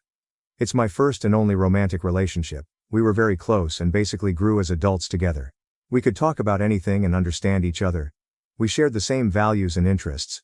What changed, I think, is that we got into a routine and he got bored. During our argument he said he was addicted to the attention the girl was giving him and that he felt I didn't show him I was in love with him enough anymore. I told him that even if it was true, he should have told me instead of having an affair. On one hand I have my faults too and I could accept this as one of them. On the other I was taking care of him and the house while he was sick. I don't think he believes it. I don't think he means it. But it makes me wonder whether I was actually a good wife for him. Even though I am not responsible for his actions. Thanks again for your support, y'all. It's a lot to process, but it helps me. So much. Relevant comments OP on if she and her husband have kids and plans on getting counseling. OP. Kids are off the table. If we do go into counseling, and it goes exceptionally well, maybe we'll talk about it. But for now, the distrust is already there. He says I love you, but I never know whether it's to regain my trust, whether he means it or not. Even if he does he love me or is it a lie he tells himself? Dog of the bone. If you choose to stay, don't be surprised if in a year you find him talking to someone again. Cheaters are sneaky. They'll show remorse and swear they've changed. Meanwhile they're smirking inside because they've started a new affair and think they can get away with it this time. OP. Thank you. It's obvious and well known. Once a cheater, always a cheater. But reading it helps me fight denial. I really need to break up with him. If not for myself, just to show him that actions have consequences. Final update. Too long, didn't read, we are divorcing, hooray. Trigger warning, emotional affair, manipulation, self-harm threats, psychological abuse. Hey. I hope you are doing well. A huge amount of things have happened since then. I'll quickly summarize, feel free to check my profile if you want to know more. It was a very, very unpleasant ride. So, my soon-to-be ex-husband had an emotional affair online and tried to make me greenlight it by asking for an open marriage, where we'd be allowed to have side adventures. I refused and his affair partner dumped him. He begged me to try to reconcile with him, to which I agreed, while I was actually trying to prepare my exit. We both went to individual therapy, still am. We separated temporarily 3 times, but every time I came back it went terribly. He was desperate. He kept trying to cross my boundaries. Love bombing me. Playing the victim. Asking to touch me even though I established I didn't want to. Threatening to kill himself if we were to divorce. I could go on and on. This made me finally realize, along with my therapist's help, lot of self-reflection and my exchanges on Reddit, that I was in an abusive relationship. Which is an important part, actually the most important part, of this update. Please look up definitions and examples of abuse, because I had no idea that what my husband had been doing all these years, even before the affair, counted as such. In his case it was psychological abuse, manipulation, gaslighting, guilt tripping, blame shifting, emotional blackmail. Nothing aggressive or mean. Which turned me into a very submissive partner over the years, always catering to his needs while erasing mine. I rationalize everything. It happened subtly and gradually and I was too naive to see it for what it was. His emotional affair and open marriage proposal were the natural continuity of that. Of course, the more I tried to get away from him, the more manipulative he got. Now that I was aware of it, I knew what he was doing. But fighting years of conditioning, even if you recognize it and succeed, is fucking exhausting and disarming. So, earlier today, I brought a friend home to assist me. We sat down, the 3 of us, and I told my husband we were over and I handed him the papers. It might sound dumb, but it's genuinely one of the hardest things I've ever done in my life. I was terrified. Yet he agreed. He repeatedly asked me if I was sure. He reminded me of the family we were planning to have and of our best memories together. Was it all for nothing? Apparently, yes. He was heartbroken, clearly mad and frustrated. But still, he agreed. He signed them and went back to his parents for now. We still have to go through the whole procedure, separate our assets, decide what to do with the house and all. And he still wants us to go to marriage counseling. But right now? I feel free. For the first time in months. The last hours have been a mix of tears, celebration and godly, restful sleep. And I have to thank you guys again. Because my first Reddit post was the wake-up call I needed to eventually finally get here. Better late than never. Thank you so much. Lots of love to you all. Relevant comments. Fianist on 05. He reminded me of the family we were planning to have and of our best memories together. Was it all for nothing? Apparently yes. He was heartbroken. That's a special kind of asshole. Was it all for nothing? After cheating on his partner. He sounds like an insufferable dickhead, honestly. Congrats on your freedom. OP. I know, right? The hypocrisy. The nerves of this man. The worst part is that he appears very charming to everyone who knows him, myself included. Hell, a lot of people from our circle, who are aware of what he did, still think he's a good person who just lost himself for a while. I guess it's hard to accept that the ones we love can be terrible people too. Any decision 470. You have been through a long, hard journey, and it will take a while yet, but you are investing in yourself and your health and happiness. Good for you. Continue self-care, and practice safety and security. Slow down and heal so that you will be strong and ready to seek and recognize true love. Wishing you a joyous future. You can do this. OP. Thank you. I'll do my best. I like to think the hardest part is behind me, but this story taught me to expect the worst. Whatever happens though, from now on, it's me first. I deserve love and happiness and I'll fight for it.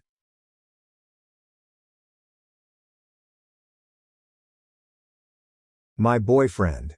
Lied to me about having a vasectomy which got me pregnant.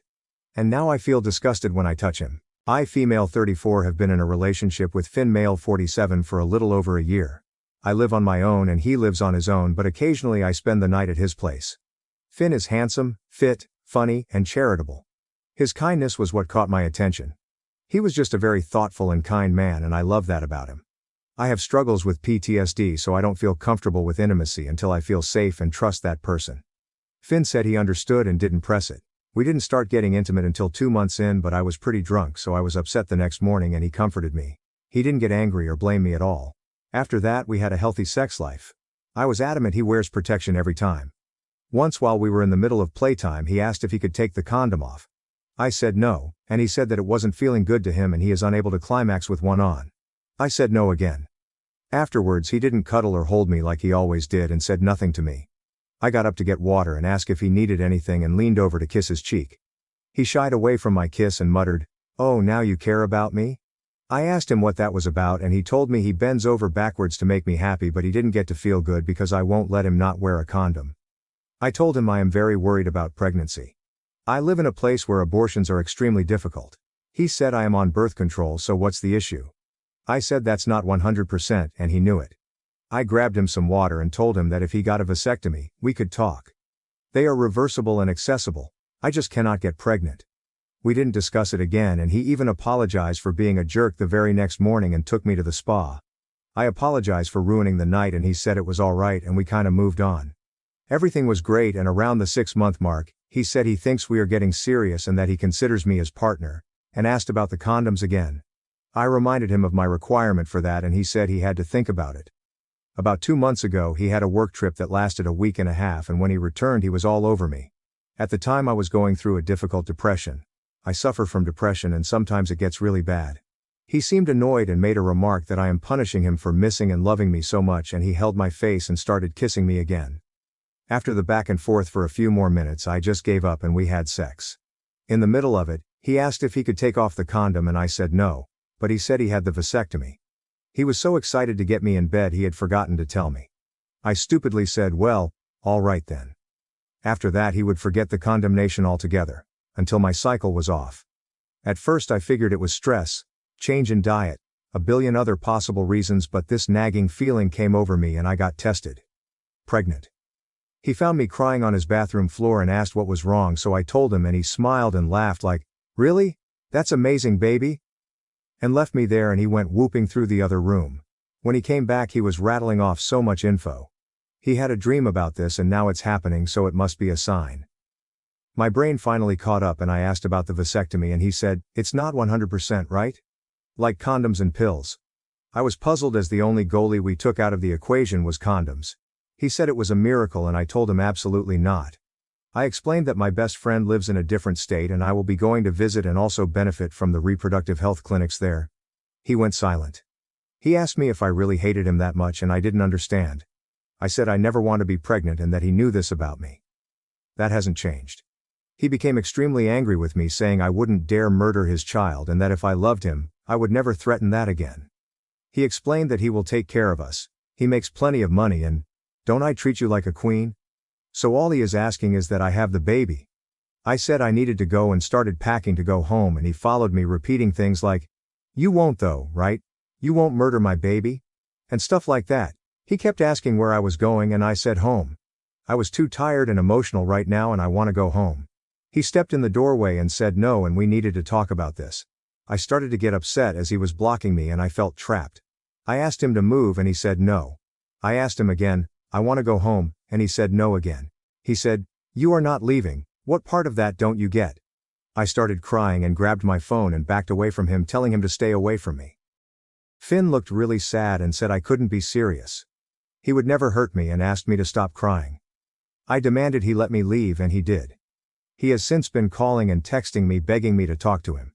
He says I really hurt him by pretending to be scared of him as I know he would never hurt me. He said he treats me like a goddess and I played the helpless victim card and that things like that can ruin a man's life. He then said that I wasn't thinking straight and, "Is your brain lying to you again?" When I have a PTSD or depressive episode I sometimes say my brain is lying to me again, to make it seem less heavy a topic. He has a very community-facing job and I remembered the look on his face when I backed away. I don't want to ruin his life or our relationship. At that moment my emotions were so high that I just reacted. But I wasn't pretending. I sat in my car for God knows how long shaking before I could drive home. I've been ignoring his reaching out but I feel like a coward. Am I? The A. Am I? The A has no consensus bot. OP received mixed reactions. Relevant comments: omeprazole mommy. He literally lied about getting a vasectomy and got you pregnant after you had explicitly set boundaries. OP on if she lied about birth control to her boyfriend. OP answer: I am on the patch. Never lied about that. Update. He broke up with me and called me a murderer. So I made an appointment and got the abortion. It was honestly such a horrible experience but my bestie was with me and the whole staff were so kind and supportive so I am grateful. Thank you to those who encouraged me to get it done. It was awful, But pregnancy and being trapped with him would have been much worse. Finn texted Wednesday and apologized and said he said things he didn't mean, and to please answer my phone as I have been ignoring him. When he called again, my bestie recorded it all. Before I could finish hello, he went on a long bit about how amazing I am, how much he loves me, what a great mother he knows I will be, and he will marry me immediately if that's a concern of mine.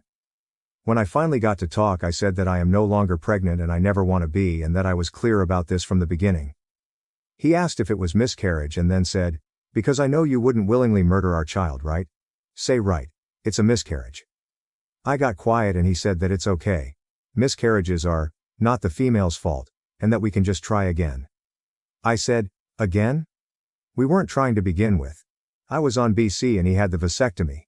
And you all guessed it." He laughed and said he lied about the vasectomy so I would give up on condoms, that he long decided I was perfect and he loved me and wanted me to be the mother of his kids. My best friend spoke up and said that was recorded and to leave me alone or she will post it on social media, and he started screaming at us. He then sounded like he was crying and said I was a witch for this. That I am a hateful murderer, and that I broke his heart. He went on to say if I tried to slander him to remember, actions have consequences. He then broke up with me and said he will check back with me in a few days when I am actually alone, and we will talk in person to see if I have come to my senses. He wants us to go to church together Sunday, which is now today, and set a time to pick me up. I said no, but I do have a ring cam, and sure enough he showed up at my door. I watched him note my car was not there, and at my front door, on camera, he texted me asking if I was sleeping around on him and if I let the other man ride you like a wild horse without a condom, and if so he gets a hall pass. He said to come home immediately as we need to come to an understanding of our relationship ASAP. I return home tomorrow and don't know what to do. Edit. Anyone who wants to shame my abortion, I have zero regrets, and actually will advocate for them from now on. But I will happily mock you in the comments. Thanks actually. You reminded me how little an opinion means to me if it's coming from a disrespectful and/or bigoted place. At least I get to laugh through this nightmare. Edit 2. I won't be going home alone any longer. My bestie is coming with me and I have a friend in the city I live with my spare key and he is now in my home watching it for me. Edit 3. Since I've been asked in the comments, this really blew up. So sorry if I don't reply to you all. I am in a safe location with 2 male friends who know the whole story and we are looking into options. I don't want to do anything hasty. A guy friend is at my home and thus far it's been quiet. I will make an update when I know more. Edit 4. No, I will not harm myself the way some of you have messaged me. For those calling themselves pro-life, you sure want me to take my own. Not very pro-life at all. And since we're on the topic, I don't want to get pregnant because I was told by my doctors that I have a high chance of passing away, even before making it to term. The child also has a high rate of mortality during the pregnancy. Essentially, we would both kick the bucket before delivery. I am ineligible for tubals or hysterectomy where I live until I turn 40, especially with my insurance, and I would never be able to afford the out-of-pocket fee. The places even still require a husband's signature as a policy. I would be open to adopting if I ever found the right person, and were settled and ready. Relevant comments. Aquavanatus. This isn't about you getting an abortion. This is about your ex not respecting you enough to attempt baby trapping you into a long-term relationship and/or marriage. He doesn't respect you or your choices. He lied to you about having a vasectomy. He's gaslighting you and trying to control you. You need to bring that recording to the police ASAP and file for a restraining order because your ex won't stop until he's faced with the consequences of his actions. Remain vigilant. Stay safe. OP answer. Thank you, and to everyone who's been telling me this. I am starting to feel less like I am crazy and more like I need to take action and protect myself from this guy. I think I trusted him so much. I would have happily married him. He said he didn't want kids when we met. This is all a lot, but it's helping me understand more and more that I am being played Sandbar Lakers. Everyone's saying get a lawyer ASAP. But she might not even be able to afford one. OP. Is there anyone who can go home with you? I truly have you safe. Keep us posted, and not because this is interesting but because there are those of us who genuinely are concerned and care. OP answer. I can't afford one. I work in the arts and just would never be able to swing the costs I am seeing online. My bestie is returning home with me and I have a friend at home who is house sitting now. Mysterious. Ben 4354. Isn't the thing he did called reproductive violence? Can he be charged with rape for this? If it's possible, you should definitely go to the police and press charges against him. He's such an asshole. OP answer. This has been brought up, but it's the first I've heard of such a thing, so bestie and I are checking. Every state has its own rules, so we will see. Mine is not pro-choice friendly. Professional Zone 168. The part about him wanting you to go to church with him disturbs me. What kind of church is it? Do you think that he's being egged on by fellow church members? Please consider going to stay with a friend for a while, and then maybe with a family member or another friend after that. This dude sounds scary AF, no lie. OP answer. He goes to a mega church with a coffee shop in it but only on holidays. I told him I did not want to participate and only went with him because he begged for Easter. It was bigger than a 90s shopping mall with a shop and everything. Update 2. I actually forgot about my post, so I apologize. I didn't even realize so many of you messaged me to check in or offer kind words. A lot happened in a short time, but I will try to make it brief. Finn came to my home again, but I was not home. When my ring came, I saw him have a total fit. He was cursing me out, calling me on the phone, and when he got my voicemail he muttered, "I'm going to fucking kill her," over and over again, and said it super loud once before walking off. I have been getting a lot of hate mail, texts, and the like calling me a murderer. My Facebook was flooded with these messages as well, and most of the profiles were people who went to Finn's church, so I sent him a text that either the harassment stops or I will post the recordings of him. All of them. The call, his threats, the texts, his voicemails, all of it. He replied, "I have been patient in my love for you, but you are being a brat." And went on to say that I need to come to my senses and meet with him, because he will no longer spoil me, and discipline needs to be introduced to our relationship, because actions have consequences. As for the rest, I will skip over a bit for the sake of brevity. My bestie said that I should go to the police, and we did, but nothing concrete has come of it yet. Something I low-key expected, honestly. It's a small little city outside a bigger, more populated one, and the small town vibes can run deep in certain circles. Many of the people go to the church Finn is at, and that includes a lot of the police department. It came to a head last week when I sent some of the recordings to his parents who are on staff at the local mega church in the area. His mom responded and asked to meet with me, so I went with my bestie to a public spot in the city. When she met with me, she was incredibly apologetic and said that his position at the church is terminated. The staff will meet about this and decide on the full measure of consequences as his church family. She told me that she herself had an abortion before Finn was born, and her decision to do so came hugely from the fact that the father was manipulative and abusive, and she was not ready to be a mother even if she had a reliable and loving partner and co-parent. She went on to meet Finn's father and married him and had her children. She told me that she isn't sure if I had an abortion or miscarriage, but either way, I should not be harassed by Christians claiming to be pro-life. I can't explain to you the relief those words gave me, considering the vile that was messaged to me. Finn's sister reached out to me via text to share that she does not condone what her brother has been doing, and to reach out if I needed anything. Finn later was arrested for assault. I came to find out, but I don't know who he assaulted or why. Just that he was taken into custody, and as he put me down as his partner, I was called to pick him up as he had been released. The running assumption is that he kept him sober up before releasing him. I didn't. I have since been looking for a new place to live, as he knows my address and has come by more than a couple times. I am staying with two of my best friends away from my town, and my home is more or less storage for my things until I find a place to move. All things considered, I am actually really happy. My friends threw me a Yeetus that fetus party and decorated the place with the troll comments from my last post. They made a piñata with scrapped paper with his texts and that of his church pals, and instead of candy it had condoms, small bottle of lube, and paper. That was my last surprise. They pooled together a nice-sized donation to reproductive health clinic near my city, and they pledged hours to volunteer. We are taking a summer trip together to have a hot girl summer kickoff and have many things planned. The two male friends I am staying with check on my house for me and saw Finn there once and made it clear under no uncertain terms that I was protected, and that if he tries to make more trouble, that actions have consequences. I have it recorded on my ring cam and it was glorious. Finn sent me a text telling me that I am a cruel witch that ruined his life and broke his heart, all because he loved me, but to not trouble myself with acting, scared of him more because he is leaving the state soon for a new job anyway. He did end the message with, "I have, do, and always will love you, and perhaps one day your cold heart will melt and you can find within it your buried love for me." Like, bro, take the sugar out of your Kool-Aid because I ain't drinking it anymore. Not to say everything is sunshine and roses. I have been in a lot of therapy, and found that I overlooked a lot of red flags and have to unlearn a lot of people's pleasing behaviors to become a more confident and true version of myself. Plus, my friends don't really fully believe he is leaving town, so I am still staying with them for the time being.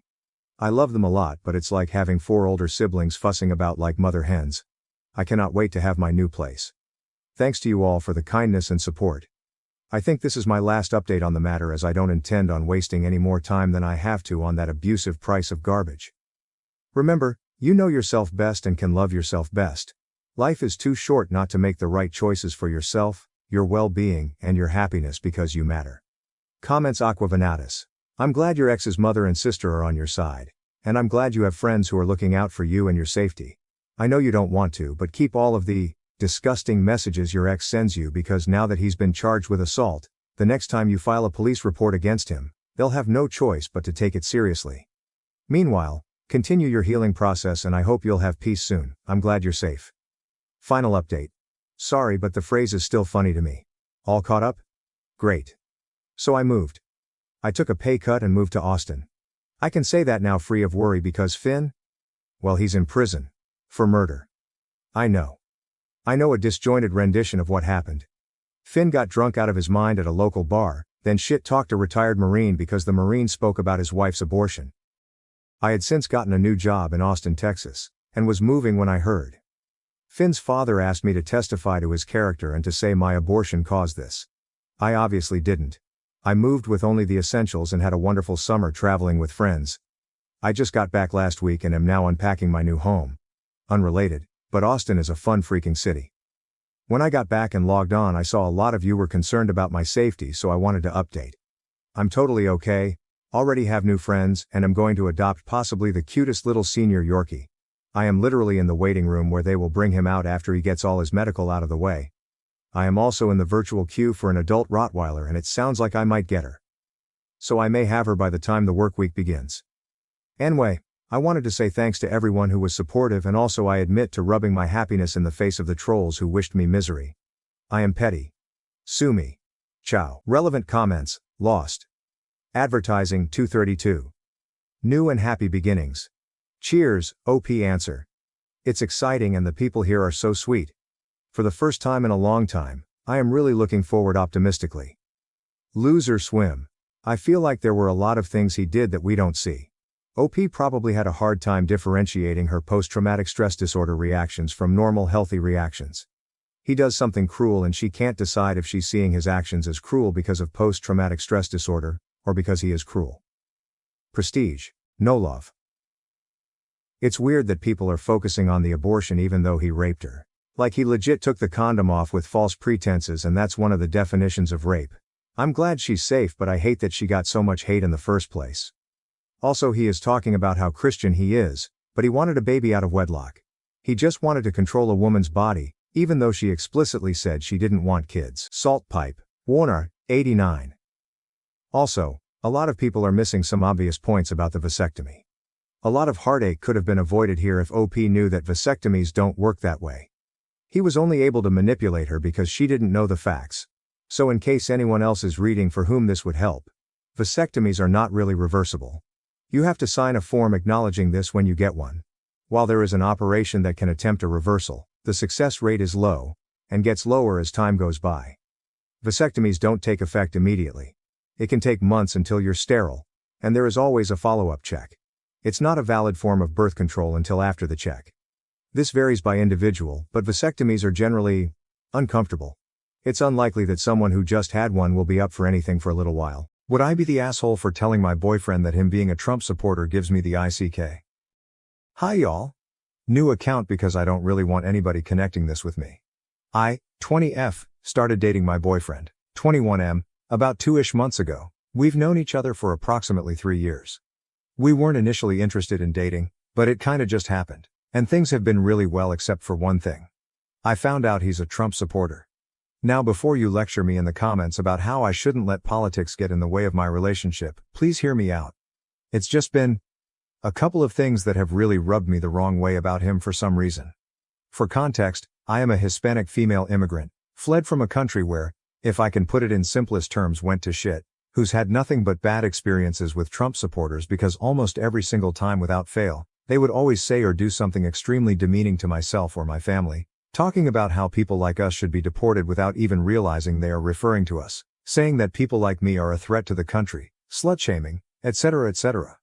I consider myself the kind of person who judges a person's character based on what they believe in, And time again, it's been proved to me that these types of people are the type I should stay away from. On the day that Trump got convicted, we started talking about politics, and he told me that he's not really a felon. The courts were unfair, there was bias, and he should have had a fair trial. Not exactly verbatim, but that's pretty much the point he made when I told him that Trump was a felon now. When we were watching The Boys, S4, and that one part where an old man was explaining to Newman that women can reject pregnancies, he agreed with that old man. When I explained to him that that's not how women work, he apologized to me, but I was still absolutely surprised that he didn't even understand such a basic thing about women. He has a sister, so it's not like he grew up without women in his life. We had a conversation about immigration, and he told me that all immigrants should be immediately deported. I told him that myself and my family are immigrants, and if that meant he wanted US to be deported, to which he said, but you guys are legal. I'm talking about the illegal ones. I told him that this type of rhetoric makes me feel unsafe, and the conversation kinda just ended there. When we were having a conversation about the Trump-Epstein relationship, he told me that it was all a conspiracy and that Trump isn't the type of person to do that. I brought up a bunch of examples of Trump being a predator, the pussy grabber stuff, heckling a 10-year-old, the creepy comments about his daughter, the flight logs, making the point that while being guilty by association isn't a thing, the other instances of him being a predator make this seem a lot more plausible. He told me that Trump never did any of that. And in a way, that kinda broke the camel's back for me, because I myself am a victim of sexual assault. And the nasty thought occurred to me that if I ever got assaulted, he probably wouldn't even believe me. That he is standing behind someone I consider a rapist means that he condones Trump's actions, and by extension, the actions of the man who assaulted me. I don't know how he, who grew up with women, and has a girlfriend, who he is fully aware of is Hispanic and an immigrant, has LGBTQ+ friends, and states that he loves people like me and his family, can even stand behind something like that. It makes me wonder if there's a side of him that he hasn't revealed to me yet, because this is a new relationship. And that makes me extremely uncomfortable. I'm asking if I WBTAH for telling him that this gives me the ick, because my own family is telling me that I shouldn't let politics get in the way of my relationship. That Trump wants people to fight each other, and that I shouldn't let Trump win. But I really don't know. Can I get some advice? Relevant comments. Cat Peacematologist, NTA. He may be speaking out of brainwashed ignorance, but even after offering your perspective, he tells you that you're wrong. If you stay with him, you will never stop having to educate this guy, and he doesn't really want to be educated, OP. Yeah, I can agree with that. Every time I invite him to do his own research, he'll always pull up a pro-Trump article and use it as evidence that I'm wrong, or ask me multiple times where I'm getting my resources until I doubt myself.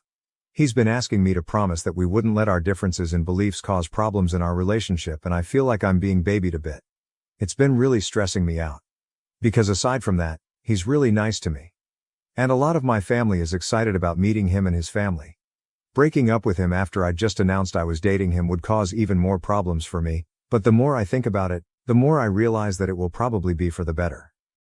I think I'm okay with carrying through with it. I'll talk to him when I see him later. I'm not really excited about it because we go to the same school. Update. Hey y'all, update here. I didn't really expect my last post to blow up or for people to tell me that this is a justifiable reason for ending a relationship, so thank you for not being judgmental. A lot of people were asking me what country my family came from, so I'll just say it since I don't think that's identifiable information. It's Venezuela. If you don't know what's happening there, then I envy you. Also, shout out to those PPL who thought this was AI generated. I find it kinda sad that this has pretty much become the state of Reddit now. Like, if you think something's AI, just don't engage with it. That's what people who post AI want from you. Don't let them win. Now on to the update. I spent the last couple of days with my dad, who was visiting me, and deleting social media and muting a bunch of politics-related stuff, because I've come to realize that regularly listening to people talk about how people like me ruin the country and how we don't belong here isn't really good for my mental health. And neither is dating someone who openly admits to supporting that group. So I talked to, now ex-BF. I went to his room instead of inviting him to mine, because I knew that if I let him in my room he would just refuse to leave until he convinced me, and I wanted to keep the power of removing myself from the situation at any time. We live in a college dorm. Firstly, I should say that I admitted to him on the day that I made my first post that him supporting a known rapist is hurtful to me, because him tolerating that behavior makes me question if he's tolerant of the POS who assaulted me, and thus, I see him in a different light, and he sent a very long text message just telling me that it hurt his feelings and that he does care about me being SA'd. I didn't really understand though, because he votes for a P*say grabber. It boiled down to, I feel terrible that you see me as the type of person who'd be okay with rape, because I'm not okay with it. I acknowledge that I might have been an to say that, so I started that conversation by apologizing to him and then following with me just telling him that I want to end the relationship and going back to being friends. I don't think I meant the friends part though. You can't have your cake and eat it. I can't be your friend if you affiliate yourself with a group of people who regularly shit on me. He tried to convince me to stay by saying that he really loved me and cared about me and respected my opinions. That we shouldn't let politics get in the way of our relationship. I responded that I can't change what he believes and that I value a person's beliefs and the group of people they associate with as a method of how I judge their character. I've already judged him. I don't like what I see, and therefore, I've lost my feelings for him. He told me I was making a generalization. I told him that while it is true that I might be making a generalization, we can't change the fact that in this landscape of politics, many of my rights are in the chopping block, and that I'm already starting to resent him for not really feeling listened to when I try to talk about how anxious it's making me. He told me that none of that stuff is going to happen, and that our different opinions shouldn't get in the way of our relationship. That he's voting for T*ump because he thinks he can fight inflation and cares about military members. I told him that while I can list a million reasons why that isn't true, that isn't relevant to the conversation. He then said that all his other relationships never consisted of talking about politics and that this was ridiculous. I pretty much told him that he can't have his cake and eat it. I can't date someone who associates with people who give me trouble, and that this won't be sustainable. Ending is better for the both of us. I realized that this conversation was going nowhere and decided to just leave. I told him to just give up on it already before leaving. He kept asking me to stay while he thought about what to say, but I didn't. I'm just done. I don't really feel sad. I feel so relieved. I'm going to leave social media for a while and just focus on myself for a while. I'm going to therapy too. I'll stick around to read your comments. IDK how much longer I'll be able to respond though. If I go radio silent, then just take that as a sign that I'm no longer on this app. Have a nice day. Relevant comments, Mame Dennis 1974, NTA. You don't break up with him because he gives you the ick.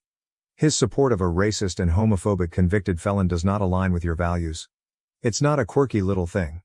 Like disagreeing on a choice of music or what team to root for in a game. BDW, he may claim to have all these diverse friends, but I can assure you that they do not consider him their friend with views like this. Anyone in your family's opinion about your relationship does not matter here. They aren't dating him. You are. The fact that you point out to him how you are an immigrant too, and that doesn't seem to register at all to him.